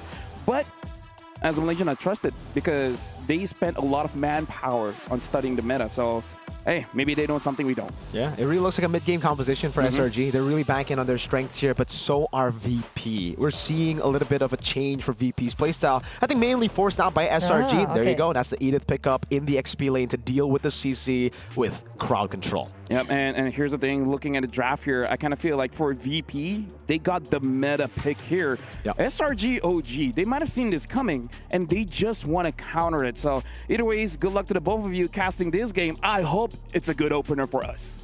I hope so too, LaFell. Thank you for that. And now we are going to get ready, ladies and gentlemen, to jump into the land of Dawn. Will it be the unorthodox draft of the defending MSC x EWC champions, or will it be the newcomers in VP with a meta draft, something that works, something that's solid, very orthodox, and actually does suit their playstyle in the wildcard? I like to see how they're proving just how flexible they are indeed. In as early as game number 1, who would have thought they'd be switching up their drafting patterns that early on? But we'll see indeed. It's a unique approach to see the meta coming in from the wildcard champions rather than the defending champions. Well, here we go. Ladies and gentlemen, welcome to Game 1 into the land of Dawn as Natan brings us in Skies and Andoryu. Going to be pathing towards the same route over. They'll be meeting up, and let's talk a little bit about this matchup, right? Lancelot versus the Joy. I think in recent times, well, oh, hold up, big fight mid lane. In as early as less than a minute, it seems like Stormy has been brought down to less than half HP, and I'm seeing the confidence in the interview, even just now in the mid lane from Pluto. Bober, really well played on the Kimi. It just shows you the experience that he's had in the wild card, just picking up this hero so many times. And Andoryu was actually gone for the orange buff straight into the Lethal Wanderer, knowing that SRG's jungler Skies will probably go for the triangle route. Yep. And I'm liking how they're controlling the mid lane so far, since we know for a fact that a Hilda does tend to be the one putting the pressure, being the one trying to invade a bit. But okay, so we saw this coming, but not to a point where it could potentially be an early solo kill. But hold on, in the mid lane, it seems like there's action happening once more. Thorn Rose committed by Andoryu, but Skies secures first blood onto Pluto and will not get punished for it. Great moves from Skies. A glimpse of the MSC performance he's had last time. Vengeance! Okay, gets the flicker out of the turret, but will that keep him safe? Because Cram will try to go for the kill, but instead, no, it's Yumes trying to help him there. A little bit of help, but somehow still a solo kill. Yeah, I mean, I guess it can still count mid lane. This is definitely not a solo. Oh my goodness, the pressure in the mid lane coming in from Virtus.pro, and the way they're able to answer back against SRG. This is a surprising turn of events, but Andoryu Phantom execution out.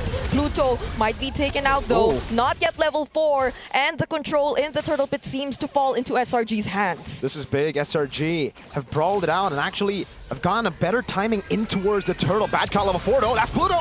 Oh, so it seems like they don't want to recall. They're just trying to regroup, but that will mean that SRG.OG secures the first hurdle of the game. Now we get to see the setup that was done in the draft. You know, batting out a lot of the ready-to-fight heroes for Turtle 1 to take away that strength away from VP. Now we get to check onto the emblems here. Master Assassin for the Claude. It's the firmness for the Moskov. Super Egorka has taken much more of a passive route. Hell, I think the entire team has 3 tenacities from Virtus.pro. They're really respecting the firepower from SRG. So could they be really planning to focus on the macro for this game, not until they know that they've already hit their power spikes? But the way we're seeing it right now, at least in the trio mid, they're just really taking on the fights. They're somehow starting to brawl, but speaking of brawl, it seems like Stormy will start it instead. They will try to go for it, and they take down Pluto. Andoryu gets to escape, but now will he try to re-engage? Because the rest of his teammates, they seem to be in danger. That's 2 members down for Virtus.pro. Great fight from SRG, utilizing that Stormy utility here early on. Getting those knockups massive for SRG, and you can just see the coordination here for SRG, right? The fact that they were all ready to pounce as the knockup came through with the Lantern Flare shows you that at least here, they've got the advantage in that department. Virtus.pro were all over the place. Yeah. Bober was kiting away, wanted to go for the member they used Traction Pulse on. Now Cram. What? AOG right in front of Cram just to somehow block his path. But they will successfully take him down though, but they needed 3 in order to do that. And I agree with you, it seems like Virtus.pro, their mechanical capabilities, they've proven that, but their coordination might need a little more work, especially in the way we've seen them play. But Stormy forced to flicker away, and now the SOD, okay, they will not proceed with the fight. Yeah. Scoreboard 4-3, really close, but SRG have gotten more value out of their kills over Virtus.pro. Virtus.pro, like you said, Brigitte, they've been sending 2 members into the bottom lane to go for these kills, and SRG have bought so much time with those guys before dying that they could get more value out of the map. Purple buff was stolen. This puts Skies in a good position, despite Andoryu still being at the same level, actually a bit ahead in XP. Fighting for Turtle 3. He's actually 3-0. It's a really good standing, but again, even despite him being a Lancelot, if SRG.OG are able to just dominate and control the objectives that way, it's gonna be a little difficult for them to contest. And now they can immediately transition to the top lane, although Andoryu might try his best to defend. They might not let go of this tier 1 just yet, and that's another thing I feel. There's no turrets taken down from either of these 2 teams so far.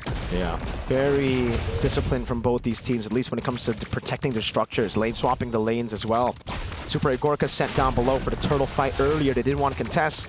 And at least when it comes to the macro, it's great for Virtus.pro, right? They have been on the back foot for the most part of the trades, but they know what to do. Here, bad caught. Oh, bad caught. There's the AOG as well, but will not knock up any single member. Boulevard tries to go for Sakai, but on the other side of the map, Yumes is the one taken down. SOD will be landing onto Stormy, and Innocent might just be the turnaround of Virtus.pro. Innocent gets to take down 1, but still, that's 3 members traded out by VP. That might be the first win Virtus.pro has found in this game in a pure team fight. Andoryu! Oh, the Phantom Execution, if that connected, I wonder how things would have changed. But just as we spoke about turrets, Virtus.pro get the first one away from SRG.OG. It was so close in the early game despite SRG's control over the neutral objective. 1,000 gold was all they had in the lead. And you can see with the team fight, despite it being also very messy from VP, you can see the targeting being all over the place. They managed to find the solution, and it was a big spear to land from Super Egorka. From down below, absolutely ridiculous accuracy from the young man from EECA. And now we've got a game. Both teams scale up pretty well. And both teams are playing for mid-game here, Brig. That was a firmness Moskov. Firmness Moskov dealing damage. AOG! AOG right in front of Crab. Oh, the flicker coming in as well from Badcon, immediately eliminating a single member from SRG before the turtle. Could this be a little different this time? Because VP, they're able to take a pick-off against SRG. Wow. I'm really impressed by VP. The miscoordinations we saw early on, it seems like one fight and they're back together. This is their wildcard form in the final. Super 8 Gorka picking up turrets for free as they set up for the final turtle of the game. Pluto. Oh, will Andoryu let go of this opportunity? Sekai still secures the objective, but Andoryu's unstoppable. Might just go for the kills. Sekai fortunately gets away, but still, VP, they're not letting up without a fight. Trades have been so equal this time around. VP get a little bit more of value. 2-1, a turret, but SRG did get the turtle. So it's a +1 value for VP here. Super Gorka, though, he's farming up to be a beast. Let's take a look at the items. Perfect timing. In-game equipment, it's not just the man in the gold lane, but it's the man, an import from the Philippines who's done amazing this game. Look at that lead. 1,000. Again, you have to remember, his purple buff got stolen. This hasn't been the best games when it comes to farm. Andoryu! He's almost legendary. 6-0! Primal Round! Oh, not Primal Round. Not just yet. It was the Phantom Execution. But somehow, Innocent still gets away, but not Kram! Oh my goodness. Someone has to charge VP for fraud. That was in the wild card, this was not how they performed. They were messy. Yes, they were good, but now Andoryu's going 1v1. Are they actually gonna? Okay. Back to the point. They're not playing the way we expected them to. This is clean gaming for VP. Maybe the first few minutes, yes, that was the VP we expected. You know, miscomms happening, miscoordinations little, small wins from SRG individually here and there. But it seems after the laning phase, this team has turned around so quickly. These fights have been so good, the rotations as well. And it's SRG who find themselves on the back foot, mainly Cram being very vulnerable with the CC on Vengeance, getting countered by the crowd control we spoke of in the draft. Pluto. Yeah, and he got such a good start too, but hold on, speaking of, it's Innocent who gets taken down this time, not the best one for SRG.OG. Sekai gets to trade, however, but Andoryu still going for it. 2-for-2 trade for both of these teams. But it's worth it for VP. They got both the carries, Skies and Innocent leaving the utility. Stormy in the mid lane. SRG still have the better control over the neutral objective here, so they will deny VP of a take on Lord, and it will prolong the game to a point where I think SRG can still pull things back. Yeah. It really comes down to a battle of team fights at this point. But VP have a Moskov. That's where the but comes in. Yeah. If Super 8 Gorka plays this well, this could be a split push angle that forces SRG into a crucial forced error. Yeah, and if SRG.OG in the fights actually get the shutdown onto Andoryu, I feel like that'll matter a lot, but will they actually get to do that? Innocent tried to, but he will not succeed. That's a kill from Super 8 Gorka. AOG committed by Pluto, but he's all alone in the middle of the board. But Super 8 Gorka, he makes it to the fight. Boulevard has to reposition, however, because Crab, with a beautiful use of the Vengeance, gets a double kill. And Andoryu, he's legendary, but they lose 3 members. Badcon, is he still going for it? The one time you don't go for the CC on CC, you lose it out. Now Phantom Execution as Cram gets the kill back. Badcon taking down Andoryu, looking for scraps, has to land the puncture, goes over the third Rose. Cram survives! Somehow he still survives, and Sekai's might get the shutdown, but still doesn't! How is Andoryu still alive after all of this? How is SRG doing it as well? We've got so many questions that we need to answer, that these two teams need to answer. Andoryu surviving, SRG winning despite not having Innocent in that fight. They want to fight again. Pluto knocked up. He's starting to hurt. Innocent is starting to hurt. Pluto won't be able to land the AOG, but Andoryu fights Sekai! But he might be taken out here by Innocent, and now it's Super 8 Gorka doing work, trying to look for the trades now that their jumper is down, but it might just be the disengage, it's just the call, because Yums and Cram hunt him down. 3 deaths, but he's still clutched. That Innocent, man, is ridiculous. Boulevard with the flicker out. Yums looking for the chase now, trying to cut him down, but Badcot's all alone, and it's a dive into him. One last Earth Shatter as Innocent picks up a killing spree and finally sets SRG's win condition in place. Those were like consecutive redemption moments for Cram because the sudden jump on his KDA, just look at that. If he was struggling to position himself earlier, he got the shutdown on 2 crucial heroes of VP, and then after that, just kept putting in the pressure, which led them to getting this objective even. Let's take a look at the fight again, a replay of it. Super Egorka zoned away. Now we see the brilliance of the Hilda pick. Maybe a lot of people, me included, don't like the Hilda pick, right? Because, especially in Rome, but he's done his job. Yoms was able to bait out so many of the resources from Super Egorka, tank so many shots from him that the rest of SRG can come down and beat him up. Cram, the most vulnerable member on the team to crowd control, is still the big prio. There's a fight going on in live cam view. AOG to defend. Let's take a look at it. Oh! Super Egorka finding Sekais. Will VP actually go for this fight knowing that their jungler is down, but they focus on taking down the Lord for now. That at least exposed all their inhibitor turrets, however, and somehow an advantage for SRG. What? Did Super Egorka get a solo kill? This guy's walk up too aggressively because he did land the SOD, yes, but when he did, Skies was already super low. So there was probably a fight before that, but speaking of the fight, look at this curtain call! Latched onto Pluto and Super Egorka! Beautiful targets for Cram, but gets knocked up right there by the Earth Shatter. Bad God, though, doesn't have the Primal Wrath, so they won't be able to find a way to fight back, not unless Andoryu looks for the trades, but the Thorn Rose doesn't seem to land onto Stormy! A desperate play from Andoryu, and SRG will capitalize on this. The experience of the defending MSC champions coming in the mid-game. 13 minutes in, and they're going to be knocking at the base turret. First one going down, SOD landing for Super Egorka. Skies! Could this actually be it?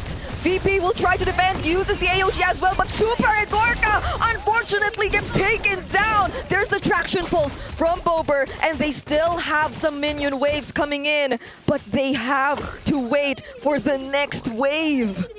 5 seconds on Andoryu. Wave is coming in, but it's a bit too slow. VP actually have a shot of defending. SRG need to get this wave into the base. Here we go. Did they actually go for the conceal? Bad Cut doesn't land their shatter, and Bober is the first to fall. Andoryu 2 won't more, or he will make it out alive and successfully clears the wave still. Those guys just died. What? Where? Did he get shot by the turret? Did he walk up too far? Or was the minions the one that dealt the final blow? There's a Lord! There's a Lord! This is a big mistake from SRG. Yes, they've gotten value. It's still value. Base turrets taken down mid and bot. But VP have more members for the Lord. 20 seconds for Skies.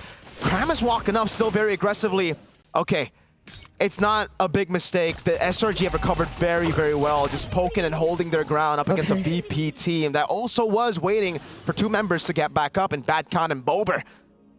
Okay, so at least it isn't necessarily an immediate transition into the Lord for VP, even though Sekai's was taken down earlier. And it seems like they'll need a bit more resources if they want to deal with Cram, unlike how it was for the first few minutes. Things have changed a bit, especially as Innocent has already taken his items. He's already full build on this Claude. But speaking of full build, oh no! Pluto doesn't go for the engage and instead gets taken down. So Pluto and Badcott, the true frontliners, they're nowhere to be seen for VP. There's no front line up against this SRG composition in the late game, man. Yoms walking up, canceling the recall, and it will be a 2v1. Super Egorka throws it out, almost catches Stormy. 2v1. Uses the Wind of Nature, but against 2, will he be still able to find a way out? Make it 3 indeed, and Sekais doesn't care.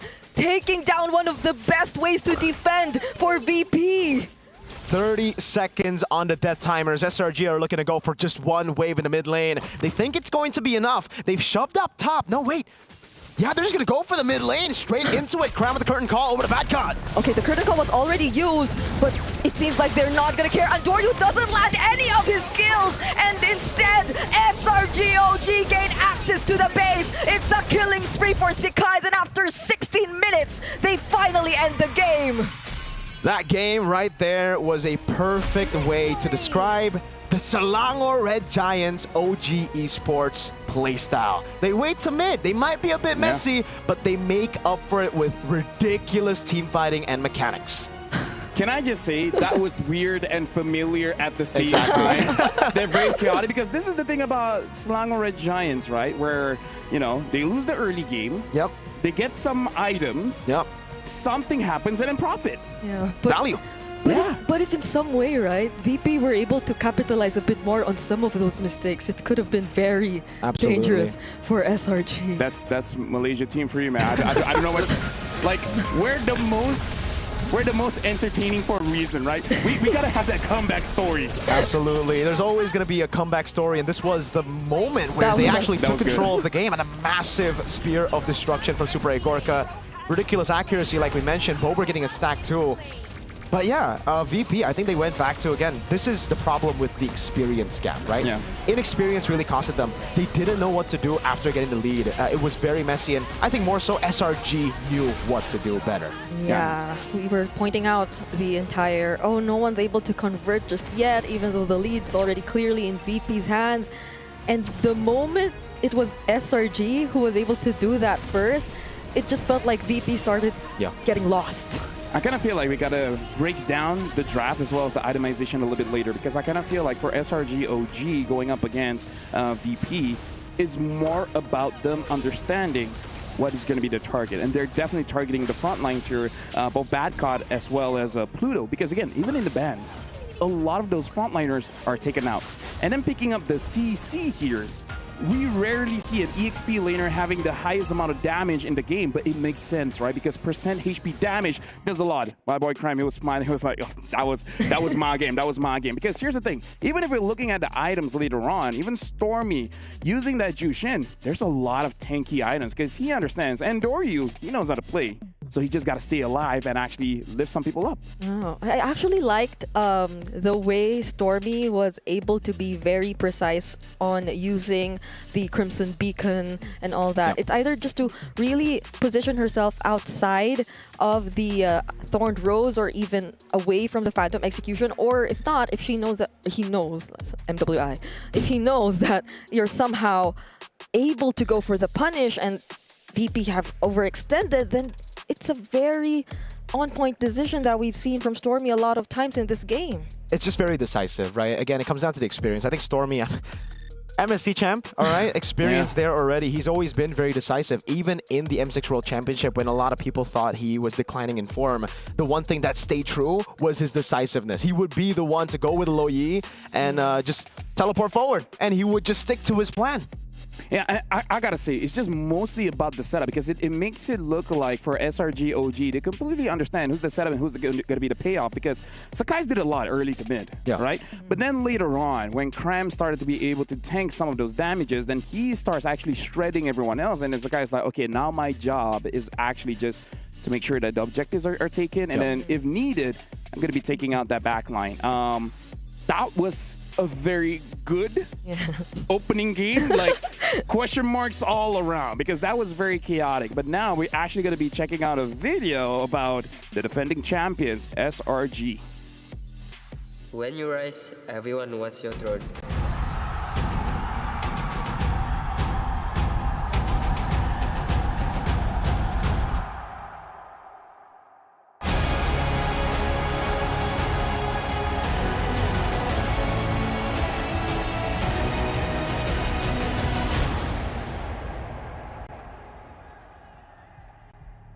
Last MSC is meant a lot to me and my team, especially when I got FMVP, I got extra bonus there, and actually it's like life-changing there to win that title, EWC and MSC, and I'm really grateful, and I feel like my career is getting better and more promising after that, after the winning. We reach the semis and then it starts to become very real. It becomes real that we actually have an opportunity at this. This team is clearly something else, right? I think most Malaysians were very emotional seeing that happen.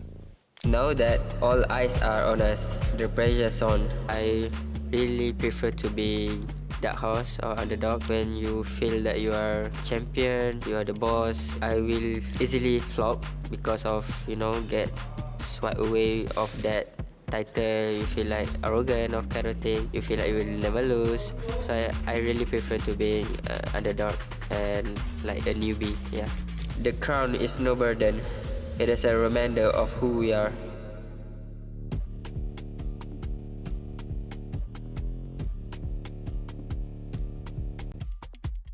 We really confident and we just trust ourselves. Try to do what we did last year. At least we can have a good place and be consistent at the international scene. The road's never easy. We have done it before. We'll do it again.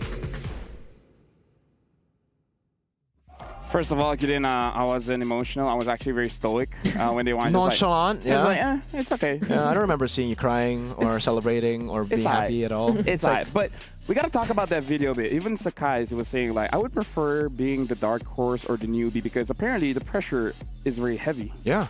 I mean, certainly, right? After going and winning MSC, just later on going to SPS over as well in the M6 World Championship, on that golden road, it definitely put a lot of pressure, a lot of burden on their shoulders. Yeah, but he did say the crown isn't, or maybe shouldn't be a burden. So it's sort just of wear a hat. Yeah, just wear a hat. Maybe just wear a hat. Maybe it should just be an MSC hat. Like maybe you don't need crowns are overrated. We're in 2025. Yeah. What? Virtual hat. Virtus.pro hat?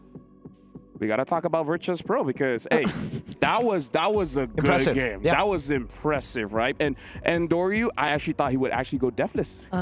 Yeah, until we saw just the little habits that he has shown in the wild card, but I thought had already been improved, had already changed. Turns out it's still the same Doryu. He does amazing in the early game with his template, but then once it gets a bit more dicey, he goes in for a lot of desperate plays, like very individual solo plays. I think that's the word. I feel like the entire early game has been such an Doryu show that when it came to the latter portions wherein they felt lost, it felt like he had to keep it going and he had to do so much. That's where we probably didn't see the coordination. It's like he got the spotlight early and he wanted the spotlight to stay on him for the entire game, but he needs to know that it comes down to Boulevard and Super Gorka to carry them in the later stage of the game. He needs to understand that, and here, a prime example of what we were talking about, the solo play that I would say this is a bad mistake. I mean, you saw in that play, you know what people always say. You chase after 3 chickens. Yeah. All the chickens are gonna escape, right? Because just chase. Go for one? The moment he hit onto Stormy, and then he was like, wait, no, I want Innocent. Wait, no, I want Cram. It came to the point where he's there, but he forgot his purpose. It's like, wait, why was I here again? Exactly. It's like that moment when you go to the fridge and be like, wait, what? What did I come here for? What did I come here? So that was what happened. So I kind of feel like for game number 2, I feel like Virtus.pro shouldn't really feel that bad because that was a good game coming in from them. So in game number 2, just tighten them up. Just lock in and they could do it. Yeah, because I feel like even for SRG, the early, it was something we also talked about like before we went into the game. So a lot of the expectations which were laid out were pretty much met, I guess, except the part wherein it got like really, really messy for both of these teams. But other than that, so long as they figure out how to hold on to that lead and how to be a little more composed together, I guess, then things could potentially be different. Yeah, and here's the thing. I feel like for those of you that actually check out the wildcards, you see the journey of Virtus.pro. But hey, in case if you guys missed it, let's actually check out the road to MSC for Virtus.pro.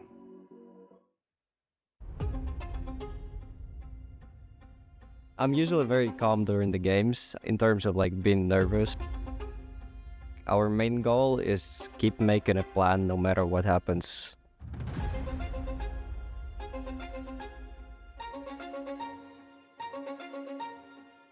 I think this achievement means a lot since it's our first international experience and yet we already got a win. So I think it also gives a good motivation for the next big tournaments, and now we have a feeling that we belong to the main stage.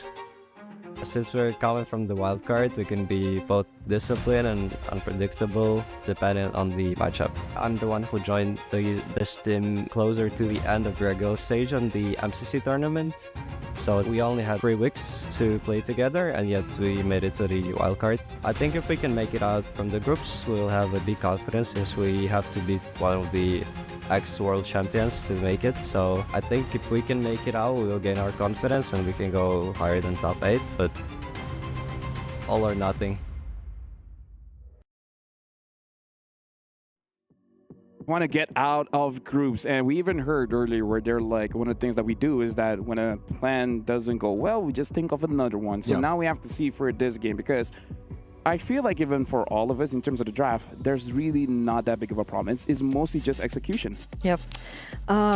There were, like I said a lot of heroes which I thought would come in later, but eventually came in a bit earlier, but still worked. The Jushin being one of them, but yeah, I think the draft went beyond expectations. I'd say like that's the way I could describe it, to be beyond expectations for me. So Fly Solo doing a great job. Real Solo. Real Solo now. Real Solo. He's not Fly, he's real. He's real. He's Real Solo. I wonder if he plans to change that again. But yeah, Real Solo doing a great job now.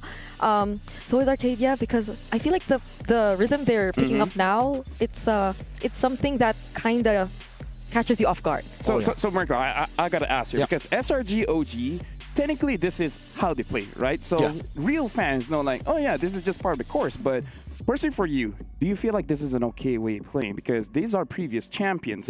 They should not make games look close.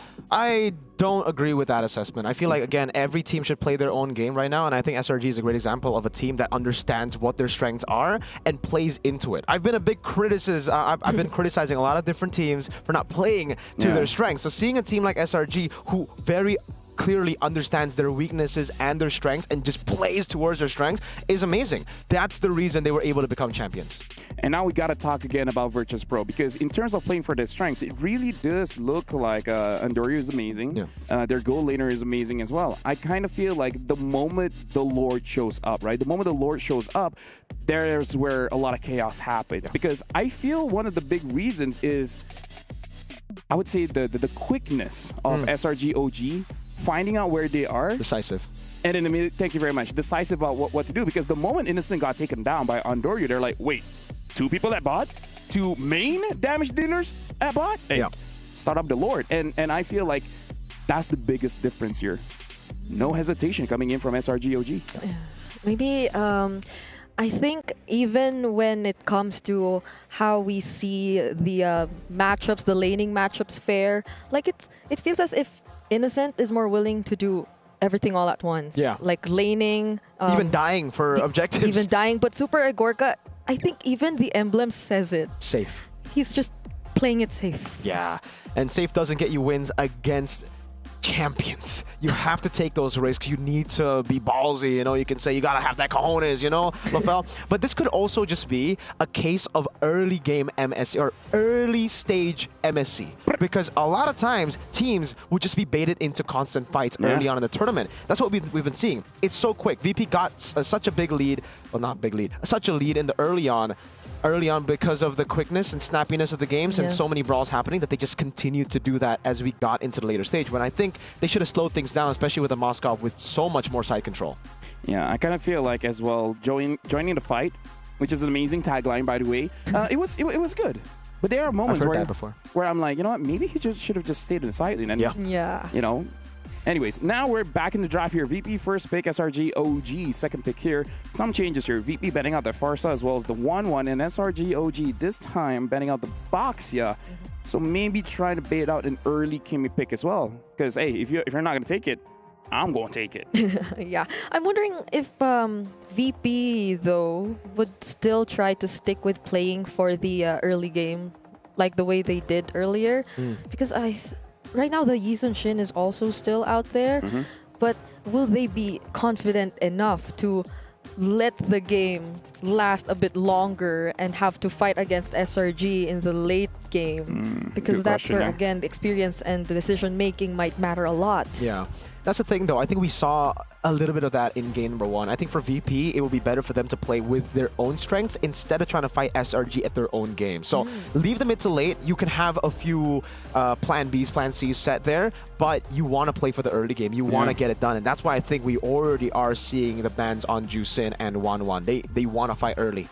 This is rock, paper, scissors, right? And it's all about win condition. Yep. Either I hit my win condition or you hit your win condition. So honestly, I'm agreeing with both of you here, making sure that if you're strong in the early game, then hey, try to win more. Because hey, I think like don't change the strategy, just win more. Say if you lead by 1,000, try to lead by 3. As the people in the comment section would just say, why are these teams struggling? Just win, Lamau. Yeah, just win, Lamau. Just break the crystal. That's such an accurate way to put it. But okay, it's been a while. Farsa Zechan not available again. So we'll be seeing different mid laners. I mean, today we saw Lu Yi. I mean, they're still like trying to push for this Kimi. It's like, hey, do you want a Kimi or do you want a Yusun Shin? Either or, we're going to have a good trade here. And they take away the combo that VP have been using in the wildcard with the Zetian. They're actually the ones that really enjoy going for Yusun Shin and Zetian. Yeah. Even though, Zetian hasn't really been having the best of days. This has been a pretty horrible day for Zetian. Just day one. It's just day one. Legit, just 2 matches going into 3rd. That's why the Kimi. Oh, Uranus got left open. Dude, I love Uranus. Yeah. When it's open, you just pick it. Exactly. Straight into Uranus.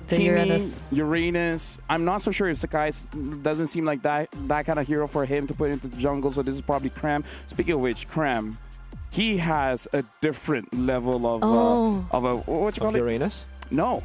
Not that one. Screening? Different level of confidence. Yeah, speaking of, will they go for CC again here? I actually hate the CC Uranus matchup. It's like you're nothing against the Uranus. Yeah, you get a few stacks in, and then once he comes back to lane, he's full HP, ready to go. To go Kalea. They want to get some. I think you need burst, and that's a struggle now because what's a mid laner with burst that's open? You know what? Hey, Lunox can work. Yeah, of course. I think just not in the gold lane. I'm sorry, but I was very angry earlier. I will say it now as well. I don't like it. All right, but now SRG.OG, they're picking up the Moss call. Again. So it's kind of like no. Yeah, not again, but in different hands. Yeah, different hands, of course. So now, SRG.OG, they got 2 of the main damage dealers that VP had in the previous game. Now, I'm really looking forward to what SRG.OG is doing because Yums, as a roamer, back in MSC last year, he was the game changer, right? He was the game changer. He set things up, but now he seems more like a zoner, you know, something like the Hilda and etc. So I just wonder, what's going to be the plan here? Are they going to push people away or are they going to set things up? But actually, you know what? Stormy is pretty good. He can set it up for his team. That's pretty good. Almost like he won last year. He's just like a prodigy or something. I mean, pro Diggy. I think he plays Diggy a whole lot. The CC gets banned, which is interesting in my opinion. We just spoke of this. Yeah. Usually the matchup against Uranus is it's kind of like a non-lane. Uranus just ends up out-sustaining your damage even with the curtain call. But this leads me to believe that SRG are going for even more tanky picks, right? So I believe maybe utility jungle, maybe a possible Gatot Kacha could come through as well. Yes, you don't want to see it on Skies, but sometimes you got to do the dirty work to win games, man. It is what is it. So you're saying there's a chance this actually is that much of a flex pick still. Yes. What, Uranus in the jungle? Yeah. Uranus in the jungle, Uranus in the XP. I kind of feel like Uranus can go anywhere. You know Rekt? Rekt? M1 world champion? He played Uranus Revitalize in Rome. Hey. He lost, but he played it. Yeah. I like that mindset. Yeah. He lost. Is what is it? But he made it work. Now, the final ban here, they're banning out the Gatot Kacha as well as the Matilda. Wait. Okay, we're waiting. No. Okay. No, you asked us to wait. No, I mean, the Badang is still there. That's true. That's true. You're not wrong. What else is there? The Badang is still there. Although, we don't know the mid laners. For VP, yeah. For VP, yeah. It is quite tough right now because, they do go for the nice call. There you go. That's the Badang pick up for SRG. VP need the front line now. They already have 2 marksmen. They can't go triple marksman now. The Kimi is already on the other side, so mid lane's gonna have to be. It's very awkward because usually the go-to is kind of like a Valentina, but at this point there's not a lot of ults. Yeah. And Selena, no. Oh wait, Eve. I think there's too much mobility. It depends on how VP decide to play this because they're already kind of like they're very front to back. Because I feel like at least don't lose the lane against Kimi, you know. But the VP does like to go for unique mid duos. There you go. That's the Lunox. Hey, it's not gold lane. Okay. I mean, like, called it, right? Called it. Esmeralda too. So this is the matchup in the XP. It's a battle of no, you sustain. And it's like, no, you. And then we just keep on going for 50 minutes. It really does feel like two exes going for lunch. It kind of feels forever. Yeah, it's just awkward. You're there for a bit too long. Like you pay, I pay. Who's paying? Do we run away? Someone just leaves. But if we actually break records, though, and go for a very long game, no. We could. Hey, Break, you are like, you and Chantel have this thing where games just go on for Hayabusa. All right, so it's not. Huh. Oh. Okay, there you go. Hayabusa. Very interesting here. Yeah, the Lunox is actually not bad against that, no? Pretty good. Pretty good, and Uranus is the only tank that can get shredded. Yeah, and I think I saw a matchup. The Uranus will really not like this Lunox. Oh, yeah. Speaking of Chaos and Uranus? Hey, Chaos is the game. So now, good luck to the both of you. If it does stretch out to be a very, very long game, you're going to help us.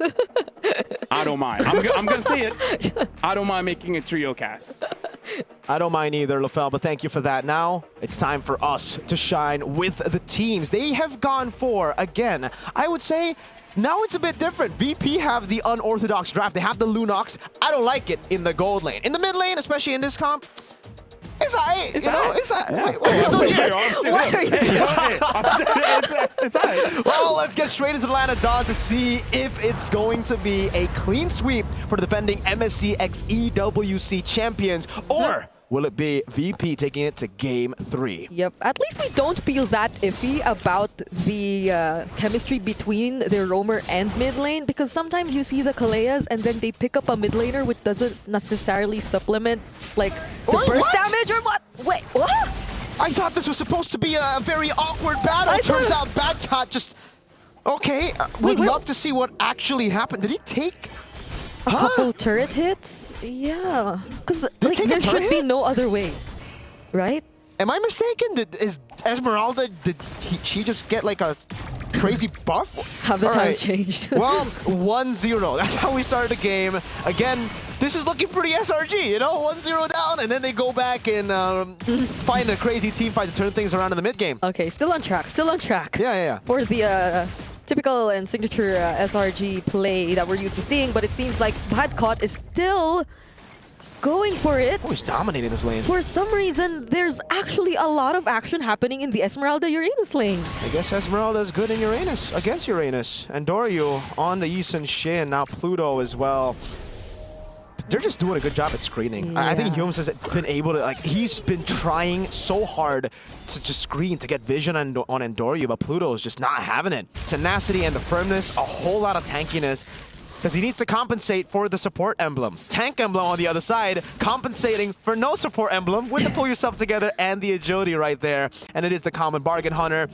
I guess Lethal Ignition is kind of interesting. Badcott ganked. Okay, that's 4 members trying to take him down, but somehow, with the sustain, he still survives, but Cram gets last hit, however, and now Bober, using the Chaos Assault and the Flicker, will try to take down Cram and successfully will. And Doryu forced to dash away because of just how good SRG is trying to control the Turtle Pit, but they get back, and they're still going for it. And Doryu's picking a fight. Yuz might just be taken down, but that's the light ultimate already committed by Bober. It's just such a back and forth between these two teams in that objective. Just like in game 1, but SRG want to keep going. Cram walking up to zone them away. Yums will be able to recall. And SRG, they gotta respect VP, dude. Yeah, they were able to, you know, out team fight them in the previous game. Bober! This is such a nightmare for a Uranus. Bober seems to have his eyes set on taking or making things very difficult for Cram. Doesn't like Uranus. SRG, again, just you gotta respect it, right? VP, especially in the early phases of the game here, they're going to have more of a say when it comes to longer team fights. SRG with the Hayabusa, you need to get the burst down early and go for the execution. If you don't get a big kill with a shadow kill, it's kind of already cooked. You just have to back away, especially when you're up against someone with constant passive crits in the Yisun Shin. Yep. I'm liking how they're really watching out for that Yisun Shindo. Oh, Tsunami Slam onto Humes, and they have enough damage to actually burst him down. And Bober still going for the damage. Takes down Stormy too. Sakai's trying to trade, but that's 3 members. And still, VP actually win that fight. Super Igorka. The nitpick, the criticism was you're a bit too safe in game 1. He says, it's all right, I'll just pick a safer pick. I don't have to take risks. I'll just shoot from the back and get some crazy kills. SRG on the back foot, but this time not in their comfort zone. This is a 2,000 gold lead for VP.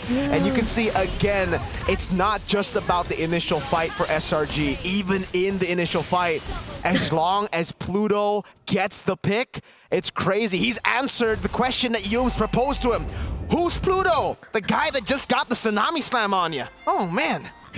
And Pluto feels so confident in all of those setups because of Boulevard. Boulevard, he's just able to provide the right amount of damage and even a little bit more even when the Chaos Assault is over. But Traction Pulse committed onto Boulevard. Almost half HP. Andoryu though, will he freely secure this turtle even with the presence of SRG? He does! Sikai's actually uses the Retribution there, but he doesn't get it. And Doryu's just farming aura at that point. Skies with the red tree, Skies with the move. Cram trying to open up, and Doryu just says, eat this arrow, turtle, and takes it. Virtus.pro holding the lead again. Yums, Tsunami Slam. There you go again. Yums is always the target. But will Sikai's actually try to take them on this time? Splits the damage for 2, but is enough to take out Pluto. So it's a 1-for-1, it's just the roamers which were taken down. But Super Igorka got a whole lot of space in the bottom lane. Now it's a turret for free to VP. As Cram tries to cut in these lanes to relieve pressure off the rest of the map, but VP are just constantly rotating. This definitely does seem like the early game we've been seeing a whole lot from VP in the wild card. And Cram's trying to cut, but VP are the ones cutting SRG's Cram's movement. And Doryu, Mountain Shocker. He had to pass under that turret, and that might have been bad for him. Once again in the mid lane as well. There's action as they take Stormy out. Stormy and Cram. This is already a 4K gold lead for VP. Stormy had Purify, falling star moves. Skies can't even walk in his own jungle. Doryu! Okay, that was close, that was close. Oh, Skies goes back! A risky move that does not pay off. It was already a 4,000 gold lead now. And Doryu's gonna have a whole lot more to say. 2 levels ahead. That's another Tsunami Slam. Uses the flicker, but it was well worth it. Mid-tier 1 falls for SRG, and now they gain access to the purple buffs, to SRG's farm, and that's what you don't want to happen as Sikai's. Those were such risky decisions we've seen from SRG so far. And Innocent taking 1 or taking 2 members, trying to at least, but he cannot do that. I was just about to say, Brigida, that SRG are just gonna have to fall back to plan C, which is play for Innocent, but he gets caught off staying a bit too long up top, punished by Virtus.pro. And now what is plan B? What's plan C? I don't know. It's 11-3, 6,000 gold lead for Virtus.pro. You can see the SNB gold difference. Oh no, Cram again trying to cut. How confident is Andoryu now taking on the Uranus? And with just the help of a single bullet from Super Igorka, able to take down the tankiest member in SRG already. This is not looking too good for the Red Giants. You put the perspective in the right place. Yes, ladies and gentlemen, that guy right there who just got shredded down by a Yisun Shin is the tankiest member on the team. Boulevard is going to now shred through everyone, not just Cram.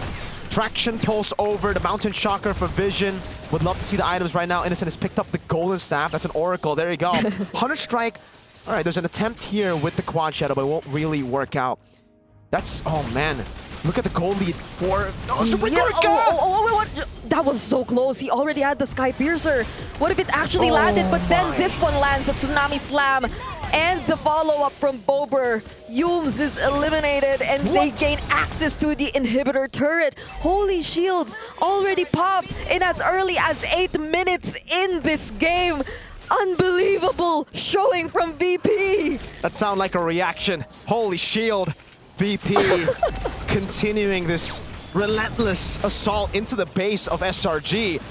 Mountain Shocker there with a falling star move too. They really tried to read Stormy's move. Cram pinning them down. Oh, he actually surprises them from behind, but still Sikai's burst it down. Cram forced to flicker just to make it out alive. And Yums, it's a double kill for Super Igorka.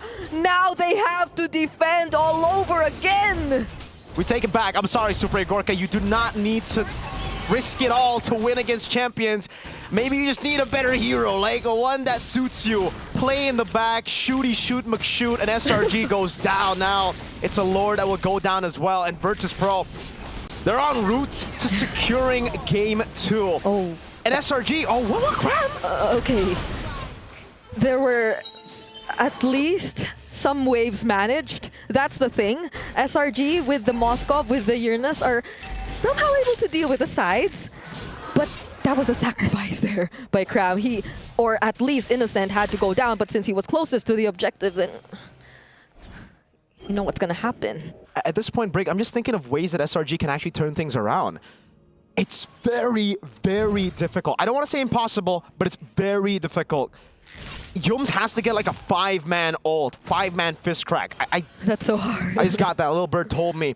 Wind of Nature already too. So even if they do get a pick, like they go for a big stun, great initiation. There's ways. You gotta understand the yellow from Boulevard too. Now Shadow Kill. There you go. That's an attempt. Oh, that's a lot of damage. But look at that Tsunami's left tidal strike combination, just denying the last hit. That potential kill onto Andoryu. Now making it 4v5. Boulevard goes in, uses the Chaos Assault, but all they want is the inhibitor turret in mid. Pluto gets taken out with the falling Simon coming in from Bad God! Goes in into the base. Now it's Andoryu picking up the scraps. Mega kill. One last shot again. Another Innocent trying to save the game, and he falls to the bullets of Super Gorka. We've got a series in our hands. Game 3 for VP versus SRG. Oh my goodness. Wow, wow, wow.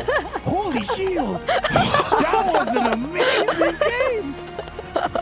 Dude, here's the thing. There's so many questions, right? So many questions that I don't even want to ask right now. Like maybe when everyone has left, then maybe I can ask, you know? But still, that was a game. No, we're looking at the replay. Can I just say, Pluto, man, Pluto. I love when Kalia players have no hesitation. And as a Kalia player, you will have no hesitation if your mid does damage. And the mid does damage. Boulevard had such a great start. He had a nuke in that ult. When he got the... Bobbering. Right? Bobbering? Bobbering. That's what he did. He was bobbering. Hey, this game was all fine and dandy until Boulevard said it's Bobbering time. It's Boulevard all over the place. When he got the Genius Wand, things were just a lot more difficult for SRG to manage. I feel like it was already difficult when level 1. Oh yeah, that too. Krem already died. So. Yeah, what happened there? I would love to see a replay of. Honestly, I have no idea. Like the only thing that I can think of is just that he tried to cut the wave. Yeah. And then just free hits. Got punished. And he's just like, no way, this guy's gonna kill me, right? Yeah. No way, right? And he'd be like, holy shield. Holy shield. But really though, like, was he actually under the turret that early? I mean, I don't. There's no way he took a turret shot, right? There's no way. So, it could... Did Bad Cut level skill 2 up first? Was that how he dealt enough damage? It should done, but maybe. Like, that might be the... Yeah, because like, the damage comes from skill 2. It could happen, yeah. Yeah. And his name is Bad Cut. He's a bad boy. And he's caught. Caught? That I don't know, but hey, we got the bad part. That's in Malaysia, it's caught. Caught. He was caught. Yes, exactly. But wasn't he the one who like caught them? He caught Cram. Okay, Super Gorka. We tried. Like Super Gorka, like you said, shooty McShoot, man. Yep. Just stay in the back, and then deal some free damage. And then getting those kills. 904. Yeah, he's got. Although I do have to say, like probably not the MVP, but Pluto. I feel like because of him, no one from SRG.OG could do anything. Even Skies made a desperate play. Maybe just one more shuriken, maybe just one more basic attack and he can get something. Yeah. And then Pluto is just like, let me shoot you to Mars and then back on Earth. I mean, Pluto. Yeah. Mars, Pluto. I gotta say, yeah, I agree with you. I think Pluto is definitely the MVP here coming into this matchup. Just knowing, dude, the targeting was so good. Every single time as well, just playing around Bober. Or was it Bober who just played around Pluto? Anyways, coordination was there. Synchronization was on par to beat SRG in game number 2 here. Yeah, and things were so much easier when there was no one in SRG who could actually deal with Bad Caught, because looking at it now, they at least just have the glowing wand to deal with the sustain There's that's no defense. coming. I mean, even for Pluto, right? There's some defense that you have. There's sustain you have to deal with, and I mean, this is a fleeting time pickup also from Pluto. So now I understand why there were endless tsunami slams going on. Talk about the Oracle. Yeah, though. I was about to bring it up. Like, why Oracle? Yeah, because you increase your shield, but Esmeralda kind of likes exactly. that. Yeah. No, honestly, there is a lot, but I like that my simple analysis was correct. Okay. Which is just do what you did, just win more. Right? Just break the crystal amount. Instead of winning by 1,000, try 3. Then 9. And then 4. Oh, they did that, yeah. Right. So, hey, sometimes the simplest things is the most correct one. Right now, we're looking at the star players here. Super 8 Goka, Rich Guy to carry. Bad Cod. Wow. The EXP laner. Wow, that's impressive. Damage dealt per minute. Per minute. On the Esmeralda. Dude. Yeah. Again, he was just going through all these shields, right? You said the Badang got a bit more shielding with Oracle. Ow. Lunchtime by Bad Cop. Pluto as well, best wingman. I had a point to bring up earlier. Oh yeah, so just look at the tanks. Enchanted Talisman first item, he had to go for that. Yep. And Dreadnought Armor, right? So again, it just gave Bober so much free room and gave Pluto so much free room to target whoever. Usually you don't want to target the Badang, you don't want to target the Uranus, but at this game, anyone's fine. Legit, it'll be Ludox going, hey, go for it. Pluto's like, which one? Yes. Yeah. Any. No, I kind of feel like this draft is Virtus.pro. This is them, which is, do you want to fight? Yes. When? Yes. Who? Just yes. Just a whole lot of yes. Right? Just at any point of the game, if they want to start a fight, they can. And the best thing about them that not all of the teams do is that they can finish that fight. Yeah. Because some teams, they started, but they can't finish it. And their PO, look at this. So beautiful. Maybe they shouldn't be PO. fearing the team fights too much. Because based on what or how they played this, so long as they're the ones able to start things off, then it seems like they can actually focus on the team fighting up against SRG, especially if they always find them in this kind of position. Because admittedly, we did feel that in game number 1, VP did feel a little too cautious about what they were trying to do. But when it's like this, it's an entirely different version. And even SRG couldn't handle it. I mean, something I tell my dad all the time, throw caution in the air. He doesn't understand why I say that, but I just like saying that. Okay. And we heard the war cry coming in from the players here. VP is feeling good. SRG.OG feeling you know? And here's the thing. Between both teams, I would say Virtus.pro has less pressure here because now they have the momentum. Exactly. And if they win, that's huge. They're a wildcard team from a non-MPL region up against the defending MSC champions who have dominated Malaysia for 3 seasons back to back to back. So you could definitely tell who the pressure is on right now. Yeah, I mean, Pluto did say it, that if they ever get through the group stage, that'll mean so much for them, because that means they'd have to at least deal with some of the biggest threats. And if they do that in as early as their first match, then that's a massive statement which will put SRG in danger of defending their crown because they only have a single life remaining moving forward. I don't like day 1. We already have to shift our tier rankings. Happens a lot, apparently. Day 1 is just like, oh, wait. Give me a sec. Give me a sec. You go here, you go down here, you know, just gonna give you new coordinates for you to go to. But now, this is match point. VP wins this one. It's gonna be the biggest upset for today. I gotta say, Onyx just now, even we were nervous after game number 1, but I feel like this is nervouser. Nervouser, especially for you, you know, as... No, I'm nonchalant. No, okay. I'm nonchalant. So he's nonchalant. I'll just pretend I didn't see him reacting. Oh, yeah. The entire game. Dude, the entire game, I was like... Huh. Oh. That was me, the entire game. That's accurate, you know? Yeah, but anyways, now, what do SRG do, right? Because we already brought this topic up. Play better. There you go. See, sometimes the simplest thing, just play better. Just play better. Maybe don't die level 1. Okay. Crazy idea, crazy. You want to shout it out to Cram? Hey. I don't know if you can. They're just behind us, so, you know. Like, technically we can. But don't.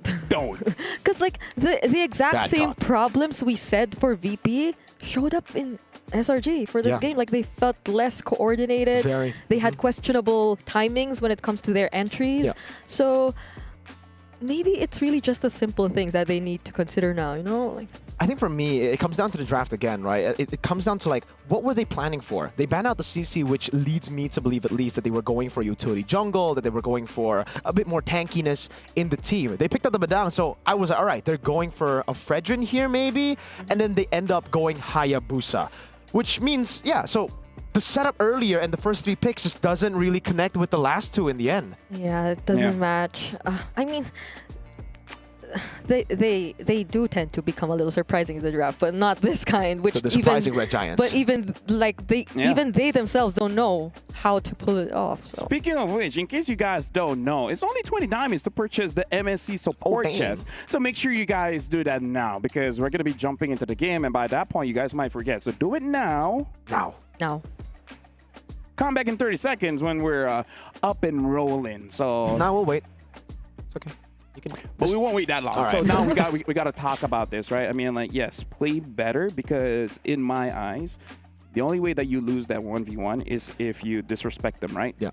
Because I don't think he would do that in, say, against MPL regions, where he's like, okay, I'm definitely going to be punished, so I'm just going to be playing it a little bit safer. The moment I see this is a bad trade, I'm not going to go in, because the thing about people actually going is that they want to get level 2 very fast, because most of the EXP laners, they need level 2 for a dash. Yeah. So I kind of feel like that's the thing, where the Esmeralda understood that he had no way to leave.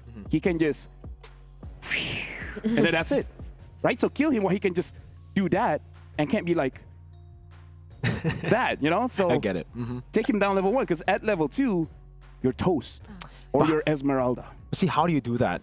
Just with the delay in the jungle, it actually creates a safety net for a lot of the laners in the mid lane and the gold lane and the XP lane. It's tougher to gank early on. You don't want to go level 2 right off a purple buff or right after first buff into a gank, because that would cost you a lot, especially up against very fast clearing jungles on the other side. Yeah, I'm trying to recall, what battle spell did Cram have? Purify, right? Flicker. Oh, it's Flicker. Flicker. Cram, Flicker, But yeah. he still... Yeah, Stormy Purify. That's true. He had Flicker. That's a good take. That's a movement. Hey, no, just kidding. They're focusing.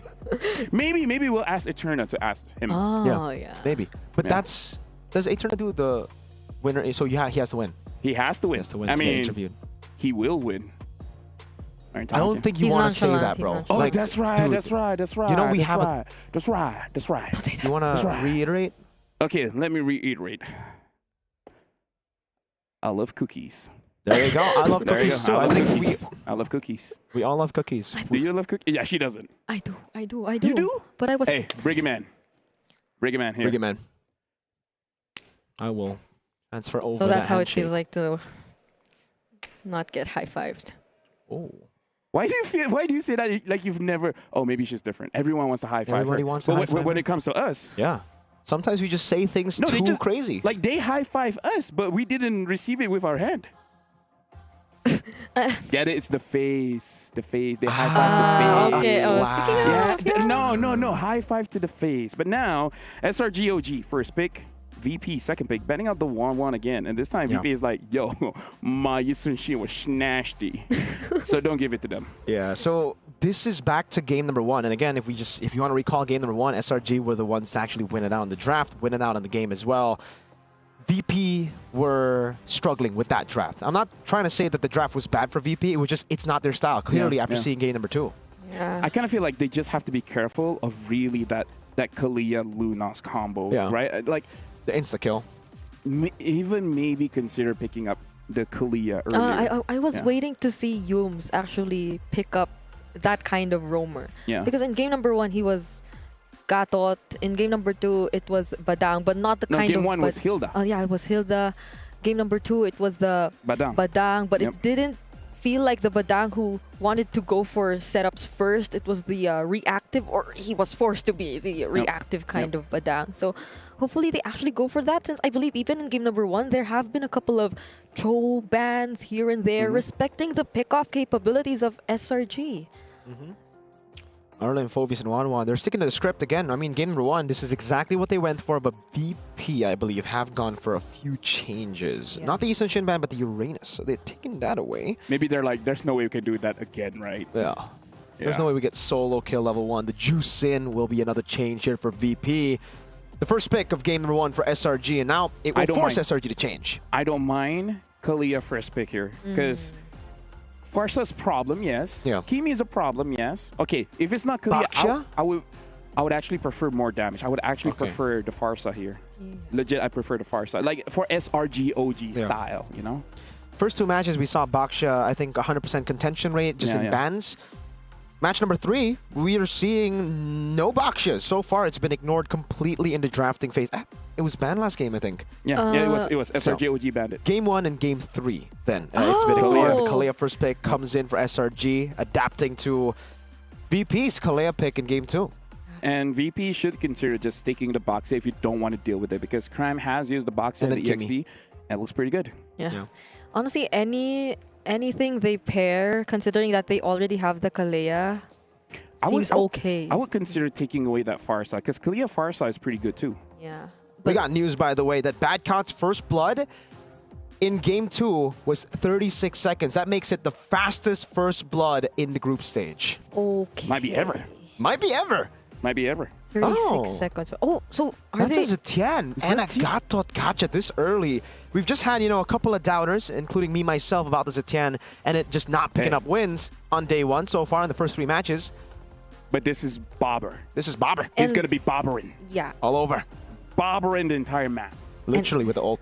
And I'm liking the pairing with the Gato. Because like you can go Fury of the Phoenix, and then there's an immediate AOG, so you can like layer all of your skills together and let your damage dealers do their thing. Lancelot, please, or Baxia. Oh Lancelot, Baxia with this Farsa, and SRG.OG has a good draft. Yeah, there you go. Great pick. Great call from LaFell there. Farsa and Lancelot. This looks to be a very, very good composition for SRG here.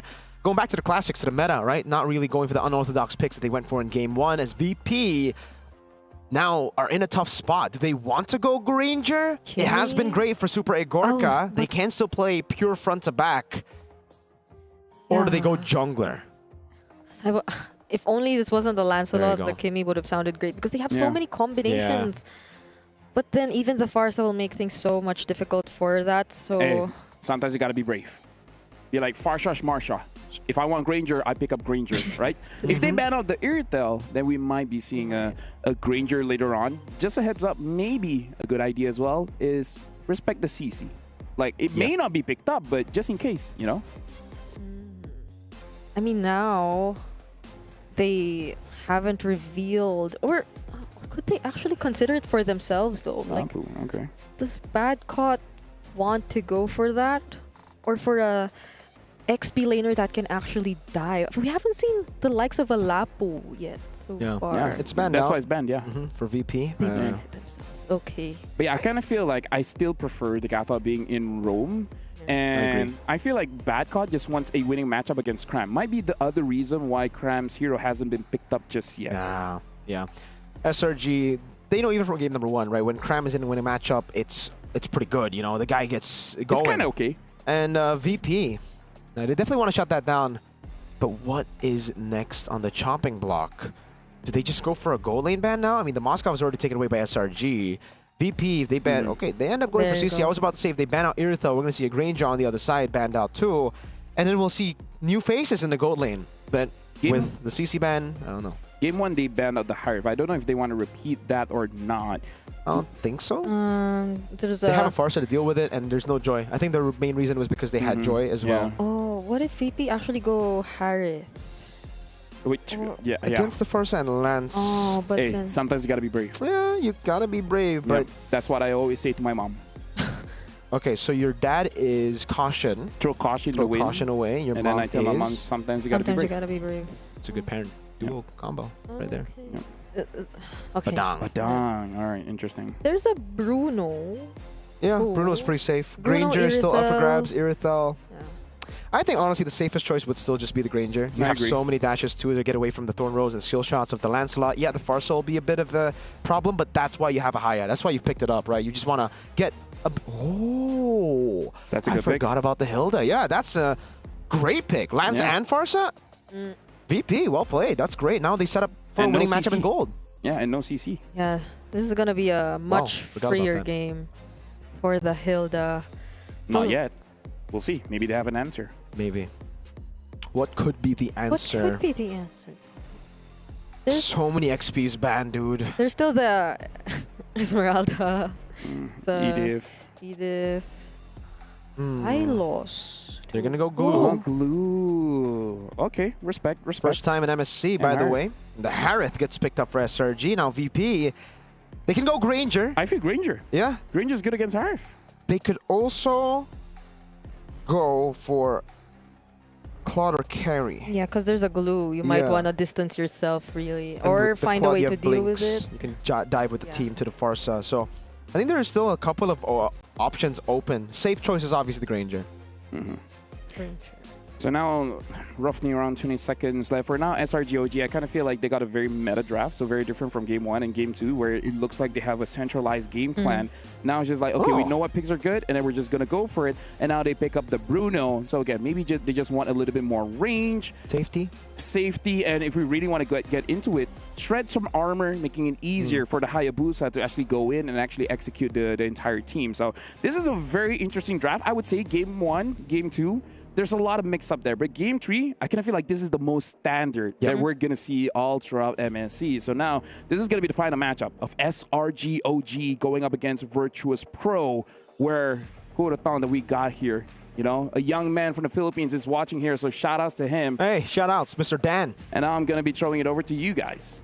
Thank you so much, LaFell. We are going to get ready here, ladies and gentlemen, for the final game of this series. Virtus.pro have fought tooth and nail to bring it to a Game 3. And it comes down to the land of Dawn. Natan is flying in the air to bring us into it here for our final game of the series. Here we go. SRG versus VP. I'm liking how both of these teams have adopted so far in this series. The way that we're seeing VP finally go for that really team fight comp as well. I mean, even just looking at the Bruno, it does feel like this is the type of play from Super Egorka that's really gonna go for the fights against SRG. So let's see what the plan is gonna be this time around. Is the early game still gonna pan out the exact same way so far? Because Pluto was already forced to use that Revitalize. Great pressure coming in from Cram so far in this game compared to game number 2. Yeah, good stuff. Emblem builds here, the Bargain Hunter for the Harith.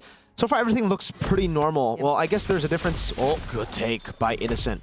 There's a difference in the Kalea, right? For Pluto, he liked to go for the pull yourself together and the agility. This is a tankier take with the firmness over the agility. On the other side, Master Assassin for Super Egorka, really trying to win out this matchup. So this is adding to what we just mentioned about Virtus.pro changing things up, adapting to what they think or what seems to be one of the best ways to deal with SRG.OG and their playstyle so far in this game. And it seems like the action in the mid lane is still on. Will Pluto actually go for the Unbreakable though? Might not for now. So they just resume the farming and play it very cautiously in the first few minutes of the game. The first objective might be the actual fight. Yeah.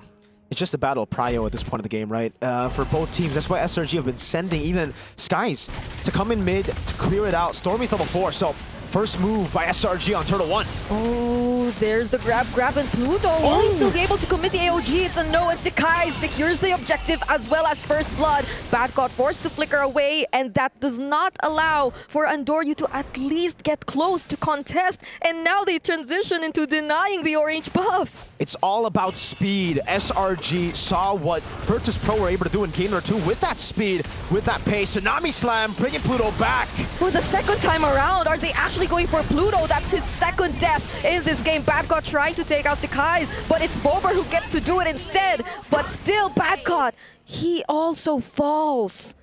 2 deaths on Pluto, 1 death on Badcott. Overall, it should still be worth it for SRG here, especially if they deny this trade in the jungle. Innocent's walking up, Yums too.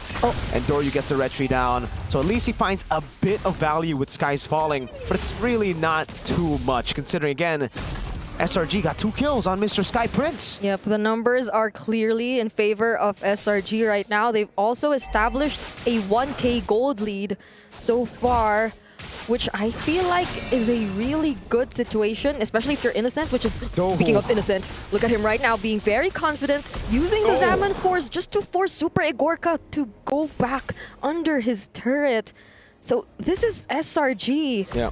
This is the team, this is the experience showing up in terms of holding on to the lead or actually trying to make it grow. This is why, personally, I wouldn't think of the Bruno against the Harith. Like, you're not really a big bully in level 1 to 3 against the Harith. And once Harith gets level 4 into a book and just a book, you get the ultimate dashes, unlimited dashes on the Chrono Dash with the Zaman Force. Yums! Oh, that's such a quick rotation from Stormy as well as Yums. A very decisive flicker and Tidal Strike as well, but the counter engage takes down Yums, but the Zaman Force, the cooldown is already gone. Now they actually try to go for Pluto, but Andoryu makes it just in time. Will he be able to cast the Yogi Shadow Kill though? He will! And Stormy gets traded down, but the fast execution!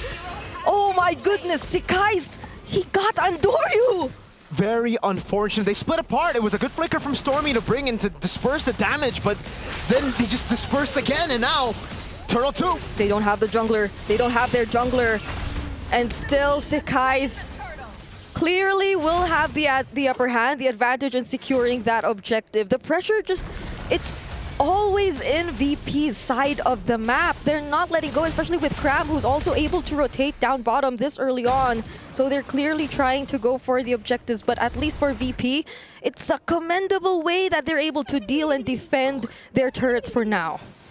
Super solid from SRG, that pace that they've been playing with. They've literally just, again, adapted to VP style. In game number 2, VP were the ones constantly fighting, constantly getting the early setups onto neutral objectives. This time, it's SRG. They're first into the fights, they're first into neutral objectives as well, and everyone wants smoke. Even Innocent in the bottom lane, constantly going for 1v1s, feeling confident.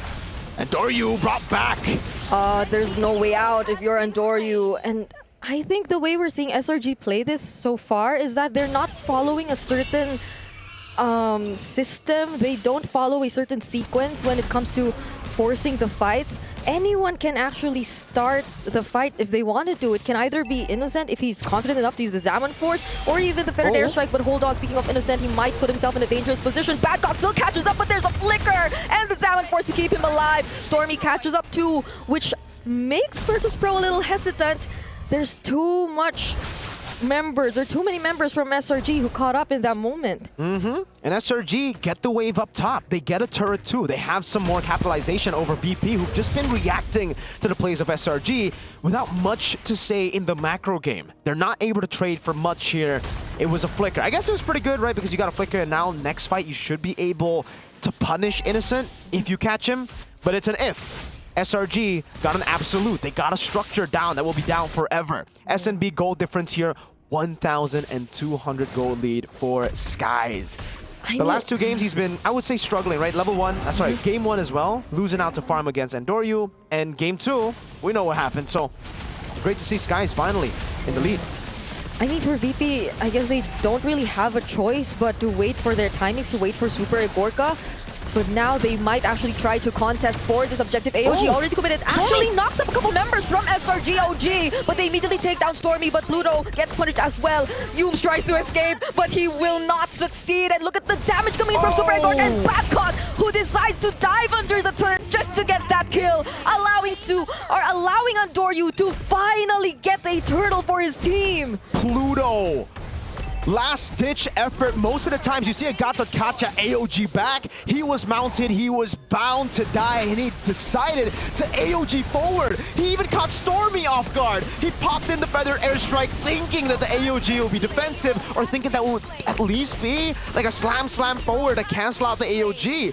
Miscom by SRG. Great punish by VP. The team fight capabilities right now. And yeah, the flicker wasn't used. Not by Stormy.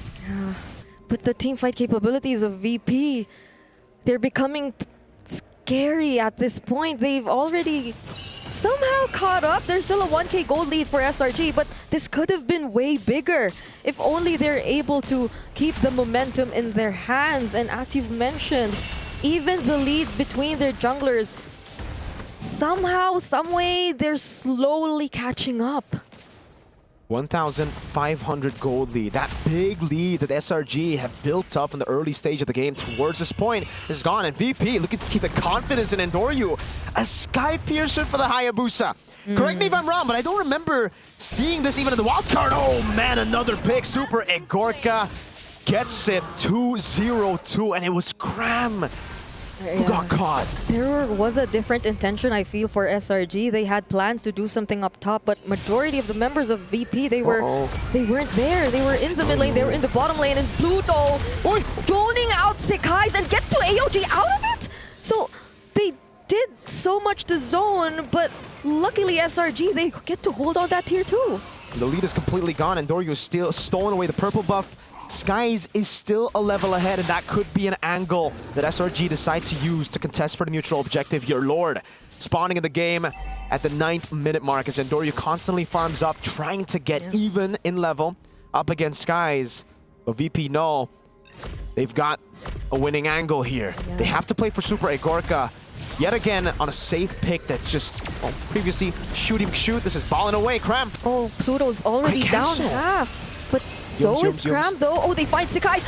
They go for the Tsunami Slam onto Bober. What a beautiful target for SRG.OG. Innocent also using the Zaman Force might just be able to get another kill, but the AOG immunes him for a while, but not for long. Ogi Shadow kill also committed as well by Endoryu, and that might not be enough anymore for Virtus.pro to keep going with this fight. Super Egorka chased by 4.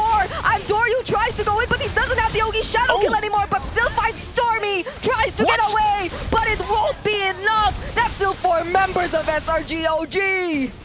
The recovery from the Selangor Red Giants. OG Esports now straight to the Lord. 10 minutes in, 2,000 gold lead back. So they're back where they're left off. Not completely, but they're on the way there. Virtus.pro, Bober way too aggressive, standing up front, not respecting the concealed potential of Yums, and he got caught. He got caught hard. Everyone wasn't really able to recover from that position. Everybody was just throwing in skills, even Endoryu. He walked up with the quad shadow, got the shadow kill in, but he was stunned right as he went for the quad shadow. So it ended up being a very awkward shadow kill that got, I think most of the damage was actually on the Lord. So very unfortunate for VP, for SRG, back to plan A. Going with the snowball, utilizing the Lord, 4,600, there you go. That's where they left off. VP need to be a little more careful about when or where they position themselves, especially for heroes like Bober, because he wasn't able to even use the Fury of the Phoenix anymore to scout the other members of SRG.OG, but Endoryu with that single combo and the Fettered Airstrike, he gets deleted on the Hayabusa, even with the quad shadows. There's no way out. And the Holy Shields, once again, they are already down. But this is the punish from VP. They find Innocent. Sekai's, though, still a massive threat. So they focus on taking down the Lord for now. But Sekai's, he just won't stop. He will have to stop, though, now with the Holy Defense already taken down the Lord. Virtus.pro, what a crazy engage yet again by Pluto. He saw an angle for Innocent, went for the taunt, got the AOG. Now the airstrike used up. Pluto holding the line down. Bad God was only trying to zone to get some space, but he cannot do it alone anymore. Will Endoryu try to go for it again this time? Ogi Shadow kill, but it splits between 3 members. Sekai also looking for another kill. Fortunately, there's a flicker for Bober, and now they disengage. But not for Endoryu. He still might want to go for it because the Fury of the Phoenix is committed. But the iframes, the Thord Rose, that was a close call for Sekai. And now Stormy fights Super Egorka. That's why you want Stormy on a carry pick, a flicker forward to punish an overextending Purify Super Egorka. Great moves by SRG, and yes, the reaction time locked in completely. Even though Skies was far away from what could have been a threat, he was locked in, he knew that was coming. Went for the Thorn Rose, dodged away from it, and now without Super Egorka, they're sieging in the base yet again for a base turret, and they'll be happy with that. They gotta keep discipline. They know that VP have many ways to still turn things around despite the 7,000 gold lead, so they have to take it slow. The feathered airstrike is such a problem at this point for VP. I mean, they have the Hayabusa, but now that Stormy's always protected by the other members of SRG, or at least beside another member of SRG, makes things so hard for Andoryu to find the right pickoff. And I feel like that's one of the biggest things that they have to figure out now that they're forced to defend for majority of the game. How do they actually find that one single pickoff if SRG are just always grouped up and their tankiest frontliners, they can't find a way to deal with it just yet? I mean, Super Egorka, I feel like he already has the Malefic gun. Yeah. So somehow there's a little bit more of range to it. But if you're forced to disengage just from joining the fights for a while, then how could you maximize the passive of the Bruno at this point? Skies walks up. We're also reaching a point where Badcot's really struggling to stay relevant. Pluto walks up. Yumsen innocent from behind, knocks up two, and without even the Zaman Force, just the Thorn Rose already eliminates Stormy and Bober. Pluto trying to walk back to the base, but Badcot and Doryu, what can they do if their paths are being blocked like this? Still has the Quad Shadow, so we'll find a way to go back.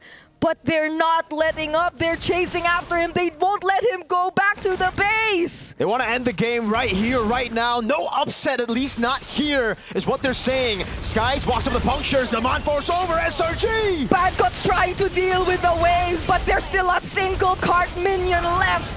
And that is it for Virtus.pro. A great showing, but the series, it falls into the hands of SRG.OG. The war cries over from Selangor Red Giants OG Esports. Right as they won, it was a bunch of, hey, walking over. Hey, they were face to face. That's a lot of heat.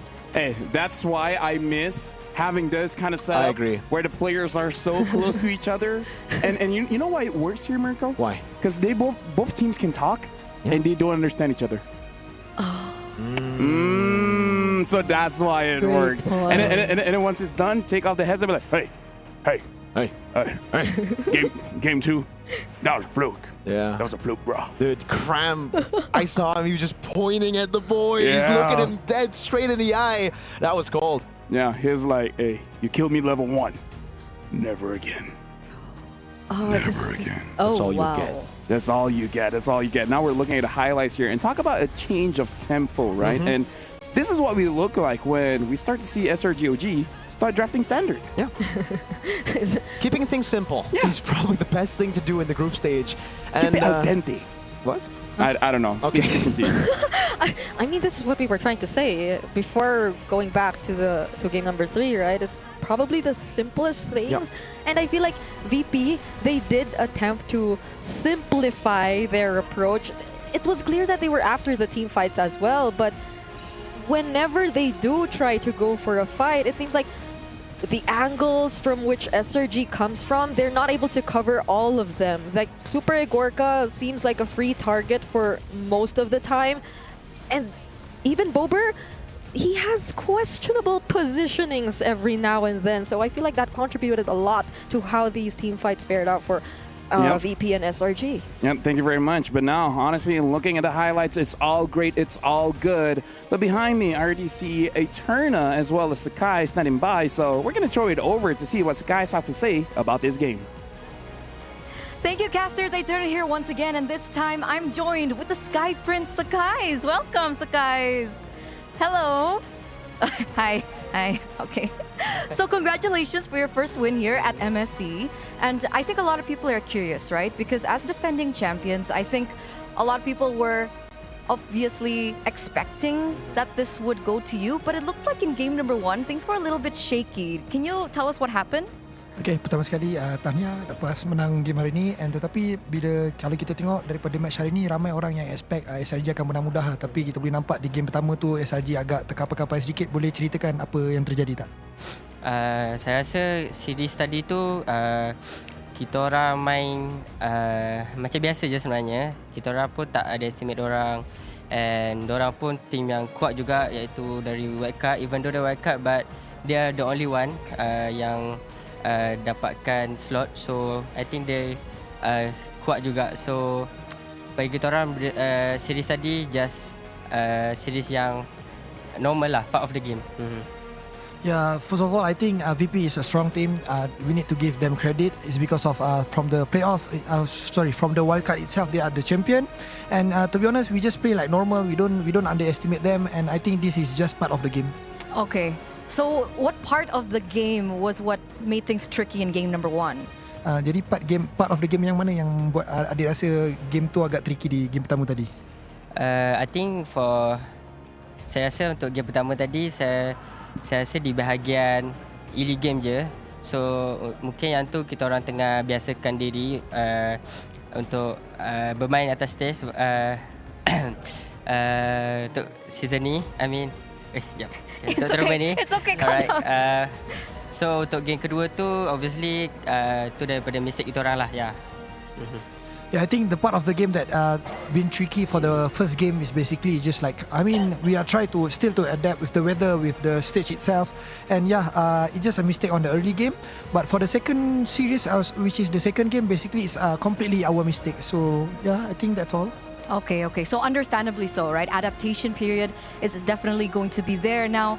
What about your next match? Because you guys are continuing into the upper brackets, and there's a choice here. You could either go against Corinthians or Mythic or Mythic Seal. Who do you think you're going to go up against next? Okay, untuk match seterusnya ada dua pilihan, Corinthian ataupun Mythic Seal. Rasa-rasa Sky sendiri, SRG akan bertemu dengan siapa? Corinthian atau Mythic Seal?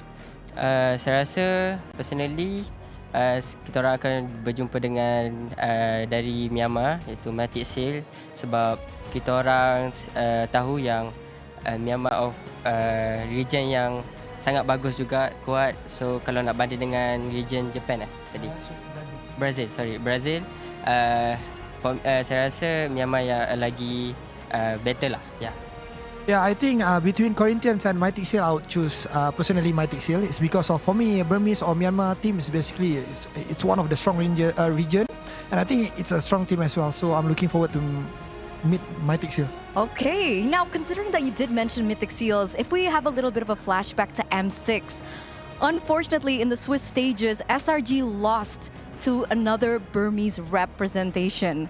Are you confident going against Mythic Seal this time? Okay, kalau kebetulan adik sebut pasal Mythic Seal, which is daripada Burmese, daripada Myanmar, M6 tahun lalu SRG kalah dengan Falcon, which is daripada Burmese juga. Adakah Sky sendiri confident yang kali ini korang akan pastikan orang kata tak jadi lagi keadaan yang sama? Saya rasa for the last series yang M6 tu, even though kita orang kalah, tapi kita orang rasa kita orang boleh menang untuk series tu lah. So I think for against Myanmar, kita orang confident lah. Yeah, I mean for the last M6, yes, of course we are still confident that we can win that match, but unfortunately we just lost that game. But for this series right now in EWC, we are really confident against Myanmar team, and just we are look forward for next match. We're also looking forward to it, and we're excited, and I'm glad that you guys are confident because that's going to be a banger of a match. So once again, thank you so much, the Prince of Mages. And we're gonna, Prince of Mages, what? The Sky Prince, what in the world? That's Stormy. But once again, thank you so much, and we'll see you in the next match. We're gonna throw it over back to our casters. Sorry, LaFell, please don't hate me. Hey, only a little bit. But shout out to Skies. He's clearly sick. Yeah. You know, it's cold here and he's sweating. Yeah. Hopefully, get well soon. Hopefully you get well soon because he needs to be in perfect health for this one. Absolutely. But now we got to talk about Innocent on this Hive, because after the changes from the Stardom Scythe, now we're starting to see the Enchanted Talisman coming back in, which honestly, I like that. You know what? Adaptations. The item is bad, so now let's change it. That's why I was I don't know if you remember, but in the game when I saw the Enchanted Talisman, I was like, whoa, this is the new build. So there you go for Innocent as well. Once you get the Enchanted Talisman, it's unlimited dashes instantly, right? Like I think there was a proxy for it before. You go for the little book from the Feather of Heaven, the little sub item. Then you build the boots, and then you're done. You can actually go for it. Now, you actually go for different boots. You don't go for cooldown anymore. It kind of looks almost like a very spammy fighter kind of thing, right? Yeah. Where in terms of traditional marksmen, you just want someone to open up a situation and then you start things up. Sometimes Innocent could start something. And we saw even in the laning phase, the moment the ult is up, the moment the Zalman force is there, he's going to utilize it to get some kind of advantage. So it's interesting. Without the Stardom Scythe, not only do you change your build, but also the kind of mindset that you play with a Harif. Yeah, and I feel like that really dealt well with the way Super Egorka wanted to play, because it was such a big contrast. We're starting to see them now. We'll also see them in-game in a bit. But yeah, that's like such a contrast between the playstyles of Innocent and Super Egorka. Super Egorka probably could learn a bit from how Innocent really decides to play the gold lane, because you see the potential and how he was able to at least manage it. But in the larger scale, there's clearly such a significant difference in the way we've seen both of these gold laners play. So the Unli Dashes, the Unli Zaman forces were there, but Unli Dashes, Sekai's, he had a lot of them too on that Lancelot. That's how he plays while being sick? Yeah, dude. Not gonna lie. He was pretty sick. Dude. Oh, that this humor. guy. Me guy. That girl. Briggy man. But yeah, talking about it, Innocent played the gold lane kind of like an EXP. And I really like that they understand that they have to change the pace. And talking about the interview as well, I like that they say that we did not underestimate them at all. It's all just part of the game. And they understood how to play against us, and they played very, very well. And they took accountability. Game 2. We made a mistake. Like, that's on us. And I think that just goes to show the championship mentality, right? They know when they made a mistake. They know when they blundered, and they'll just use it. They'll answer, and they'll fix it. This also shows how crazy, how competitive it looks right now at MSC. This is looking like a banger of a tournament with so many teams being super competitive. Yeah, it's super competitive. Speaking of which, coming up next, part of the interview as well, they talk about Mythic.Seal. Yes, sir. Looking like the favorites going up against Corinthians later on. And at this point, I don't know. Maybe we should not say anything. Maybe not, yeah. She can. Should I? The both of us should not have an opinion. No way, because like, if I had to say one, as the only one who can have an opinion according to them, I'm not sure who to call the dark horse. Like, between these two. I mean, you don't have to call them. You can just text. You can. Maybe. But like, I think speaking of which, the MSC support chest still here. 20 diamonds. It's amazing. Make sure you guys purchase it now. Heck, you can draw Atlas. Whoa! Rune Sentinel Atlas, man. That was MSC 2023 skin, dude. I love Atlas. It's 20 diamonds. 20 diamonds, guys. 20 diamonds. Make sure you guys grab the MSC support chest. Speaking of, you don't know who to call the dark horses, right? I just don't care. We're just going to see who wins. Yeah. They'll answer the question for us. They will predict for us by just winning it out. But I'll say Mythic.Seal. That's my prediction. Yeah, 2-0. I like Mythic.Seal. I really like their mid laner. Nico? Nico, yeah. Nico. Nico Gila. Yeah. Nico. Gila Nico. Like, that was amazing. But going up against Corinthians, we know that they're a team with passion. Right? A whole lot of passion. A whole lot of passion. Grand finals. Right? Luis playing in Rome and then having Hesu and the EXP. We got to see, can they bring it against Mythic.Seal? Heck. Whoa! You guys probably can't hear it, but that was a war cry. That was a loud war cry. I wonder who it is now. Like, is it Corinthians? Or is it I think it's the Corinthians. boys? Because Mythic.Seal. Mythic.Seal is around there, and I think we heard it around there, so could be Corinthians. That's a... Oh no, Corinthians are here. Oh, well... I think Mythic.Seal. I think that was Mythic.Seal. That was super loud. Mythic.Seal. Wow, they're loud, and they're already marching in. You guys can see. Hey, I don't mind going straight to the second game. Fourth game. Fourth match. Last game. Match of the day. And we've had 2 game 3s so far. Like, exactly. One game 2. So now we're going to let them get ready, and we're actually going to be throwing over to the break. But once we come back, final series of the day. Bang, bang. See you guys later. Bang, bang. Bang it up. Bang everywhere.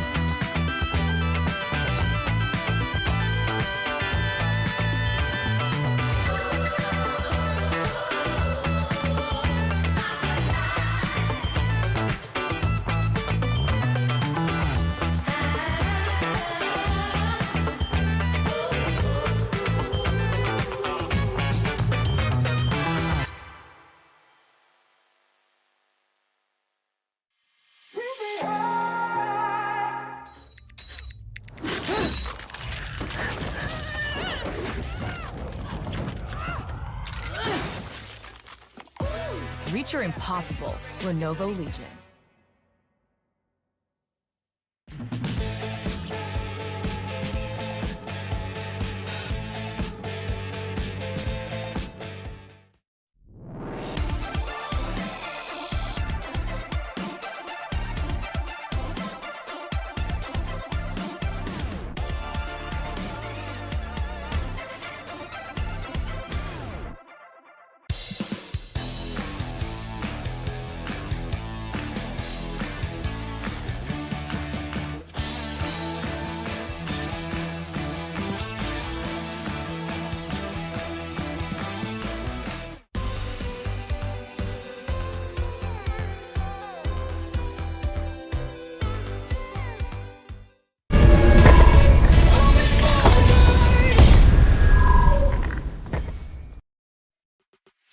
And just like that, we're back here. The players are ready, and I gotta say, the previous game I was very nonchalant. Nothing really happened.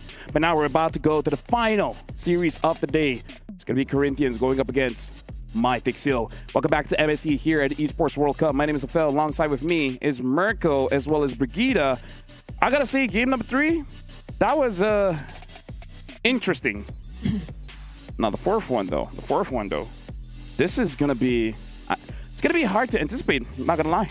I disagree. Hey. We saw what Mythic Seal can do. Exactly.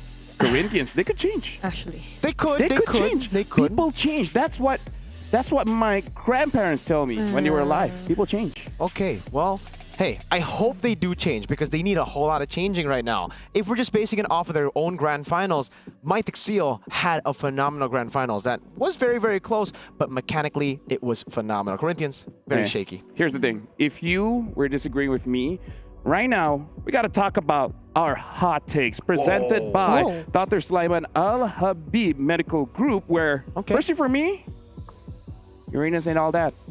That's your hot take? Uranus ain't that great because we're going to be looking at the clip here, dying 1v1, and now we can actually look at here. I think he just underestimated the Esmeralda.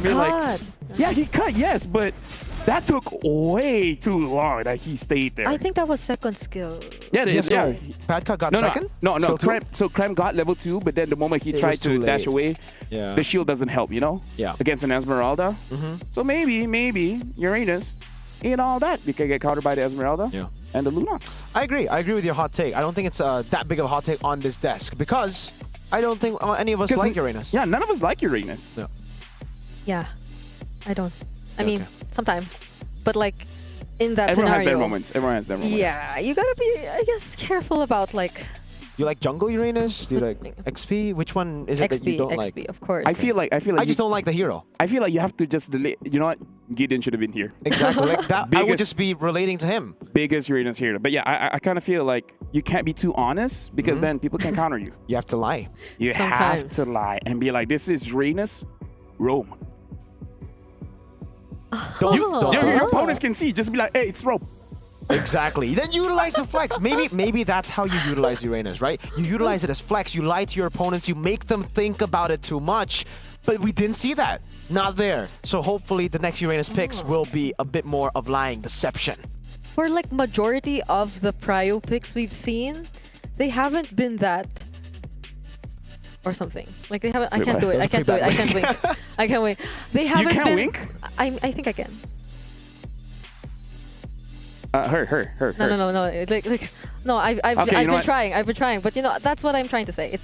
It hasn't been the usual. Oh, it's always the flex picks that are prioritized and whatnot. Those kinds of. Oh, you're sort of unsure as to what the plan is gonna be because we've been seeing like those Kaleas, Farsas, all those priority picks showing up compared to the past few days or months even, where it's always been flex picks here and there. Speaking of which, we got to talk about the MSC Pass because right now it's on, it's available. Make sure you guys grab the MSC Pass because here's the thing.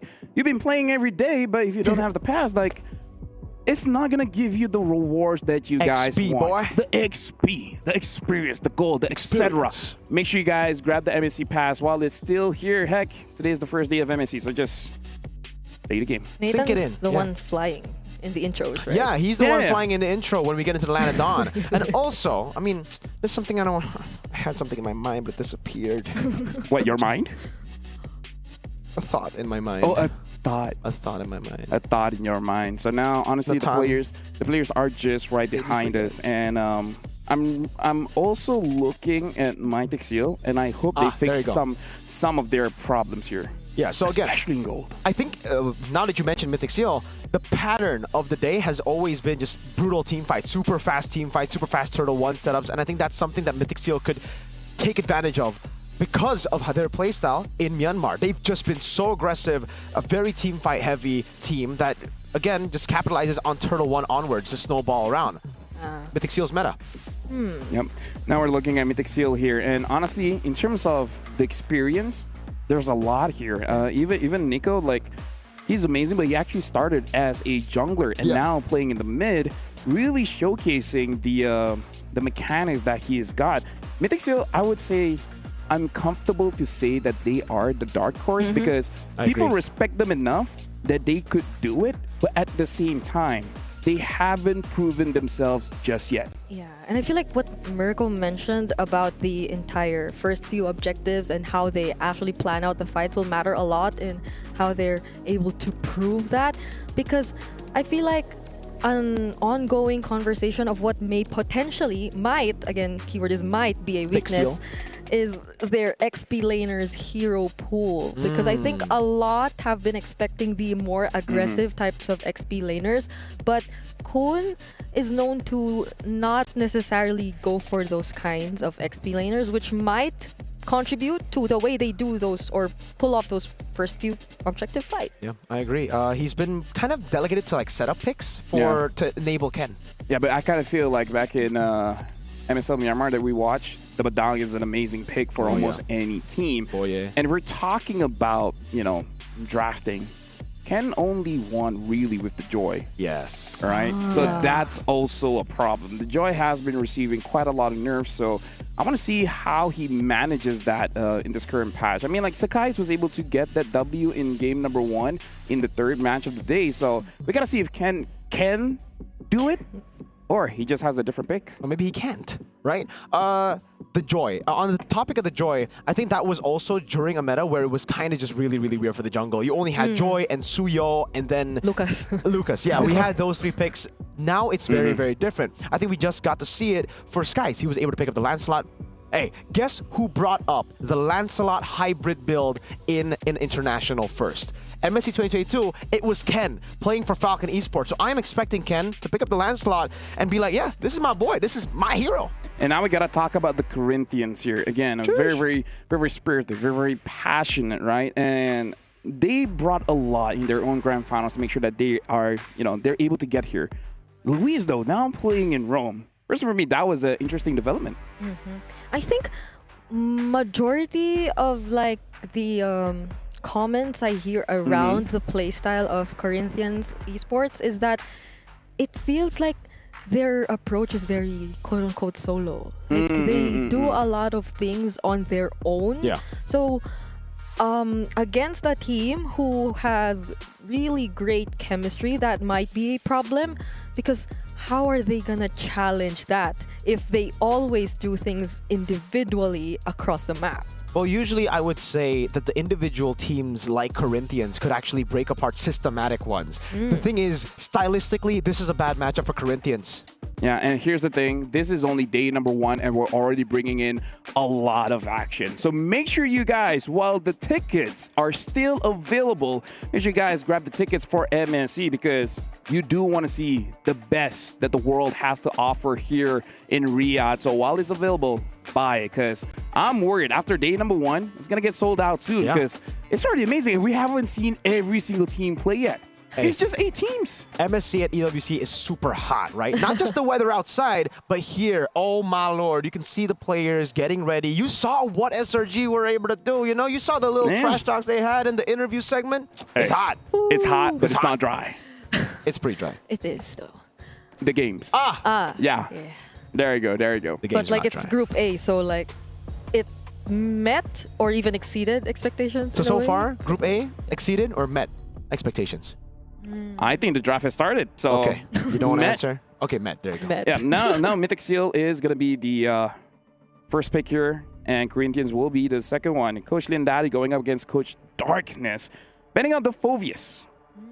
Might be a theme that we're going to be seeing all throughout MSC here. Fovius is basically like an easy way to guarantee Turtle 1. That's why it's so prio, especially considering the other very meta XP is Arlet. It's also a good counter towards it.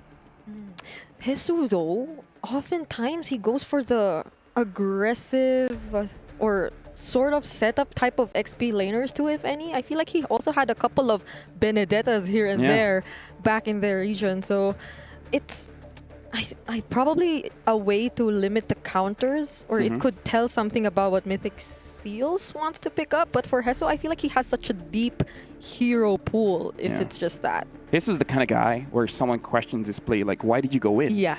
And then he will just say, why not? That's Onyx PH's coach. Hey, yes. Tony. Shout out Coach Tony. But that's something that Hesu does as well. You know, he goes in and he tries to make a bad play look good.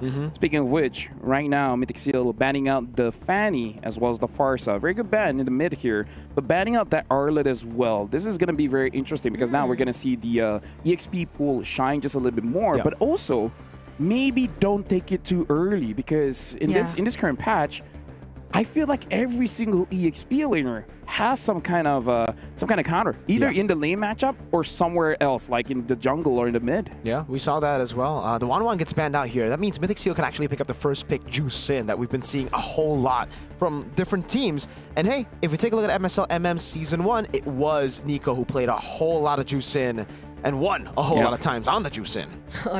I wonder how messy the fights are gonna be if like it's always Hesu going in for those kinds of attempts and the Jushin is just like trying to manage the lantern flares every now and then. If they are gonna prioritize the Jushin here in this spot, because other than the Jushin, Kimi, the Kalia. I don't think they're gonna be reign. Okay. I like the Kalia first pick because looking at the previous matchup, it does set the tempo as long as you have the right mid laner with you, right? I like the Kalia first pick only if they get something with a lot of damage. I don't want to see that Jushin. So not the Jushin anymore. Not the Jushin. It was either or, right? Either the Kalia or the Juicin. I don't think you want to go Kalia Juicin. We've seen a couple of teams actually fall because of that. You can start a fight, but you can't finish one. Absolutely. Well, you can finish it, but eventually it's you on the ground beaten up. That's Frostlanave's favorite though, the Kimi, I think. He picked it a couple of times, so I wouldn't be surprised if he does go for it here. With the Baksha? And the Baksha, Oh yeah, Baksha open, They might be his favorite, but maybe that was previously. Now the Juicin gets picked up. They also, People I guess, change. want to deny. Like, we're not expecting the Juicin to come out, but it is a Nico comfort. So Corinthians take away the Juicin, and now, I don't know what's coming up next. Do they go for a Granger? Do they go for... I mean, the Baksha is still not a bad pick, no? Yeah, but like... But you usually want to go Baksha with a damage mid laner, damage that's mage. true. So utility plus another utility. Or maybe Flick's hero? Yeah. He's going for he usually does go for the Joy, and that can be a deny. Yep. Looks like there is a pause in the draft, so it looks like something is going on. They're gonna solve it, you know, promptly. Now, here's the thing. In my personal experience, when someone says the fight is gonna be messy, it might actually look clean now. So that's a very good take coming in from you, Brigitte. So if they do pick up this Jushin, I'm only thinking that you want to fight all the time, right? And I kind of feel like if you want to fight all the time, maybe Red 3, they need some kind of prio jungler or prio EXP laner to make sure that you have that on time, anytime you want to fight, just fight. But the question is now, most of those EXP laners are not here, right? You don't have the Fovius, you don't have the Arlet, maybe the Lapu, but I don't know. Or I actually want them to save it for a bit later too, honestly. So maybe a Flex. If they're not looking at the Baksha, there's the Gatot. Like they can, I guess, layer or pair it up with the Jushin somehow. I just hope we don't go to a draft where there's barely any damage. Yeah. Right? Especially for Corinthians, because like their playstyle is based around damage. Because I feel like in this current patch, 3 damage dealers is okay. Maybe one is kind of like semi, but still, I kind of feel like 1 is not going to be enough or too risky. And having 2 is okay-ish as long as the supports around you are doing an amazing job, right? So I kind of feel like just to be safe, have 3, because then that makes either the assassin jungler or the marksman or the mid be like, wait, who do we target? Kind of like what we saw in the 3rd match first game, where, right? Yeah.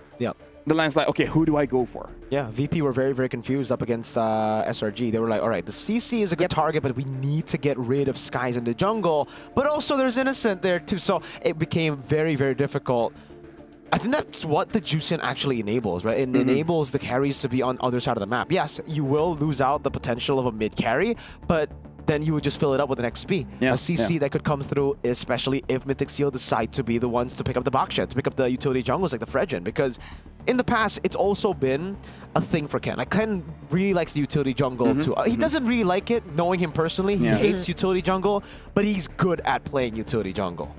I mean, if it comes to a situation where he has to, he's up for it. He's up for it, yeah. As long as he wins, he'll pick up anything. Even Nana in the jungle. Nana in the jungle. That actually sounds like it could be a kid show. Yeah. Nana in the jungle. I mean the farthest. Right? Yeah. Really? Nana in the jungle. Like give us some time off screen. We can think of a song. We just for want 50% Nana royalties in from the show. It's all good. We'll come up with amazing ideas. Right? It's gonna be the new MLBB show for kids. Be like, hey, Nana in the jungle. Nana Watch in the out for that tree. Yep. Okay, maybe we have to change it up. Watch out for that buff. Wait, that's Watch a cute out. idea. Watch out for that. Watch out for that Hayabusa coming. Hopefully they figured it out though. But Don't steal our idea, by the way. Speaking of which, right now we're still looking at the players. They're making sure that everything goes well, because again, this is the best that the world has to offer. Absolutely. So we want to make sure that everything goes as close to as planned as we want. Now, looking at the players for Corinthians here. Yesu got his thumbs up. Dude, they're looking very confident. I'm hoping, like you said, play your own style. Don't be like, oh, this is international. We got to play like the meta game. The meta game, the top teams. Like, no, just like my teacher always said, be yourself. So he mentioned his mom, his dad, and now a teacher. At this point, I'm wondering what's next. You've been surprising us with a lot of quotes. What does your neighbor say, my friend? Get out of here. Why? Were you in his... Look, no context. All right, no context. Okay. Let's just leave it at that. But, hey, my neighbor keeps on talking about my cat. So is it my fault or is it their fault? I think you just... Well, that quote I will use for a team that's getting invaded. Get out of here. Get out of here. Get out of here. So your neighbor is right in some context. Yep. I sometimes forget that Flick too is actually Filipino, you know. Wow, dude. You're just gonna forget. Dude, I forgot what I ate for breakfast. Oh, really? Yeah, we forget a lot of things. That's kind of like goldfish memory, dude. That's just happened. What's a goldfish? Let's get into the draft drafts. here. Lancelot. Okay, that's okay. That's okay. Jushin Lancelot, I'm okay with that. But now, Mythic Seal, I want a damage dealer. I want some kind of damage to help out this Kalia. Okay. The Farsa's ban, I think the Kimi is the safest choice right now. And then you go like... I'm not sure about Zetian, all right, Joy, and then the Granger. So we're talking about him really liking the Joy. Yeah. Hey, he still does. He's like, new meta? Same me, brother. No change here. The Joy comes around. And to be fair, this was like 100% win rate in the grand finals of MSL/MM. So I don't blame him. He's sticking to what works. Yeah. So we'll have to find out what they're pairing with the Joy or with the Kalea later on in the draft. Earlier today, it's been the Lunox that was paired with it, but I don't think it will. By the way, we just had the hot take, and we don't see Uranus yet. Right? Unless they pick up a Uranus here. Hot take. And then ban out the Esmeralda and the Lunox. No. Baksha. Oh, all right. Good pick. So they pick up the Lancelot, knowing that maybe Mythic Seal could actually pick it up themselves, and then they go for the Baksha here for Flex and XP and Roam. All right, solid choice. Semi denies the Kimi as well. Absolutely, yes. Semi denies the Kimi, so they don't need to ban it out now. And Mythic Seal are kind of caught in the tough spot. They have, I guess, Yves there, Lunox. We've seen it as well for Nico. But puts the mid lane in an awkward spot. Valen as well. Yeah, but he likes Valen. But what do you... So far, no big ultimates to steal, but that can change, yes. Unless, you know, like Hesu is likely to pick up a hero who will go for the big ultimates. Okay, never mind that. Yeah, they want to deny it, but also it's like, we better not face it, right? Like, if we can ban it and pick a Baksha... Let's not risk it. Let's not risk it. Let's not risk it. Okay. So that leaves like Irithel, Ben? Yeah, Mythic Seal. I'm thinking Irithel. Moskov, take away some of the firepower in the gold lane so that the Granger can be enabled. Maybe even the Harith. Because like even when we say that don't pick the Harith, they still do. Yeah. Or like they kind of make it work. And in this draft, I feel. Yeah. Harith is a good call. Irithel, Harith, really good, especially here against the Joy. Whenever you pick up Joy back at home, ladies and gentlemen, just ban out the Harith if you can, because it's a really good way to beat the Joy out. I feel like for Corinthians, Irithel does really sound like a good option if it gets through the bans here for Mythic Seals. I know what they're doing. I think they're going to go Angela Irithel. I think that's what the setup is right now. So Irithel 100% should be banned here. I think so for Mythic Seal. Mythic Seal should not let it go. Yeah. Corinthians are setting up for what I would say is a ridiculous rank game strat. Like, dude, in the rank games that I play, whenever I'm up against this, I'm just like, all right, let's FF. Yeah, it's a hair puller. They banned the CC also? Yeah, I mean, makes sense. Yeah, making sure that your front line doesn't get taken down. But then Mythic Seal could just last pick something like a Faramis, I would say, and it'll be pretty solid up against the Angela. So it could just be a battle of like, we know what you're going to go, we're going to try to counter it here, and we're just going to... The best bet would just be, I think, Irithel. Yeah, 100%. Because even back in Myanmar, it's not that... ZP has a good laning phase as well, right? He's been countered a whole lot. Whenever he goes Granger, he gets countered by Irithel. So... they don't So they ban ban Esmeralda. I thought that could have been a choice for them, actually. But yeah, what if they want the Uranus? They have a Baxia on the other side. I think it's already kind of bad to go for like Esmes and Uranus. I mean, we said the Irithel should be banned, and they didn't. Yeah, but maybe they're just a step ahead, right? We'll see what the last two picks are, and then we'll determine whether it was a misstep in the draft or if it was 5-head. Yeah, so is it the... I mean, they don't have to rush the Irithel at this point, but if they want to save the element of surprise, then they can opt to show it up here, unless they have a different plan in mind. Because, like, Mythic Seals have yet to show who their other frontliners are gonna be. So if it is gonna be one of the tanky heroes as well, the carry is still there. If ever they want to opt for that, I think it can position itself well, considering the hero so far of Corinthians too. Or, unless to keep it a bit safe, Yeah, Bruno's there as well. Yeah, it looks like they're pausing on the 4th second here as Mirko. Yeah, one of the ways to enable the Juicin, we've been talking about this earlier, pointing at it. Juicin wants a long team fight, right? The initial burst, well, if you get bursted down, it's going to be tough. And the Angela is a good way to enable that, to force the fight to be way longer than it should be. And that's why the Juicin and the Angela works out here. I wonder if they're actually just going for it, because it looks very straightforward. So it is Baxia EXP if ever that is going to be the case. But I feel like it's fine, because Baxia, compared to a lot of EXP laners, it's pretty fast. He can actually get to the mid lane if something goes wrong. Quick rotations with the shield unity. You get mid prio, you get Turtle 1. Has been the name of the game. They've also already banned CC, so that's the counter matchup in the lane itself. Now I'm thinking of other picks in the XP that could deal with it. Xborg? If they are up against Angela. Angela Baxia, you know, like tanky with Juicin. Actually, yeah, now that I think about it, they banned out the Esmeralda. So if they would feel bad, it's like, oh wait, we could have used that against Ange. But either ways, right now it looks like the draft is about to resume. And again, in our heads, Irithel Angela. We have to see if they actually go for that route, or they're gonna surprise us by bringing in something else. Heck, here's a surprise, folks. The only healer we haven't seen is the Rafaela. We even see the Diggy before the Rafaela. So we saw the Estes Florin. Yeah, from it. Oh yeah, since I didn't work for Wildcards, But why do they okay. Okay, so they don't go for the straightforward approach. So they just want to brawl here. Yeah, it does. I think the brawl worked better with the Angela, actually. So this is more of Here, my question is, you go for the set, and then Juicin just shines a lantern. Yeah. So they need explosive damage in the gold lane. And what if that happens to Mythic Seals too, if they pick a mid laner that doesn't necessarily burst? I think it's better for Mythic Seal. It's not better, but it's okay to go for mid lane utility, because you already have explosive damage in jungle and gold. So you already have a combo. Yeah, so honestly, even something like, I guess, the Eve would still be fine here. They pick up the Lapu Lapu just to go to the back line in case They want to shut down, and now they pick up the Selena. So a lot of damage here. And yeah, this is one of the heroes that Nico really liked during their own playoffs. Yeah. So now there's a lot of damage coming in from Mythic Seal. Heck, you can't even say 4. Yeah. So now coming in from the Corinthians, you only have 1.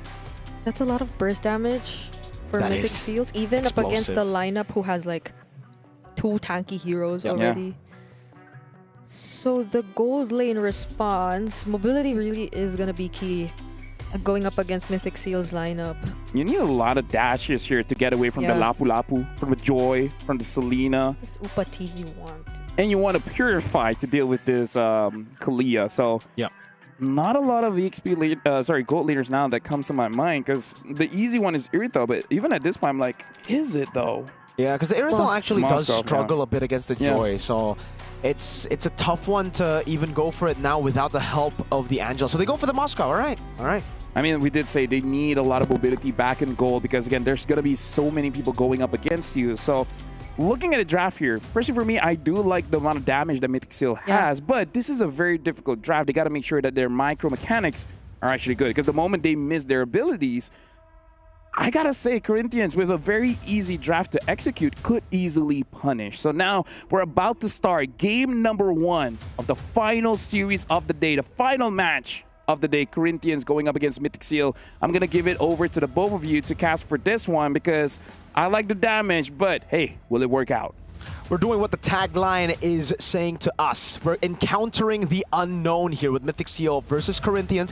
They're encountering the unknown. A lot of picks that we're not expecting from the two teams have shown up here. And we're going to jump into the land of Dawn with the trusty Natan bringing us over. Here we go. Game number 1. I have to say, though, I do agree with the idea that I'm liking the amount of damage we're seeing from the draft so far from Mythic Seals. Because even way back in MWI, I believe LaFell has been saying that you cannot have too much magic damage based on how things are going in the patch or in MLBB overall. But it will be crucial for them to do just that, since I believe much of the damage they are gonna have to provide will be somewhat skill shot. So they'll have to actually find the targets on Corinthians Esports to do that pressure. But I did not expect to see that happen in the gold lane first. Yeah, I think we have to take a look at the emblems here for Upatizi. Did he not? Yeah, he went for Thrill and Master Assassin. Full damage. Nico doing the same here, jumping in. Still opting for Season Hunter. I think in MWI we saw a different route from the Selenas. No more Season Hunter. It's still going to be Season Hunter for Nico with the Rupture. Yeah, they're trying to speed things up. That'll allow Ken to really perform on this Joy. That's a lot of chain CC you could see from Mythic Seals, honestly. So Luis on the Baksha might have to be a little cautious, because as we know, the Baksha, once you actually go in and put yourself in a dangerous position, there's almost no way for you to get out unless you use the Revitalize, which could barely sustain you, especially if you have a lot of members trying to take you down. Yeah. Also, something to point out, Mythic Seal, no Purifies at all. They're just all out here, right? So much more ways to evade from CC, but for Mythic Seal, it's really all about mobility and speed. Oh, Brave the Spider committed by Kun. Also uses the Flicker to stun too, but that's pretty much it. They're not gonna force the fight any further. They're already okay. Mythic Seal's got the turtle. To the folks back at home, that's why you go Season Hunter on Selena. If you have a very fast clearing jungle, great prio and XP, and a roamer that can actually get mid prio to help you out with this on the Selena, you take turtles before your opponents can even react. Corinthians didn't know they were even doing turtle, and by the time they noticed, boom, turtle taken by Mythic Seal. Even when they were trying to take down the purple buff, right, there were 2 abyssal traps which really sped up things for Ken here, which I believe allowed them to rotate a lot faster. And that's another thing, I guess. I would expect the fast rotations from Corinthians, but it seems like it's Mythic Seals doing that this time around. It seems like they're able to anticipate where the Baksha is coming from. And speaking of anticipate, they try to lock him down. That's a beautiful Tsunami Slam committed onto Luis, allowing them to secure first blood. And Corinthians are not able to trade out anything for that. No, it was kind of awkward too. Wait a minute. Brave the Spider by Kun. Looking for a montage play there. It wasn't even a minion clear, right? He just wanted to show Hesu who's boss in the XP lane. That was flex. That's what you get from a Lapu who is just a very difficult hero to target. If you want to like hammer down on crowd control, then Lapu might not be the best option because he'll actually enjoy having a lot of people around him to also increase that passive which he currently has. But so far, it's been a very low scoring game. Even though we said that Mythic Seals might really want to play this aggressively, at least for Corinthians, they have a lot of sustain and you cannot take that away from them. Yeah, we expected Mythic Seal to definitely be way more aggressive than they are looking right now, but it takes two to tango. You can't be aggressive if your opponents aren't actually walking up to fight you when you want to be aggressive, right? So as long as Mythic Seal continues to get free objectives, they won't be forcing Corinthians to a fight. They'll just be like, all right, sir, good day. We'll take this turtle and we'll be on our way. And I feel like Kun has the decision to start things up. Oh, it's not Kun after all. I take it back. It's Boye. But Frost La Neve actually gets the turtle away from Mythic Seals. And still, however, they will try to go for the fight. But the SOD, it connects. And Upatizi might try to go for Boye. Thorndrose catches up. That's two members of Mythic Seals. Big fight from Corinthians.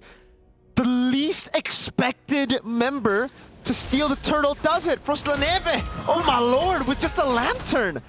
Yeah, we'll take back everything we said about damage. 2 retries and Chu Sin got the turtle. My bad, G. We were not aware of your game. Let's forget about the Thornrose retry combos. Let's forget about the electrifying beats and the retribution. Yeah, it's dude. just the lantern flare, which mattered at that point. There was all the CCs too, dude. There was a fist crack coming in, tsunami slam, so much CC. He didn't even use the purifier, no, right? There is no need. Frost La Neve. He was shot. She wants to shine in the light. Upa. Upa might have to use his skills to get away, though. Fortunately, survives that attempt. That was just Zippy. So how has it come to this point where Zippy could already pose such a massive threat? You needed to have 2 members up top just to somehow keep you safe, because Mythic Seals, it seems like they're trying to go for something. Wow. Sky Piercer too for Frost La Neve. He's really playing into the main character of being the juice in damage. That's a pure. Okay, so both Zippy and Frost La Neve have picked up the Sky Piercer. This is where it gets really exciting, because this is where we're seeing the calm before the storm. Yes, the game seems very slow. 1 big team fight, 3 stacks on that Sky Piercer, and we're gonna be seeing a snowball cutting. Oh, Flick will just try to dash away from this though. Are they trying to commit? Boye respects that they might have too much mobility for them to commit, and they also have an upcoming objective too, so they'll have to play it safe. So far, it's Corinthians being the ones able to position themselves first, or will they capture Ken? Oh, this is a very aggressive play from Luis and Frost La Neve for the second time around.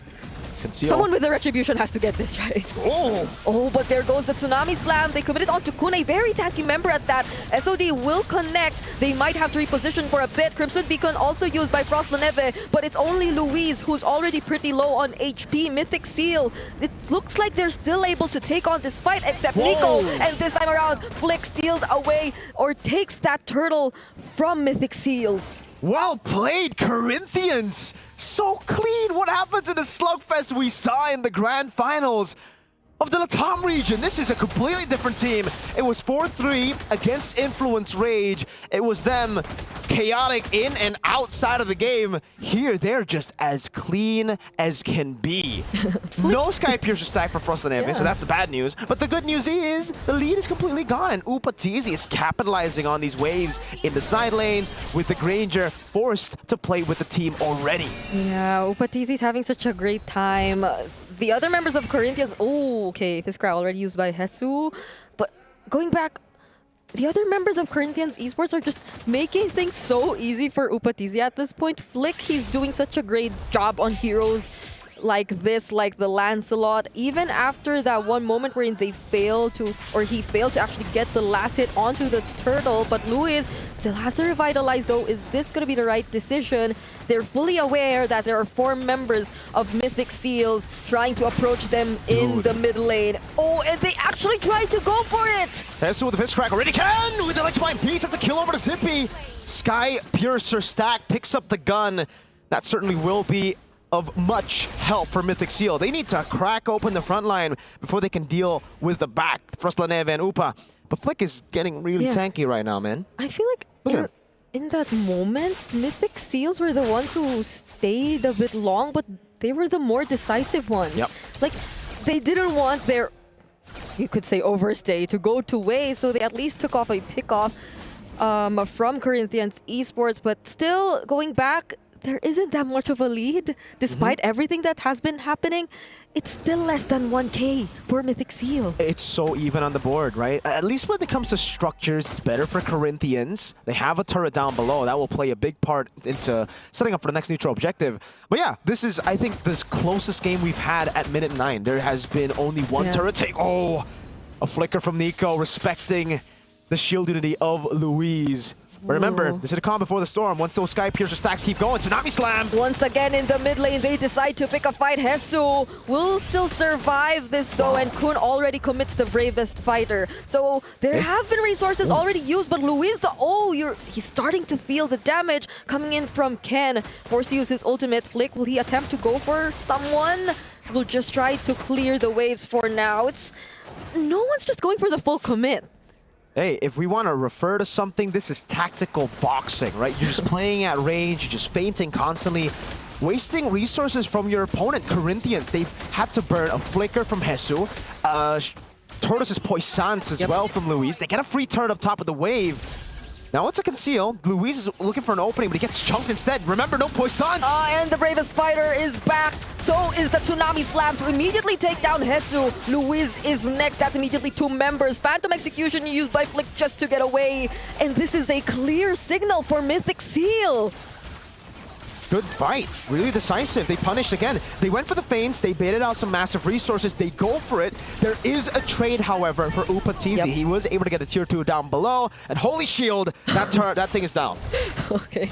They're able to somehow trade something away, but that will allow Mythic Seal to get a lot more of the important resources from Corinthians. That's a mid lane turret that they're able to take down. And for someone on a Lancelot, for Flick, on the Assassin, that is potentially going to limit the way he's able to move around, especially just looking at how Boye and Zippy are confidently able to stand up front. But that was a close call for Frostlaneve.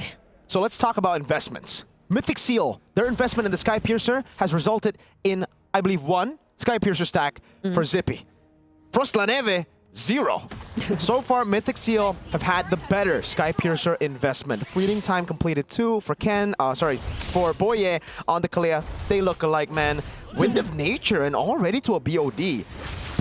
Wow, I would expect Upa to have a bit more gold at this stage of the game because he's constantly farming in the side lane. But it's a 1,300 gold lead for the good old consistent Zippy. Yeah, it's a 2-0-2 as well for Zippy, which also probably contributes to why this is what we're seeing. Nico has the purple buff, by the way. Whoa. So they're being very aggressive with this. But that's all Mythic Seals are probably gonna get for now. There's also respect for Corinthians Esports. You still can't take away the fact that Upatizi, although he is behind, there is some sort of damage to it, but also... What? Okay, speaking of damage, you gotta respect Zippy. You gotta go for Zippy, but I feel like their attempt did not succeed. Now that's the counter conceal and engage coming in from Mythic Seals. Kun jumping in with the bravest fighter, and so will Boye with the title strike, and now Zippy's just free to target down Hesu. Ken did a great job as well in zoning out the other members of Corinthians on the back lines, and they'll be happy with that single pickoff, but it seems like they still want to go for more. Flick fortunately gets away, but that was a dangerous attempt. Certainly. And you can see Nico just hovering over, trying to bait Flick over towards him. Good stun. Actually lands. Shield Unity, cancel out by the Brave Spider, has to flicker out a Lancer Flare. Oh my goodness, these arrows. And Frostlaneve gets the shot. Hey, I don't know if you saw the interaction, the Shield Unity and the Abyssal Arrow. I think it's just a wacky, awkward interaction, man. You still keep rolling, right? Even though the... You can't turn, you're just going straight. It's like a... Never mind. It's like a, he just... Never mind. Yeah, never mind. But that was clearly Mythic Seals still trying to respect whatever Corinthians can do in terms of defending. But Boye, did he just put himself in a very dangerous spot? Ken finds the kill on Upatizi, however, but look at the other members falling by one in the hands of Zippy. And what better timing if not right before an objective, but will they still go for that even? There's no better timing than to end the game right here. They won't want to go for the objective. They want to go and brawl it out for the battle for the win. All right, this is going to be their attempt. There's the potential title strike. Doesn't land onto anyone, but they gain access to the base. Hesu using the fist crack, tries to clear the waves. There's a single minion left, however, and they will not have enough firepower to end it just yet. They have an incoming minion wave, though. But the other members of Corinthians, they've already gotten back. Uh-oh, let's see. Mythic Seal went for a gamble to try to end the game. They're on the Lord already, SOD! It connects! Nico dashes away, but Flick from behind. Could this be a game-changing steal? Oh, the Phantom Execution gets denied, but Ken, he will fall in the hands of Corinthians Esports, and now Flick finally steals away the Lord. Frostlaneve with a double kill, finally the Sky Piercer in action too, and that's 3 members down for Mythic Seals. Look at the flick of the wrist. Look at the flick of the fingers. What was that flick? Getting the kill on Zippy despite the win of nature. And now they're the ones knocking at Mythic Seal's base. Phantom Execution. He actually went in. Brave enough to try and take down Boye. But they focus on the inhibitor for now. But is this going to be enough? There's the Purify for Upatizi. He has his eyes set on the base. But Boye gets to clear the minions. And now they have another incoming SOD. Goes for Nico, but Ken! Walks up, looking for electrifying beats. The base wide open. The mid waves is there as well. Flick taken down. Frostlaneve with the last shot, and Corinthians pull off a 1 straight push comeback. Oh my goodness. Oh, I mean, my lord. Like I said, Holy shield. People change. That was a wow, wow, wee, wow. Oh and that's, my lord. That's why I say, I don't know. Either teams could be the dark horse. And let me tell you, man, this is something that I tell my friend back in Cambodia. Don't count your eggs without your calculator, because that becomes unreliable. Because Mythic Seal, they could have ended the game. They could have. They could have ended the game. They also just could have gone Lord if they didn't want to end the game. There's so many things they could have done. Oh, man. But they didn't have done. Yeah. This is why I'm not sure about the Dark Horse thing. Dude, I don't know what a dark horse is. I thought that was a nightmare. Get it? Because mare is horse. So, you know, dark horse. You know, hey, that's pretty good. Hey, thank you. I 6 out of 10. I read the vocabulary. 7 out of 10. Oh, yeah, right, but so honestly, looking at a game, my personal opinion is that Mythic Seal, they start a lot, but it's really not clean. Because I kind of feel like a lot of the fights, they start without purpose, without really understanding like what's up next, what's coming up next. So it does look like they're playing mostly for their own micro mechanics. And that's what we talk about the draft. There's a lot of damage, but it's also all about mechanics. The moment you miss an ability, the moment you use it wrongly, it all starts crumbling apart, because Corinthians, their draft is much easier to execute. So the moment punish, Mythic Seal makes a mistake, like I said, punish. And here's the thing, there's a lot of room for mistakes with that kind of draft. I agree. It's a very high skill ceiling draft, and it's actually something that was foreshadowed a bit for me, because I made a video, Everything You Need to Know About MSC, and in that video I was like, Mythic Seal, explosive team fights, amazing mechanics, but they tend to get very overconfident, and sometimes, a lot of times, that's their downfall by themselves. I think I felt that the most in the way we saw limited interactions between the Selena and her other teammates for majority of the game. I know when they were trying to go for the siege that there were a couple of interesting abyssal arrows which landed every now and then, but up until that moment it felt like Nico wasn't able to really maximize the presence of the Selena in the early game. And when you're forced to defend, even in the last sequence, I believe I saw that you saw that abyssal arrow which was thrown out seemingly out of panic. Once it doesn't land to the crucial target, like, it's gonna be hard. At the end, he stood there taking the lantern flare, gonna dash out the moment that he's gonna get knocked out. But I'm like, you don't even have to be there in the first place. You don't have to take the damage. And by the way, you guys were talking about the Boxia. I play Boxia quite a bit. The moment the Boxia gets stunned, doesn't matter if Selena Arrow, even a high loss stun, you will just keep on moving. Keep rolling. Yeah. You just keep on rolling, act like nothing happened, because Boxia is that nonchalant kind of guy. So that's why you use Baksha. That's why I use Boxia, because I'm a nonchalant kind of guy. But yeah, in this game, really, they need some kind of discipline here, because there's like, if you just pause the game at any point, you could have said, you could have done this, you could have done that, you could have done this, you could have done that. But instead, you wanted to flex. Even I think individually in lane, right? We saw the flex Brave Spider. We saw constantly them wanting to show their individual flair, and we did get to see it. But I think a better way to display your individual flair is by winning, just beating them out.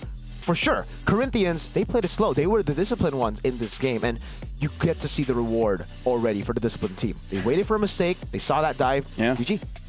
I mean, even when it felt like it was Mythic Seal who were slightly ahead, there were moments like the Lord Steal on the Jushin and all that. So it wasn't that clean of an early game as well for Mythic Seal. And so I feel like those are things they definitely have to work on, because it's decision making in the late game, which was a major highlight in how this game was lost. But even in the early game, they could have refined it a bit more. But let's talk about Flick, because I kind of feel like if it wasn't for him, they could not have that opportunity in the first place. Yeah, Flick was amazing. The Endless Battle here, this is the build that we were talking about for the Lancelot that we actually expected from Ken, but we got to see from Flick. War Axe, Endless Battle, and the Melphic Roar, plus the Purple Retribution. You saw just how lethal he could be while also being super tanky. I would say this build is a bit more lethal than the damage build when it comes to late game, because you're just there for such a long time and you rack up those stacks so easily that even the Granger with the Nature couldn't handle the damage. It's true, and even more true with the Purple. Yeah, because honestly, like, you already have enough damage, you know, no need to add a gun to a sword. Just make sure that you can stay there long enough to stack. Yeah, and this hurts to see that Zippy already had such a great time. A spectacular job, was way ahead even of Upa TZ in terms of gold during those moments when we thought Mythic Seal were already able to get that game, but it was a single one-way push. We haven't seen that in a while, dude. So long. I mean, that's the thing about MSC. This is the best of the best. You're not allowed to make one mistake. Like, this is the amount of stakes that we have in this competition right here. You can do it in ranked games. It's fine. It's all good. If you lose a ranked game, you just lose 1 point. But here, you lose in MSC. There's a lot to lose. Money, playing time, pride, ego. And here's the thing. The people is watching. Not just from your home country, but everywhere around the world. Right? So here's the thing. You can make those kind of mistakes in rank. It's no big deal. I've done it. You've done it. Everyone's done it. But here's the thing. This is a different stage. Absolutely. This is a different stage. Especially in MLBB, right? I think that the whole perspective is you're only as good as your previous tournament. So if you lose here, if you get knocked out early, everybody's just going to be looking at this despite your run previously. Yeah, again, the number is you can't lose twice. And at least for, I don't know if that's an at least, but if you do lose today, you'll have rest tomorrow. But will that be enough time though? Looking back, it's... Yeah, Flick has been really great on this Lancelot. I think this is his highlight. Oh, look at that. Yeah, here's the thing. I like the decisiveness because they're like, okay, we go in, we get some kind of trade. Flick, do your own thing. Everyone else, deal with the front lines, right? And then we see what we can get from there. Because I really feel like that was a Hail Mary play. It's like, we're just going to risk it. If it, like, we're going to lose anyways. Might as well take a chance. And they took the chance, and they won that. It was unfortunate, really. Very, very unfortunate for Mythic Seal. Amazing from Corinthians. It was, Mythic Seal just wanted instant gratification there by going for the end, and they got punished real hard. There's really no other way to put it, dude. Yeah, there's simple. There's a different kind of reset that's needed if you lose that way. It's a mental reset. And hopefully they got to do it in that short amount of time, because I feel like we'll be heading back into the game very, very soon. It's a very disappointing way to lose. But before that, I gotta say, Corinthians look absolutely amazing, and I believe for you guys want to see how did they even get here. So let's look at the road to EWC for Corinthians. My name and my nickname is Luis, and I'm the roamer of Corinthians. To came to Riyadh, our journey was a little bit difficult because we have some problems in the start of the year. We changed 2 players, and our journey in MPL is very hard. I think our hardest moment in our journey to EWC is when we are losing 3 matches against Influence Rage in MPL Latin Finals. And we need to think about that. We need to improve our strategy, and we win the last 2 matches and we become champion. Corinthians, they're a bit of a wild card. I want to see them go far into this, considering that Latin America has always struggled in the internationals. But at the same time, it's like they're new. I don't know, it's so up in the air for them. I'm very happy to put the Brazil again in the map, and I'm very happy to represent Corinthians because it's a lovely supporters. Every time they give us energy, and we are very happy to put them in the international center. Every team that comes here, they have their own story. They have something to prove. And right now for Corinthians, even Ramar did say, all the previous tournaments, Latin America hasn't been performing quite well. So now, even Luis, he said that, I'm proud to be here for Corinthians, and he wants to be able to push hard. And right now, Mythic Seal is in their way. We're going to see if they can actually win 2-0, or Mythic Seal understood, okay, that was our mistake. Never do that again. Yeah. I mean, for Mythic Seals, it's been a while since we saw them back on this stage too, right? I think it's been two years, more or less, of not Mythic being Seal? able to see them. Their absence has been for quite some time last one was now. M4. So there probably is still a bit of adjustment here and there, but we know that the big brother figure, Ken, he's still that reliable guy. His boy.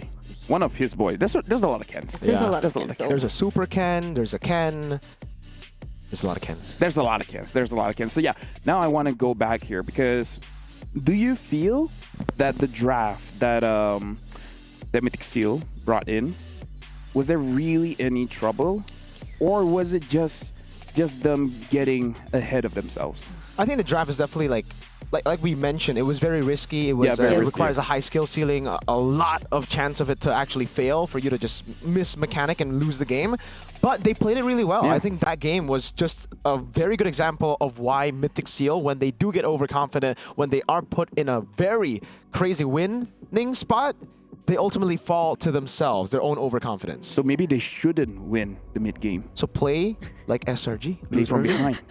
Play from behind. What do you think about that, Brigida? Like tactically losing a bit so that you can win big. Yeah. You lose. It's called hustle. You lose the battle, but you win the war. Only if they're willing to risk that much against teams like this, though. They But risk it just now. They They took a lot of risk in that previous game. That was a bit too much risk. That was a bit too much That's risk. Maybe it's true. No, not that much. Yeah. Okay. I feel like for me, though, it's more on them sort of running out of like... I know there were other options in the mid lane that could have been there for Nico, but I feel like the bans went in such a way that they had limited options to choose from as well. So might be one. Marco, Yo. Here's the thing. We've known her for a while. Yeah.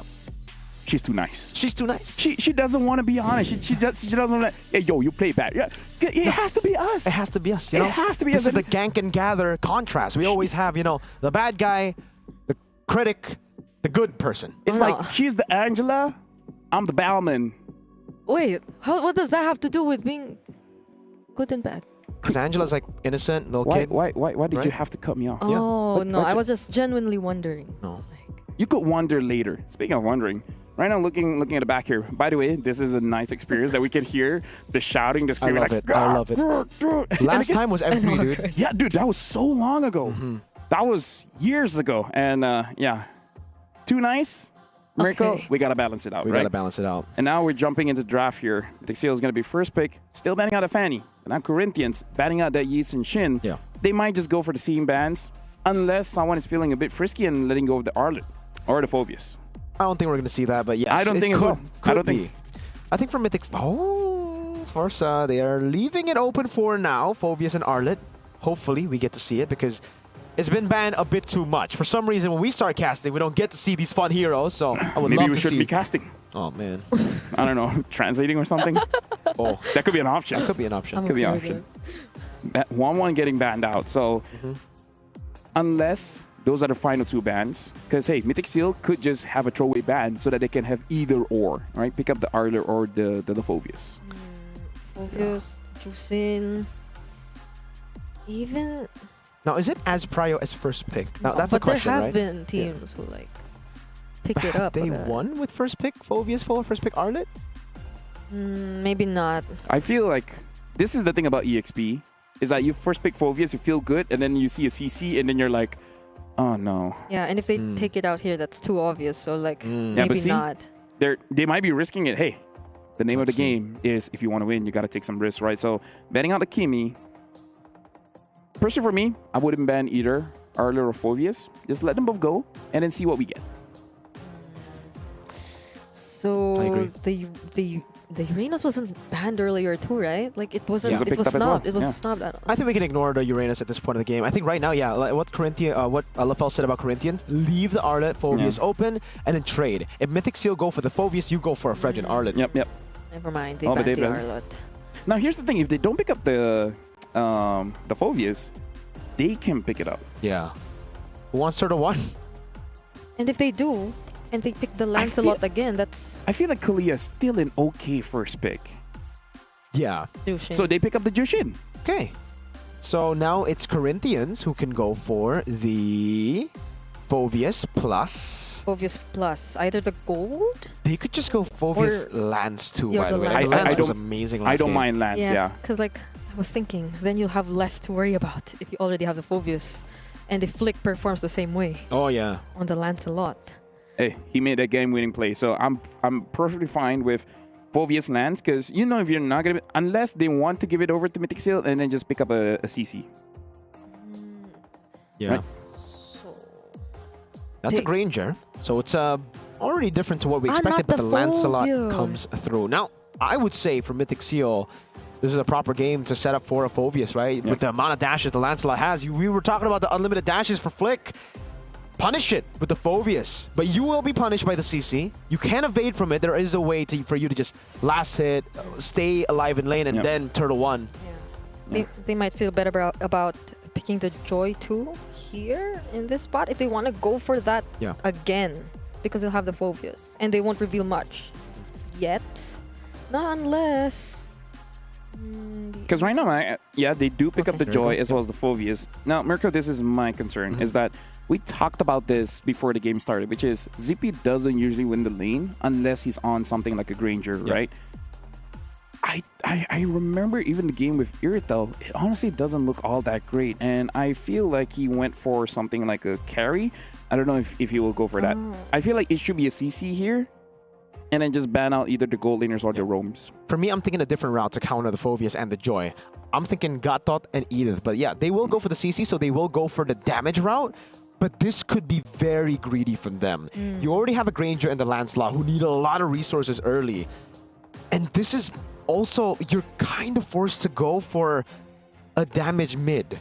So that's going to be 4 very resource-heavy picks.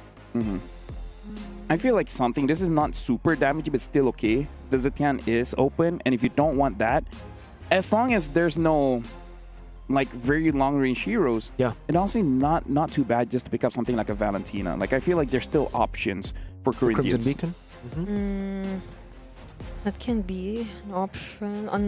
Although now, I'm kind of convinced about the idea that this might be a little tricky for Corinthians if it especially reaches a point wherein they don't get the best possible sequence in their fights. Although the way that they play is very aggressive, so I wouldn't be surprised if they still take on the fights with this lineup. I like that they're betting out all these catching heroes, the Cho as well as the Kalia, because we saw there were moments that maybe the Lancelot could have been punished. So I like that they take that away. And it's not just Lancelot, but the CC too, right? We got to remember that CC does get countered hard by crowd control. You need to bring Vengeance most of the time, so if there's a big pick-off hero like a Kalei or Cho, you're in some big trouble. Here, though, for Corinthians, I think the Eve is still a good pick that they can go for. I mean, right now they have a really good composition to play pure front to back. With the CC just holding ground, if he plays it in the way where it's just in front of the Granger and Eve, even with the Joy jumping in, you can just curtain collar, and then Eve and Granger will do the rest. Got that band.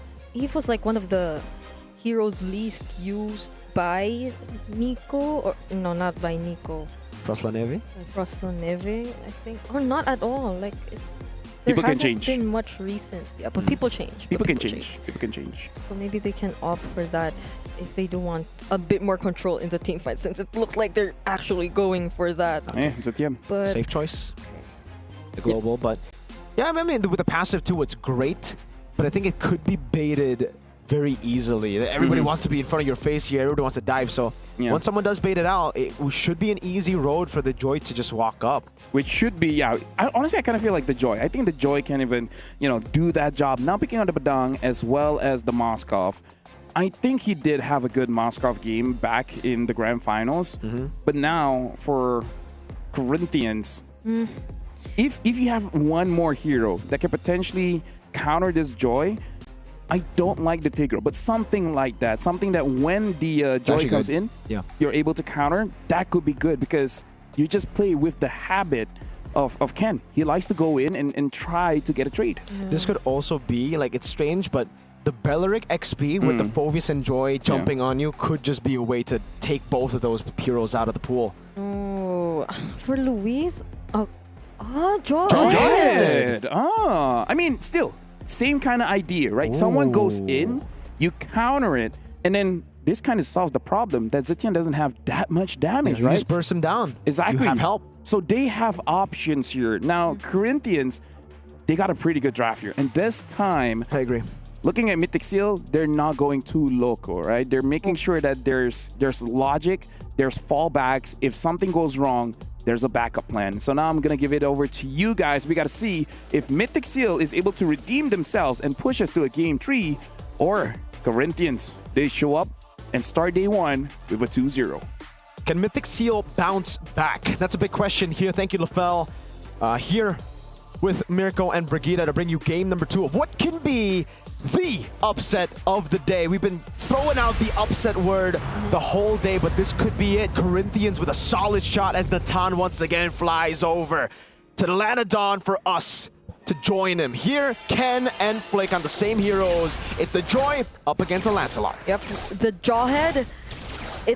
It excites me to see that we're finally gonna see another Jawhead back here in MSC, and the way it can just potentially be the source of surprise and set up here for Corinthians, because it suits their playstyle so well. Like Luis and Jesus, so long as they just don't get too far away. Oh, that's the cute passive.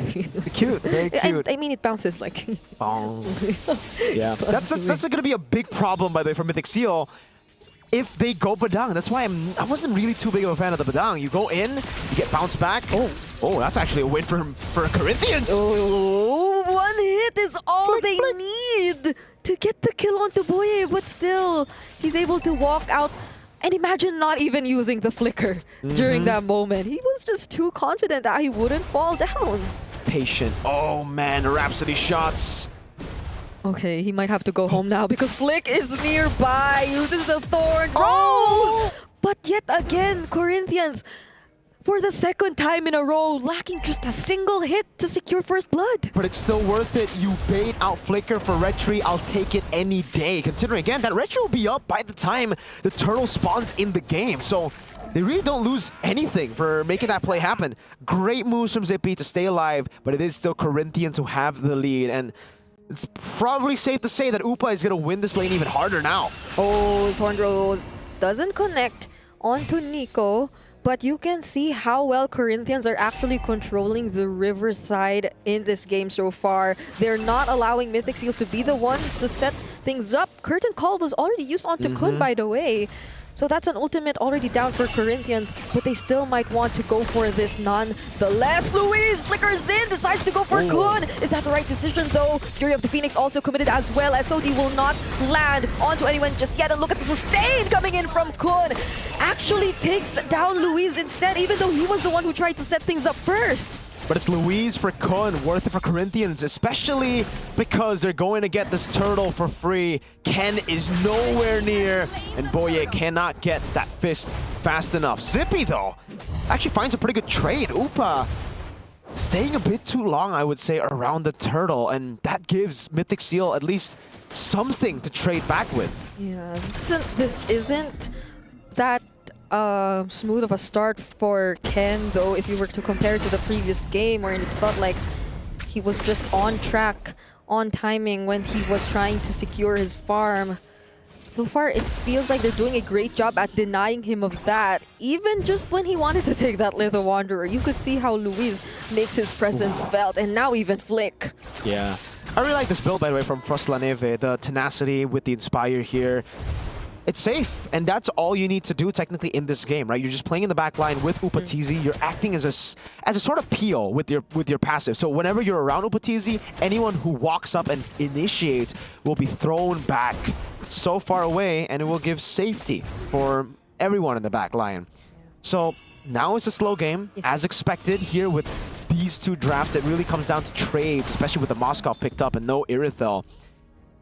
Waiting for the next neutral objective, 45 seconds. It's been very, very slow if it's just that. They tried to go for Hesu, though, force out the Vengeance and Curtain Call. I don't know if that'll be much because he still has quite some time to wait for that cooldowns before the next objective. But Corinthians, it seems like they're planning to go for something else. It's not Boye, actually. Flix finds Nico and tries to go for him instead. But because of that disconnect, it seems like Luis will get punished now. There was a change of target, and that might not have been the best decision. They got confused, and Kun is now the one winning lane. That is, winning by that much is interesting, dude. Like, look at Kun zoning Hesu completely away, and this should be a free turtle over with Hesu being so low, but at least... Never mind, I thought it was going to be a trade. Upa! Almost. They've been here for like majority of the game. He did give out some energy shields to Zippy, but now it seems like he got way more. Way too slow. Than Zippy in this game. So now it feels like Corinthians might willingly be letting go of this hurdle, or they might be entrusting it to Flick and Hesu because they have other things in mind, but they no longer will contest. They just allow Upatizi to secure the turret instead. Corinthians have just been playing so smart. SOD lands. Oh, are they gonna fight? Doesn't look like they need to. They will take it just for a faster rotation. Yeah, Corinthians, they're just playing it so smart. Even there, they didn't want to go for the engagement, just playing it super disciplinedly, playing super intelligently. Hesu, caught on the bad spot, has the Vengeance, will use it.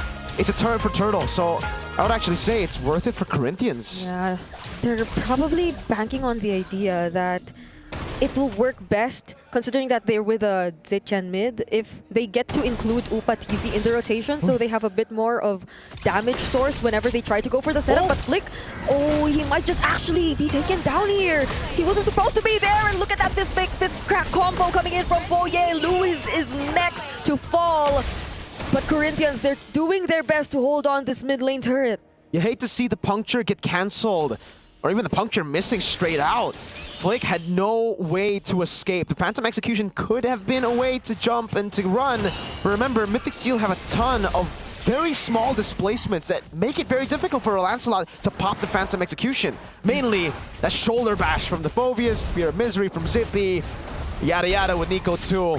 And this Phoveus is really taking control of the game right now, but I don't know if he's going to survive a 1v3. He's taking so much attention, and now they try to burst him down. Ken is nearby though, and they don't know it. Upatizi fortunately has the flicker, so he gets to survive, but that was a close call. And still, they don't get to take down Kun. Nico, nearby, using the lantern flares. Oh, there was the ejector trying to save Hesu, but then the Crimson Beacon was also committed. So at least they get to keep everyone safe. Mythic Seal now the ones playing it incredibly slow and clinical. They're no longer the team we saw in game number 1 in the lead, while being in the lead. Maybe LaFell was right. Maybe they just got to start off behind, and then they'll come back with discipline. So far, that's been the name of the game. SMB goal difference, look at that. 762 goal lead on the Phobius. There are ways to beat the CC in lane, and Kun is doing it. Curtain call baited out. Kun is showing us how, but Flick tries to go for Ken actually. This is actually the first time they get to take a kill away, or the second time they get to take a kill away from Kun, but the fist break, fist crowd again. Upatizi in danger, but still finds the double kill. Upatizi gets taken out too though, so that's a 2-for-1. But the turtle fight's still going on. Cancelled out, electrifying beats, now the Phantom Execution as well. Turtle reset! Nico in the midst of it all, Flick wins out the red tree, and Nico will fall to Jesus Yo-Yos as the curtain call locks him down. Mythic Seal, while being in the lead again, some odd initiations, overextending Kun without Flicker 1v1. I'm surprised they're actually able to win out the prolonged team fights even without Upatizi. Like Corinthians Esports, they were able to proceed, I think, just regroup, reset for a moment, not a full reset even, then proceed with the fight. And that was all the while Upatizi was down. So it's an interesting way that they were able to deal with the fight. I think we'll be seeing that in this instant replay. Yeah. So they've been trying to target down Kun, and they've been successful in doing so, again at the expense of Upatizi. But who would have thought they'd be the ones actually able to fight longer? I think it just comes down to them being too split up at the start. They went in 1-by-1. Mythic Seal, hold up. Are they gonna go for this? Oh wow! Ken could barely move. Flicker used supposedly to Kun. Yes, but that was committed onto Hesu. Nonetheless, still a pick-off for Corinthians Esports, but they're still struggling to convert into objectives. Back to my point earlier, I think for Mythic Seal, they just fall into habits, bad habits, so fast. Like, they would come back, they would be behind, and then they'll be like, all right, we've got to play discipline. Once they win, they go back to be like, oh, you know, I'm just going to walk up like this. You know, they deal damage, but I was able to 1v3 earlier, so I can do it again. Yeah. It's different. It's different, especially because, God, you didn't have Flicker. You had Flicker the first time when you 1v3'd. Kun just took too much in the turtle fight earlier, and it became too chill, yo. They can't forget about the small things. They really can't. When you're starting the fight alone with a quarter of HP, as the main front line at this point of the game, you need to be a bit healthy. Okay, Zippy might be sensing danger here, by the way. Upatizi is not alone, but Zippy, he actually hesitates, doesn't go for the recall just yet, and Corinthians might be able to set up for this upcoming Lord. Wow. That's a fleeting turn? This is a utility Zetian. Frost la Neve has built a fleeting time. It's really just working a peel. Number one, it's a peel for Upatizi. Second, that global ult for the stun. It's a utility Zetian as they go for the Lord. Okay, SOD, that'll connect. That'll be a huge problem. Oh yeah! Gets the last hit on the Lord, and the fight is still going. Kun might be traded down here, but Upatizi, very dangerous, will be the target for Zippy, but he goes for Hesu first, and still will be able to catch up somehow, but they need to commit the conceal. 3 members in exchange of only Kun, and Upatizi now make that 4. Mythic Seal just need to be behind for them to win. They are behind, we're behind, and then they had a clinical fight around the Lord. Corinthians didn't know what hit them. The conceal cancel with the Dark Wave onto 2 was beautiful by Kun, and a Lantern Flare! Frost la Neve, remember, no damage. It's utility build, so defending this is gonna be quite hard. That's why when they don't get to be or to pull off the successful setups, Corinthians Esports are definitely gonna struggle. Like, those ejector plays are gonna be very important. Those targets are gonna be very important. But now what's more important is the way they're able to defend this objective, this Lord. They've already lost all of their holy shields, and that'll mean a lot for Mythic Seals, who were sort of on the seesaw for this game. It's been a roller coaster of a game here. Back and forth, damage dealt ranking. It's still, wow, Upatizi, and despite the fleeting time, still Frost la Neve. Hey, you know what? Never mind, he does deal damage. Hey, maybe fleeting time is just the way to go. Maybe that just adds into the damage because you can spam your ult a bit more, and then it leads up to more damage. Maybe that's where it's coming from. If you get to use it every now and then. Yeah. Skypiercer, though, for Upatizi, it's at an all-time low. It's not looking real good right now. Conceal does feel like a desperate one, and even they're confused. They pop a Conceal, and they're like, wait, we shouldn't be going in. 70 seconds on the Lord. There's no reason for us to Conceal. There's no information either. All the waves are synced in top, mid, and bot, but you see no one from Mythic Seal, so you have no way to guarantee that you could actually go for something near the Lord pit. Very questionable for Corinthians Esports. So it seems like Mythic Seals are still able to hold their ground and not do anything because they know that they shouldn't do anything or need not to do anything. I think if Mythic Seal sees that replay, they're just going to be like, oh, okay. Because that was one of the Conceals of all time. Now this is a Conceal. Okay. The SOD they jump on Upa! And there's the Fury of the Phoenix in an attempt to stop them in their tracks. But multiple members get stunned by Mythic Steels. Hesu and Luis, the front liners are down. They get to take out Gundo, but Zippy, what a brave attempt from the gold laner of Mythic Seals. Nearly gets taken down too. Oh man, that was so unfortunate. I don't know if Upa targeted that because I think it did, you know, because it only goes to the target that's visible. He didn't go for the shot straight onto Zippy. That might have killed him, might have not, again. But hey, in the end, that was worth it for Mythic Seal. They lost Kun for the price of Luis and Hesu, but they're not actually blitzing the Lord. As long as the Lancelot's still alive, they still have a shot. That's a fist crack. Oh, a beautiful catch. Ken was brought down to almost 60% in that sequence, though, and they know the resources that were used.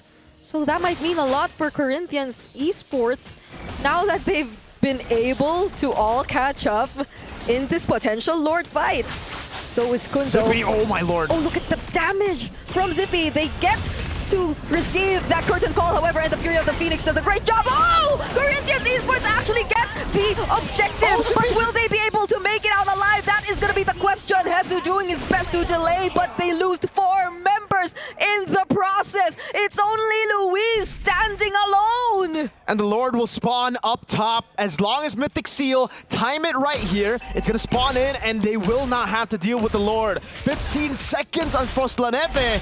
There you have it. They wait for it, and they will have the route to go for the equalizer. They went for the flicker, and they gain access to the base. It seems like Group A indeed is becoming very competitive. We're heading into another game number 3. Our third full series of the day. Hey, if you thought MSC was going to be predictable, maybe, but not the games. I gotta say, only Team Liquid got away with a 2-0 for today. But hey, you know what? We gotta balance it out because that was the game that got a pause. But either ways, I feel proud. I just throw out words of wisdom that is not supposed to be wisdom, and it turns out to be wisdom. Yeah, it's like you have to lose for you to win. You're a philosopher. I'm a philosophy. What? You are philosophy. I am philosophy. Now I gotta say, my heart skipped a bit when Zippy tried to go for a play up top. against Granger, thinking that he can outplay that with the Wind of Nature. Considering that, you know, Sky Piercer's true damage. That was very brave. I'm not as brave as that man, but that man's pretty brave. But he's performing very well because in the previous championship, not doing that great, but hey, in this one, very disciplined, dealing a lot of damage. This was the one, right? Yeah, taking a lot of risk, but hey, they're not even going to show it. They felt nervous about that attempt too. But now I feel we see why the Phobius is also always banned. Like, speaking of which, we're going to talk about it during the itemization just a little bit more, but Phobius against the CC, Phobius wins that matchup until TC gets that War Axe. Then it becomes different. So I like the way that Kun played the lane, understanding I have a timer. So I got to make sure that I'm stopping you in your tracks, not allowing to roam around the map, creating pressure, influence, anything else. And that way, the Phobius does win the matchup. And then once the CC has that War Axe, It's not your job anymore, right? It's not the job of the Phobius. Everyone else can start taking turns dealing with the CC. I think level 1 to 4, that's when the CC actually also wins as well. Before the War Axe, that was level 1 to 4. And then after that, level 5 to like 6, before the War Axe, and that's Phobius winning it out. And then we come back to a CC win with the War Axe. So there are multiple windows where the Phobius wins, where the CC wins, and it comes down to you just understanding that power spike, when it opens, when it closes against your opponent. For majority of the time, I think the camera panned to the XP lane. There's a lot of brawls. And showed Hesu kind of struggling on the Made CC. a lot of mistakes as well. Yeah, so like current call for... For who? Yeah. For one, I mean, For one understandable for one if you want to shred Very down. trigger happy. Yeah, but the turtle's coming up. It would have been great if you had that, you know, later on, So I think this wasn't the Hesu we are familiar with, like the Hesu we saw here, because people would say that he kind of stabilized the team in terms of decision making, but if he was the one in that game who went for the questionable things, then Yep. She's too nice. She's way too nice, man. You're way too nice. Yeah, just say, Mythic Seal, you're better when you're behind. Just say it. And then as CCP, you can you do went better. for utilities at 10. Yeah, like Hesu, don't make a mistake. Okay. Yeah, Just say that. Don't ult Okay. randomly. Hesu should avoid mistakes. But going back here as well, see the difference when Nico was on the Selena and now on the Jushin. Very different heroes. Oh yeah. Looking much better now. Not a lot of recalling, not a lot of ego Hey, challenging. don't say that yet, you know, because that's last time he was on Zusin, he was That's winning true. and then he started recalling and then the game turned around and then he almost lost and didn't qualify to MSC. But he ultimately did, so yeah. Hey, you know what I tell myself? Shut up, man. So yeah, go ahead. we choose our words from this point onwards. But yeah, I think we were also talking about Zippy earlier before this game, and Zippy. he actually did show up, except that one point where it was They're nearly discussing there, by the way. kind of dangerous. just there.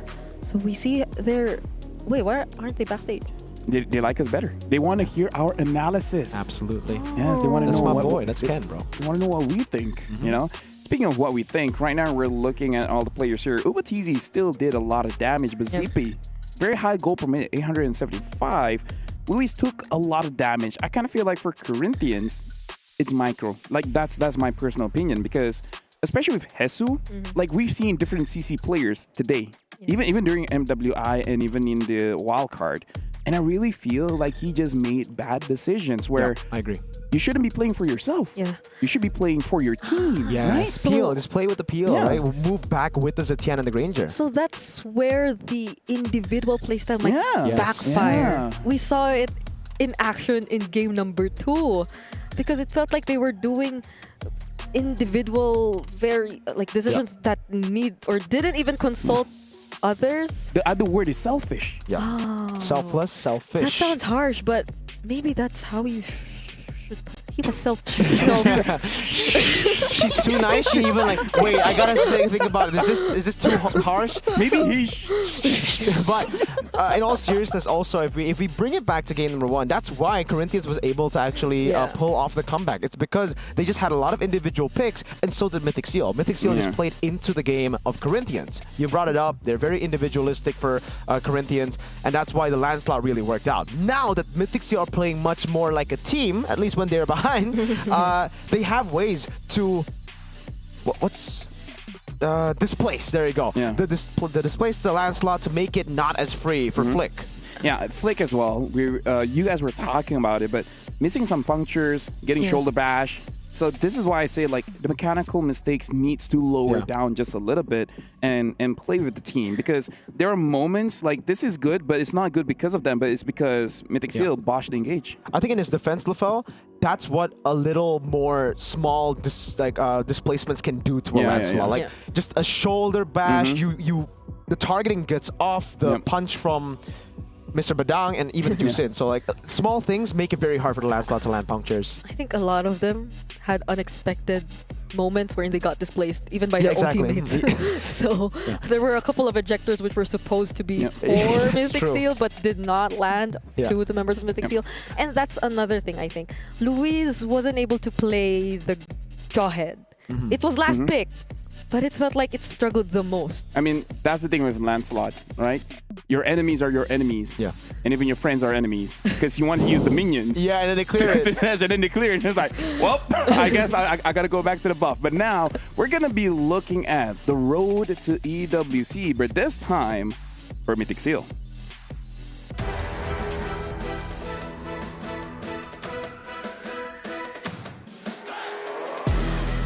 Hi, my name is Ken. I play for Mythic Seal and I play in the jungle room. The toughest moment was in the grand finals because the first game we lost and everyone's mental was maybe a little bit down and we were all tired because we had to play lower bracket finals early in the morning. So everyone was tired and we lost the first game. So it was kind of like a setback. But we overcame it as a team. I told my team just don't care if we lose, just play one game at a time, and that's what we did.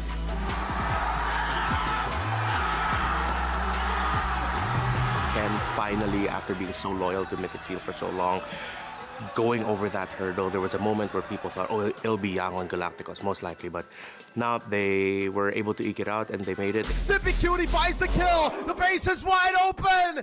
After 3 heartbreaking runs, Mythic Seal have broken through the doors of destiny. They finally rise to the international stage at MSC x EWC. I just learned not to be afraid of losing anymore. I've had to grow a lot over the past year or so. And now since I'm the leader and I'm the oldest in my team, I have to be an example to my teammates. But I'm really happy to be back and I hope that I can really prove something here.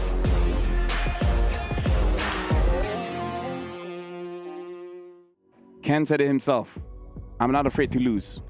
So lose just a little bit so that you win everything else. You know, just what, like just a little bit. 700 gold, 4,000 gold, between that gap. Not too much, but also not too little so that you are aware that, oh, we still have to lock in. Okay. Okay. That's, I like that. That's scary then. Like, if you're a team going up against Mythic Seal and you have the lead, you still should not be complacent. Oh no, we have a lead. This is going to backfire on us. Yeah. That could be an actual strat, dude. Like if they don't notice their patterns and like their bad habits when they're ahead, that could actually be a legit strat. Like, yo, that's gonna be in the key to victory. Dude, SRG Mythic Seal. That matchup, right? Both of them is like, no, you win. No, you win. No, you win. No, you win. That's gonna be a game to watch. Yeah. That's gonna be amazing. You hit the crystal. Now. I wonder how many games that'll reach, if ever they do, but... Hey. 7. Hey. Oh. The players are behind us right now, and the draft have just started. Is that why they're always better than us? They're behind? Oh, dude! 2 out of 2. All right, now... Why just 2? out of 2? Okay, Mythic Seal, first pick. Again, and Corinthians, second pick. So at this point, Mirko, I'm actually with you in the sense that CC is an option, but also the Edith as well as the Gatot, right? Like looking at the plays just now, I kind of feel like Jesus needs a hero that plays for his team. Yeah. Right? Yeah. I want to see the... It's also just easier. Yeah, it's also just easier, yeah. Yeah, the easier, the snappier, I want to see those heroes from Hesu which actually change the tides. And then he picks out a better dead. Then he goes, you know what? You guys are talking too much. I'm going to pick the hardest hero. What if though?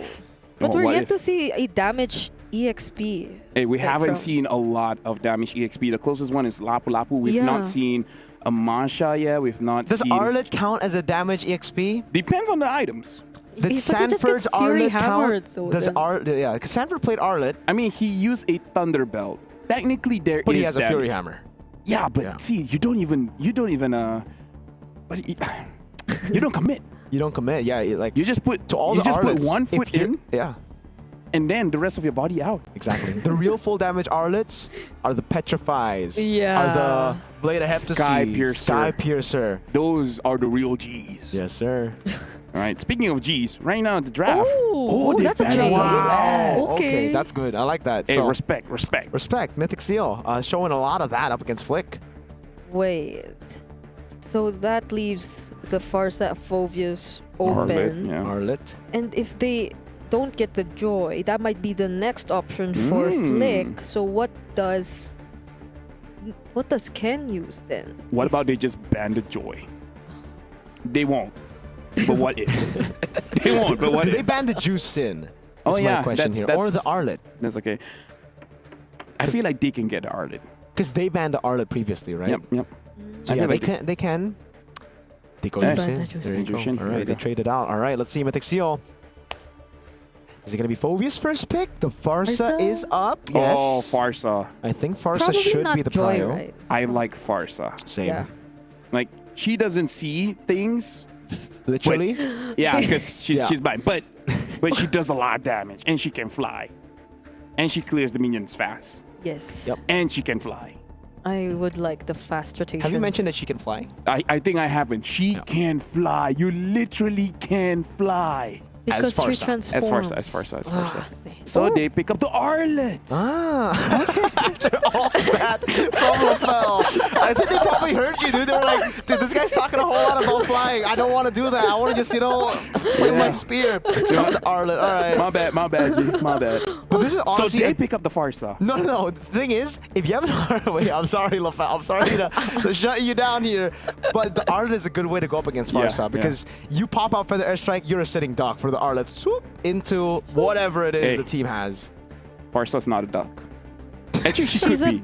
Actually, she could is. be. She can't I be. don't- depends on the the for her. Bro, They go for the Farsa. dude, you need to listen to my I'll words listen of to you. wisdom. I'll listen. Hey, but the Joy still... Well, at least they have a Fredrin. Yeah, I don't think you go join now, right? See? Into the counter? Bro, they can hear us. Okay. Can they? Yeah, Oh, they can. depends on how No, loud they we can't. are. They can't. We're pretty loud. So maybe not Joy. Okay. And then Switch it up. and then Joy. Do they take a gold laner here? Okay, one's out. I so think the only- Ranger will be fine. Safe yeah, choice. I think Ranger is fine because There you go. And the Joy. Yeah. Yeah. See, don't say stuff. You're Yeah. challenging them.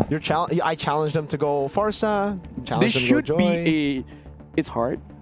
Wait. Focus. What's hard? It's fine. Yeah, Phoveus will be great here. Yeah. That's why I was... There's no way they don't pick up the Phoveus, right? All right, I see what you're doing here, LaFell. Corinthians, do they go instead for something else just to be like, yeah, we're not? Because we wanted something else from Hesu. But I think the Phoveus works. Like, the But- Phoveus is a bit too good right now. You have a Joy? Dude, Okay, they don't. there's a Joy, an Arlet. Yep. Go on. Wait, no, because the Arlet still can be flexed. So But still, you get value. Like the Roamer, the XP will always be part of fights early, Yeah, and then the Arlet, the Joy is there too. So it's like you get value anyways. Hey, maybe we If should Mythic talk. Seal don't ban Phoveus, You dude. know, let's just start a podcast. okay. We already have one. We have one, Gank though. and Gather, ladies and gentlemen, go check it out. So they should be banning out the mids. Maybe consider the Selena, right? Just take out Nico's Selena and Valentina, because I feel like you gotta respect that. You just gotta respect it, Yeah, because there's nothing left. The Jushin and the Kimi are out. and neither of them will get banned. I really hope Mythic Seal bans the Phoveus. That's what I really hope right now because, hey, their They composition's looking very dicey without the Phoveus ban. It's 100% Phoveus. 100%. Okay. 100%. 100. Why wouldn't it? Like, what else is there to ban? Irithel, maybe, sure. Yeah. Wait, why? They have a monster. Oh wait, yeah, of course. Dude, it's the game. It's the been, game has been. It's been messing with my mind. Oh, Hey, we got it right. There you go. There you go. There We you got go. it right. There you go. Yo. They finally. They This is a listened. roller coaster. It Who knew a draft can be this intense? Corinthians next. Wait. Selena. We haven't seen. Honestly, Selena. not a bad one to Or actually ban maybe out the just the Lilia. Valen. Yeah. Yeah, Because you have Fredrin. Valen is the safest in my opinion. Take out the Valen. So you don't get to give away. There you go. See, Selena, I told you. man. There you go. Listen to me. No, I was challenging them to. right. Dude, she's 5-head. She is. Mythic Seal now. Do they also just say, you know what? We're taking your heroes out of the equation too, Hesu. Take away the CC. And then they ban. And then they ban Honestly, something CC else. is a good ban, but I don't know after watching that game. Maybe they're like, I can deal with it. Kalia, okay. Hey, what about the Masha right now for Corinthians? They have a utility jungle. Oh wait, yeah. Yeah, we haven't seen a Masha. Maybe Jesus is telling them that let me do damage. Damage, and then they give Luis something like a Baksha. Oh yeah, it's still open. Yeah. Could also be Gatot Kacha. I think that works too against this composition. Safest. Wait, there's still a They could Badang, take it right? now. I feel like they could take There's also Gatot now. Badang, yeah. So a lot of good options for Corinthians here. If they want to go Masha, that's up. They can also just go for the safe route. Or Chip Masha. No, no. No, right? I don't think the first one was. I feel like you don't have to go Masha. Like there's other damage dealers. That's Badang. Badang. There you go. Yeah, Okay. they go for the Badang. So what's I want the Valentina. I feel like the Valentina is going to be pretty Same. good here. I agree. And Nico actually did amazing on it to equalize against the Young Galacticos in MSL Season 1. Valentina and Valentina Cappuccina. Hey! Me Moscow. I would prefer just to put the Arlet in the EXP. I agree. Please XP. XP Arlo. What do you go Rome? Show. Whoa! Whoa! Okay. Nico Nico and all the flexing. stops for this one. Nico showing up. He's like, I like hey, it. I watched MWI. Yeah. I saw the final game. Oh! And an Esmeralda. Oh, this is so much riskier for Mythic Seal, their composition. Yeah. Hey, this is what we wanted for MSC Day 1. We're encountering the unknown. Experience the world where when you move forward, you don't know which is left and which is right. And now we're jumping into drafts that we've never experienced before. This is what the world has to offer. And I'm going to throw it to you guys. Thank you so much, LaFell. Ladies and gentlemen, welcome to... Well, we're still on the same desk, but me and Brigitte will be bringing you the final game of the day as we encounter the unknown here in the final game of the day. And interesting drafts from both these teams, from Mythic Seal and also Corinthians. Now, question is the upset real? Can Corinthians beat the dark horse of MSC, or will Mythic Seal take the dub with Ken in his third Joy game? That's right. This should be the last game of the day since we've had a lot. And imagine that. Okay, we've already beat the record for fastest first blood in this day. We got one in 29 seconds, courtesy of Boye. Shout outs to Boye, man, on the show. He's ruthless, just showing Jiku knows all around the board. Corinthians couldn't handle the kicks, couldn't handle the swagger. Yeah. That was such a great start for Mythic Seals, though. Like, I was honestly supposed to say that I was... They need to play from behind, Brig. Oh, no, yeah. Wait. Okay, continue. Yeah, but anyway, I was trying to...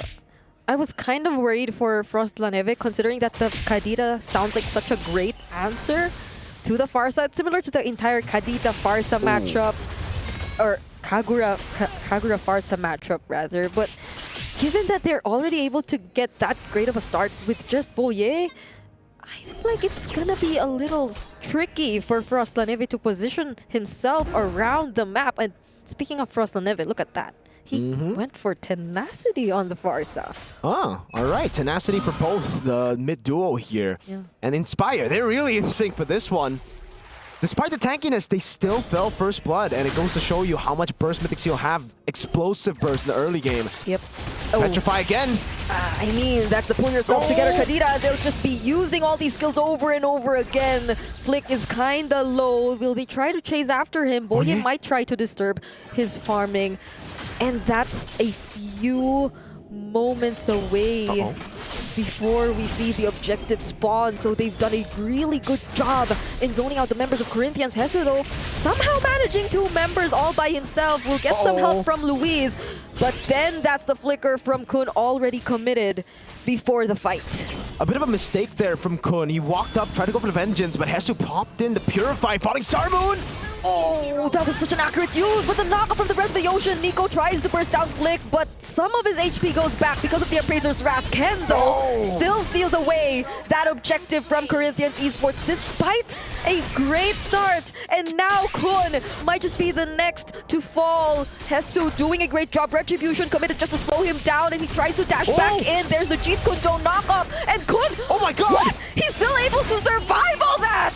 Flicker from Luis finally takes the kill, but so many resources were committed just for that. Great turn over. Ken looking for it. Wow, breath of the ocean from Nico. And away of the dragon to lock things down. Mythic Seal.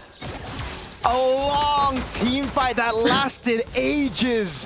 One out by the Seals, and now it's all in for them. Ken already invading the jungle.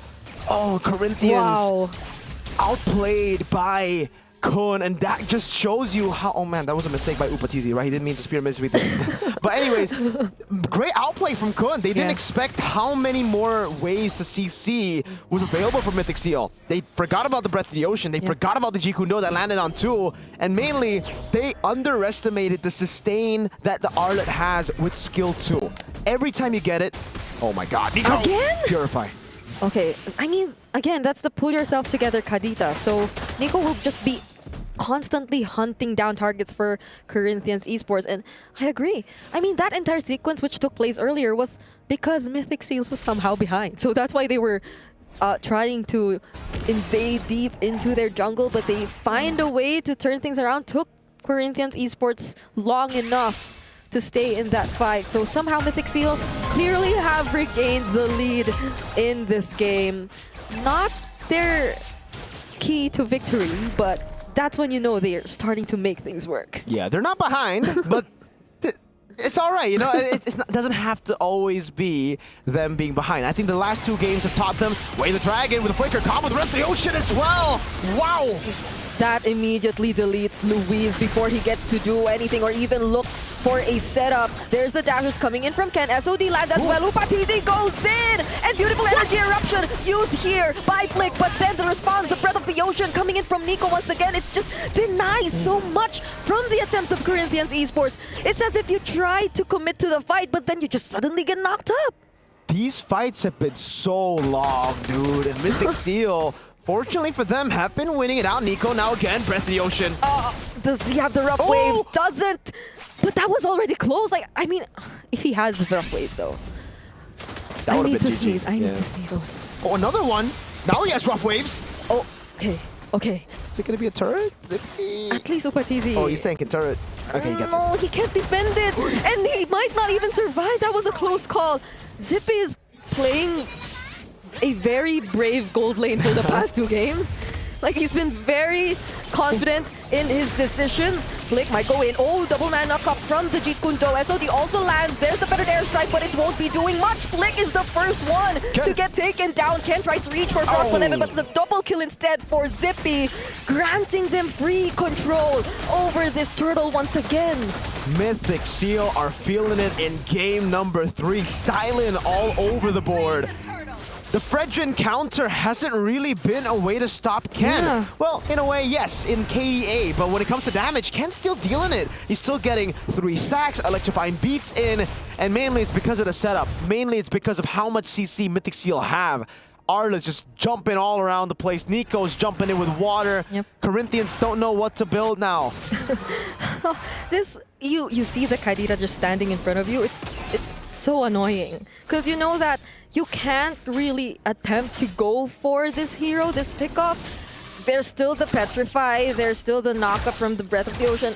She can just literally swim away from danger, and she's becoming such a huge problem for Corinthians, who I believe their early would revolve around the way they're able to utilize the Farsa. But Frostland Ever has been struggling to some extent, even forced to use the Purify every now and then, so they're not able to. Oh, that was close. Okay.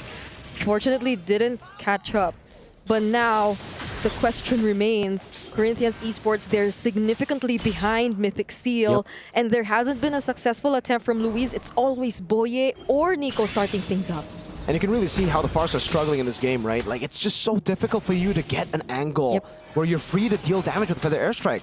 At most, you throw out 2, and then you're forced to cancel. You're forced to walk back just because of this guy, or maybe the other guy who knows Kung Fu, or the one with music, or the one with a big spear. And Kun, that guy with a spear, is walking up. Ken, again, man, 3 whole levels ahead of the Fredrin. Boy, yeah.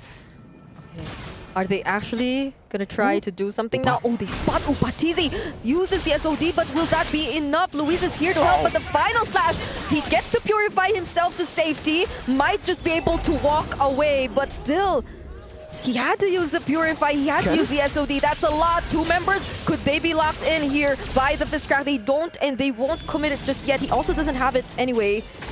So a lot of utilities burned by both sides right before the objective. Boye is still trying to look for it though. But they might be a little more cautious. Never mind. Kun goes for the final slash, but there's no follow-up. But it's still worth it, I would say, for Mythic Seal because they baited out so many big ultimates. No Feather Airstrike, no Falling Star Moon, no Fist Crack, right? Turtle spawn in the game, but they don't want it. Mythic Seal are just going to wait and possibly, yeah, go for a fast Lord here. This is a 2-turtle game, ladies and gentlemen. Mythic Seal have started the Lord. Earlier. And this could be the beginning of the end for Corinthians if Mythic Seal do get it. Upatizi, I feel like he wants to at least try to manage the wave, but they have limited information. Ken and Boye could have actually tried to do something. Oh, now they know where the other members are, though. Nico tries to go in, but gets denied by Luis. A beautiful way to shut him down, so they at least get a pick-off away from Mythic Seal. A bit too greedy by Nico. Walks up, but he doesn't want to utilize the rough waves. Thought he had enough time to actually use it. But in the end, he got chain CC'd. Boye looking for an angle, and Upatizi is really not letting Mythic Seal breathe, not letting them play this slow-paced game. He's constantly punishing as Mythic Seal continue to hesitate on what to do. Yep. At least now, for Corinthian Esports, they're able to somehow gain a bit of control since they were forced, or they did take a pickup earlier. Upatizi bravely goes in. Oh, but it seems like that wasn't the right decision because it was Flick who was taken down. Frostoneve uses the better airstrike but gets cancelled by Kun. And it's a free objective going into the hands of Mythic Seal. The Arlet canceling out the Farsa there, just without Final Slash. We expected maybe Final Slash could be the way to do it. No, he just vengeances over to Luis. Gets the stun. Frost Neve, no chance to purify out of that one. Roam Boots coming around already too. That's a Sea Halberd for the 4th item, so even more penetration to get through these tanky front lines of Corinthians. Oh, another Way of the Dragon though. Do they have enough burst damage? That's Hesu, which they caught. Enough to bring him down to low HP. But again, I feel like Mythic Seal, they're okay with this. They still have a Lord coming up top and they'll get this chance, this opportunity to clean up the remaining towers of Corinthians Esports. Slowly but surely sieging down the turrets in the side. We'll be walking with the Lord now. So far they've managed the waves really, really well, by the way. Now they're going to build up. Another big one is the Lord actually charges up top, and Flick is sent all alone. Yeah, he has to respect this. Ken is fully stacked up. Doesn't want to use Electrifying Beats. Should just be a holy defense here. Yep. Breath of the Ocean, such a big problem. They don't want to let go of their holy shields, but unfortunately will have to.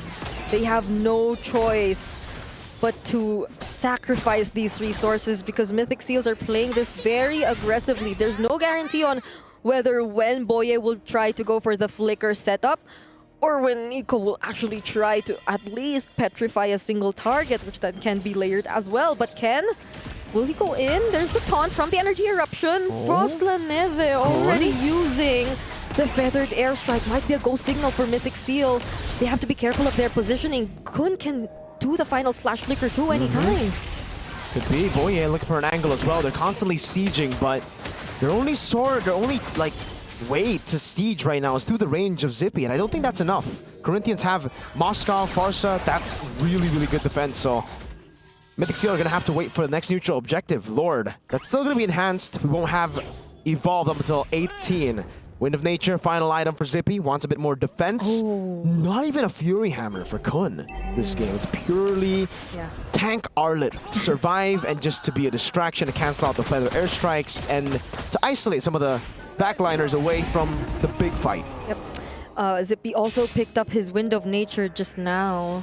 So that's going to be another problem for Corinthians Esports if they do want to attempt to go for him. And it's not like he can be the first option, nor the easiest target if you're looking at the lineup of Mythic Seals, because you have to go through so many members. You have to not get surprised and burst it down first if you want to do just that. But speaking of, they actually go for the surprise. They target Hesu. Tanky enough though, gets to survive and walk away, but not Luis. Luis will be the sacrifice this time for Corinthians.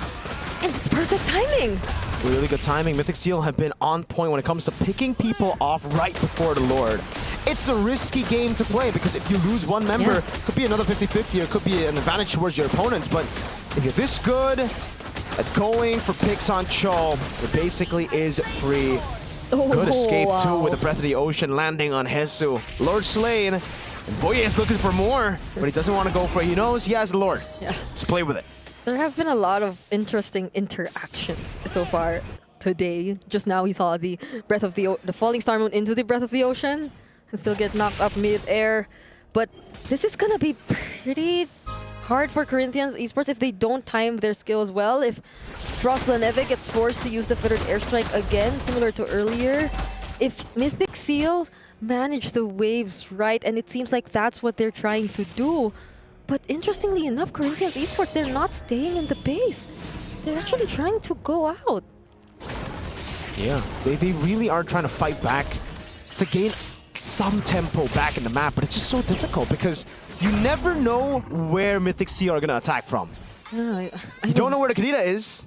That's the thing. I was nervous for a moment because they were just holding the brush down bottom. Oh, Spear of Misery denies Boye of that potential setup, but these are 3 waves, all synced, heading or close to gaining access to their base. Flick, already down half HP. Oh, the Flicker Final Slash might be the way to go. Fettered Airstrike already committed by Frostlaneve. They won't be able to cancel it for now, but they just focus on taking the inhibitor turrets. Kun, will he actually try this time? Flick, he gets bursted down. The Final Slash is committed onto 2 members, and that's going to be a tricky spot. Upatizi is the next target, and look at Nico just diving in! Gets a double kill away from Corinthians. Sippy as well. It's close to a wipeout. It's only Hesu left alive, and he too might be taken down as Mythic Seals. The upset is denied for this series. 3 times we saw a possible upset. 3 times we saw the favorites come back to prevail. Today is not the day of upsets. It is all about the top teams. I mean, here's the thing, it's day number 1 and they're already nail biters, man.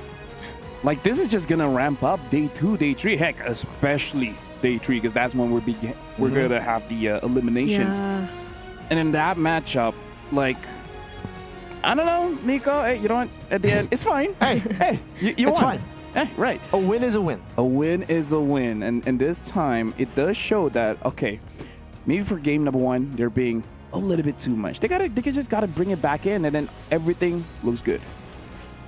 Imagine the amount of times we saw Nico and Boye just go for like the pickoffs, the setups, and Corinthians had no answer to it. Like, look at this. Even for Flick, this was the time when they spent too much time in the jungle, but oh my goodness. Yeah. Oh my goodness. This was just beautiful by Kun and the team. Remember, it's Yes, team effort and the whenever it's an team. Arlet. You can't really make those kind of plays alone. Yeah. Oh my Either gosh. ways, this is an amazing matchup. But behind me, it does look like Eterna is ready with Ken. So now, we're going to let Eterna talk with Mirko's boy. That's my boy. That's his boy. Thank you, casters. I'm here with Mirko's boy. So Mirko's boy, Ken, okay, his name is Ken. He's not Mirko's boy, actually. But we wanted to ask, first and foremost, is it Mythic Seal or is it Mythic Seal? It's Mythic Seal, but the Burmese pronounce it as Mythic, which is not the correct pronunciation. But Mythic Seal, that's the correct pronunciation, yes. Okay, so you want us to refer to you guys as Mythic Seal? Yes, yes. So we got confirmation, casters. All right, perfect. So it's been a hot minute since we've last seen you. How are you? How does it feel to be back on the international stage? I feel very happy, especially coming here with a lot of my teammates because they're all very young and some of them, this is their first international experience. So I'm happy to take the charge for them. That's what I really wanted to ask, because I think a lot of people are considering you to be particularly the big brother of the team. Yeah. So how has that been? It's been a pretty fun experience because most of my teammates, they're all like 2, 3, 4 years younger than me. So they all really look up to me, and like it's really nice being in the leader role. I'm happy. That's so sweet. That's so sweet. Game number 1 was kind of a weird game. I think the casters were talking about it a little bit. So as the big brother of your team, what did you say to them to bounce back for game number 2 and 3? We just told each other it's okay. We made a mistake and it's fine. We won't do the mistake again. It's just we got a little bit overhyped in game 1. Like we killed like all 3 of them, and then we were just like we got a bit overhyped. And next game we just focused on our objectives, and I think that was the key. Yeah, because this is the first game we got a bit hyped. Yeah, that's all. Okay, so overhyped. So it's not that they're good playing from behind, boys. I'm looking at you, Lafel. I'm looking at you, Mirko. All right. A lot of people are considering your team, Mythic Seals, to be the dark horse. Do you have any messages to the challengers coming into MSC? Just good luck, have fun, and we have a lot more in store. So let's give the audience a very exciting match. All right. Before we let you go, we did get a little bit of an interview with Sakai's earlier on, and he mentioned, flashbacks to M6. It was SRG that was defeated by a Burmese representative, the fact that it happened in the Swiss stages. And I was asking him, do you feel confident going up against Mythic Seal? Because they were also predicting that you would be the one to move forward in the upper brackets. What do you have to say about that? I think it'll be a very fun matchup, exciting matchup for sure. And yeah, that's all I can say. It'll be a really fun match. So yeah, you guys, everyone tune in. No messages for Sakai's? All right. Just good luck, have fun. Let's play Assassin versus Assassin. Okay, Assassin versus Assassin. We've been waiting for this for such a long time. So once again, congratulations, Ken. It's good to see you once again. And we'll see you in the next match, and good luck. We're going to throw it over back to our casters. And then Sakai picks up Baxia. Dude, nah, come on. The man has already said, let's go Assassin versus Assassin. And then he'll be like, yo, Matilda's an assassin. If you play it right. Honestly, that was an amazing interview. Shout out to both of them. I respect the Burmese by calling it Mythic Seal, but yeah, you know what? Hey, same. Dude, we'll just keep alternating so that we make everyone happy. Everyone happy. You know, the international viewers have probably been like, yo, dude, it's Mythic. Well, now you got confirmation. That's how the Burmese say it, yo. It's Mythic Seal. Here's the thing. People say you can't make everyone happy. Yeah. I accept that challenge. We accept this challenge. Accept the Brigitte, you want to accept that challenge? I will try. Not. Okay. In this game, you heard that they say like they were overhyped, right? So maybe just above average hype. Could be. Just a tiny bit more than the average. Yeah. That is also considered overhyped. But I think for them, no, Eterna. They do well from behind, because how do they get overhyped? When they're ahead, bro. So when they're behind, they can't get overhyped because they need to find the hype. That's a good argument. See, that's good. See, you need to be behind so that you don't get overhyped. Speaking of which, now we gotta look at the Sony MVP of the day. We gotta look at the MVP of the day. Who is it? No, the match MVP. We're gonna be looking at the match MVP just to see. Who is it? Yeah, who is it? Right? Right? Nico. No, look at okay. Yep, Sony match MVP here. And again, like just gotta throw in that Nico Flair. Yeah. Just to die at the end. Just cause. That's what we're gonna call it. Nico Flair. Nico Flair. That's the Nico Flair. Yeah. He needs that flair. If he doesn't have it, he's not Nico. I enjoyed watching this Kadita so much. Yes. It's amazing. It's like the Kadita was the only one able to play in the mid lane, and the Farsa was not able to play as much. It's almost like they picked the two of our Yeah, from the very beginning, picked the Purify, so couldn't already position that much. And every now and then, there's just a Mermaid. So like Mermaid. Oh, Mermaid. What? Mermaids are not Mermaid. No, Mermaids and Seals. But I think they're. I think it's not that kind of seal. Yeah. Yeah, it's like a seal, as in like, boom, we mythically sealed this game. Want to look at the brackets? Yeah, let's go. Okay. Yeah, let's look at the brackets just to see how things have shaped up after day number 1. Thank you very much. looking at this one, Oh. Wow, dude. Oh my lord. Wait. This early. This already looks fun. Goodness. Okay. If you guys didn't watch the screen, now's a good time to look at the screen, screenshot, and post it all over social media. Yep. Team Liquid going up against Onyx ID. Hype. That's hype. SRG.OG Oh, Mythic Lord. Seal Assassin versus Assassin. Hype. Hype. Oh, nice. CFU. CFU Ultra Legends. Hype. Hype. Virtus.pro Corinthians. Oh. Hype. I like MSC. Hey, wait till you see Group B. Group B is gonna be tomorrow, man. Exactly. That's gonna. And now we're looking at Homeboys Team Flash. That's hype. Depends who wins for me. Okay. RRQ. The known versus the unknown. Hey. Dude, that's the story of that one. Wait. Okay. Encounter the unknown. Encounter the unknown. That's Area 77, and So then fitting. Onyx Philippines going up against. Yo, guys, we got amazing games here. Team Spirit. Tianfeng Yao Guai. That's my boy. That's your boy. Hey, we against got Team again. Spirit. We got my boy earlier in the interview. We got a super my boy on this one. Dude, you got a lot of boys here. You gotta calm down. You have a lot of boys. Hey, thank you. You can't get overhyped. Don't get overhyped. Relax. She's too nice, but she also brings us back to reality. Which is nice, because that's what Madara said. Anyways, looking at Group B, which is going to be for tomorrow, that's going to be insane. Personally for me, hype. You know, I want to see Team Spirit. I want to see Aurora, right? Haven't seen them for a while after the patch. Yep. So now I want to see what has changed. And I agree. Hey, especially looking at Team Spirit, looking at the EXP heroes that they will get or probably won't get. Probably will get banned out.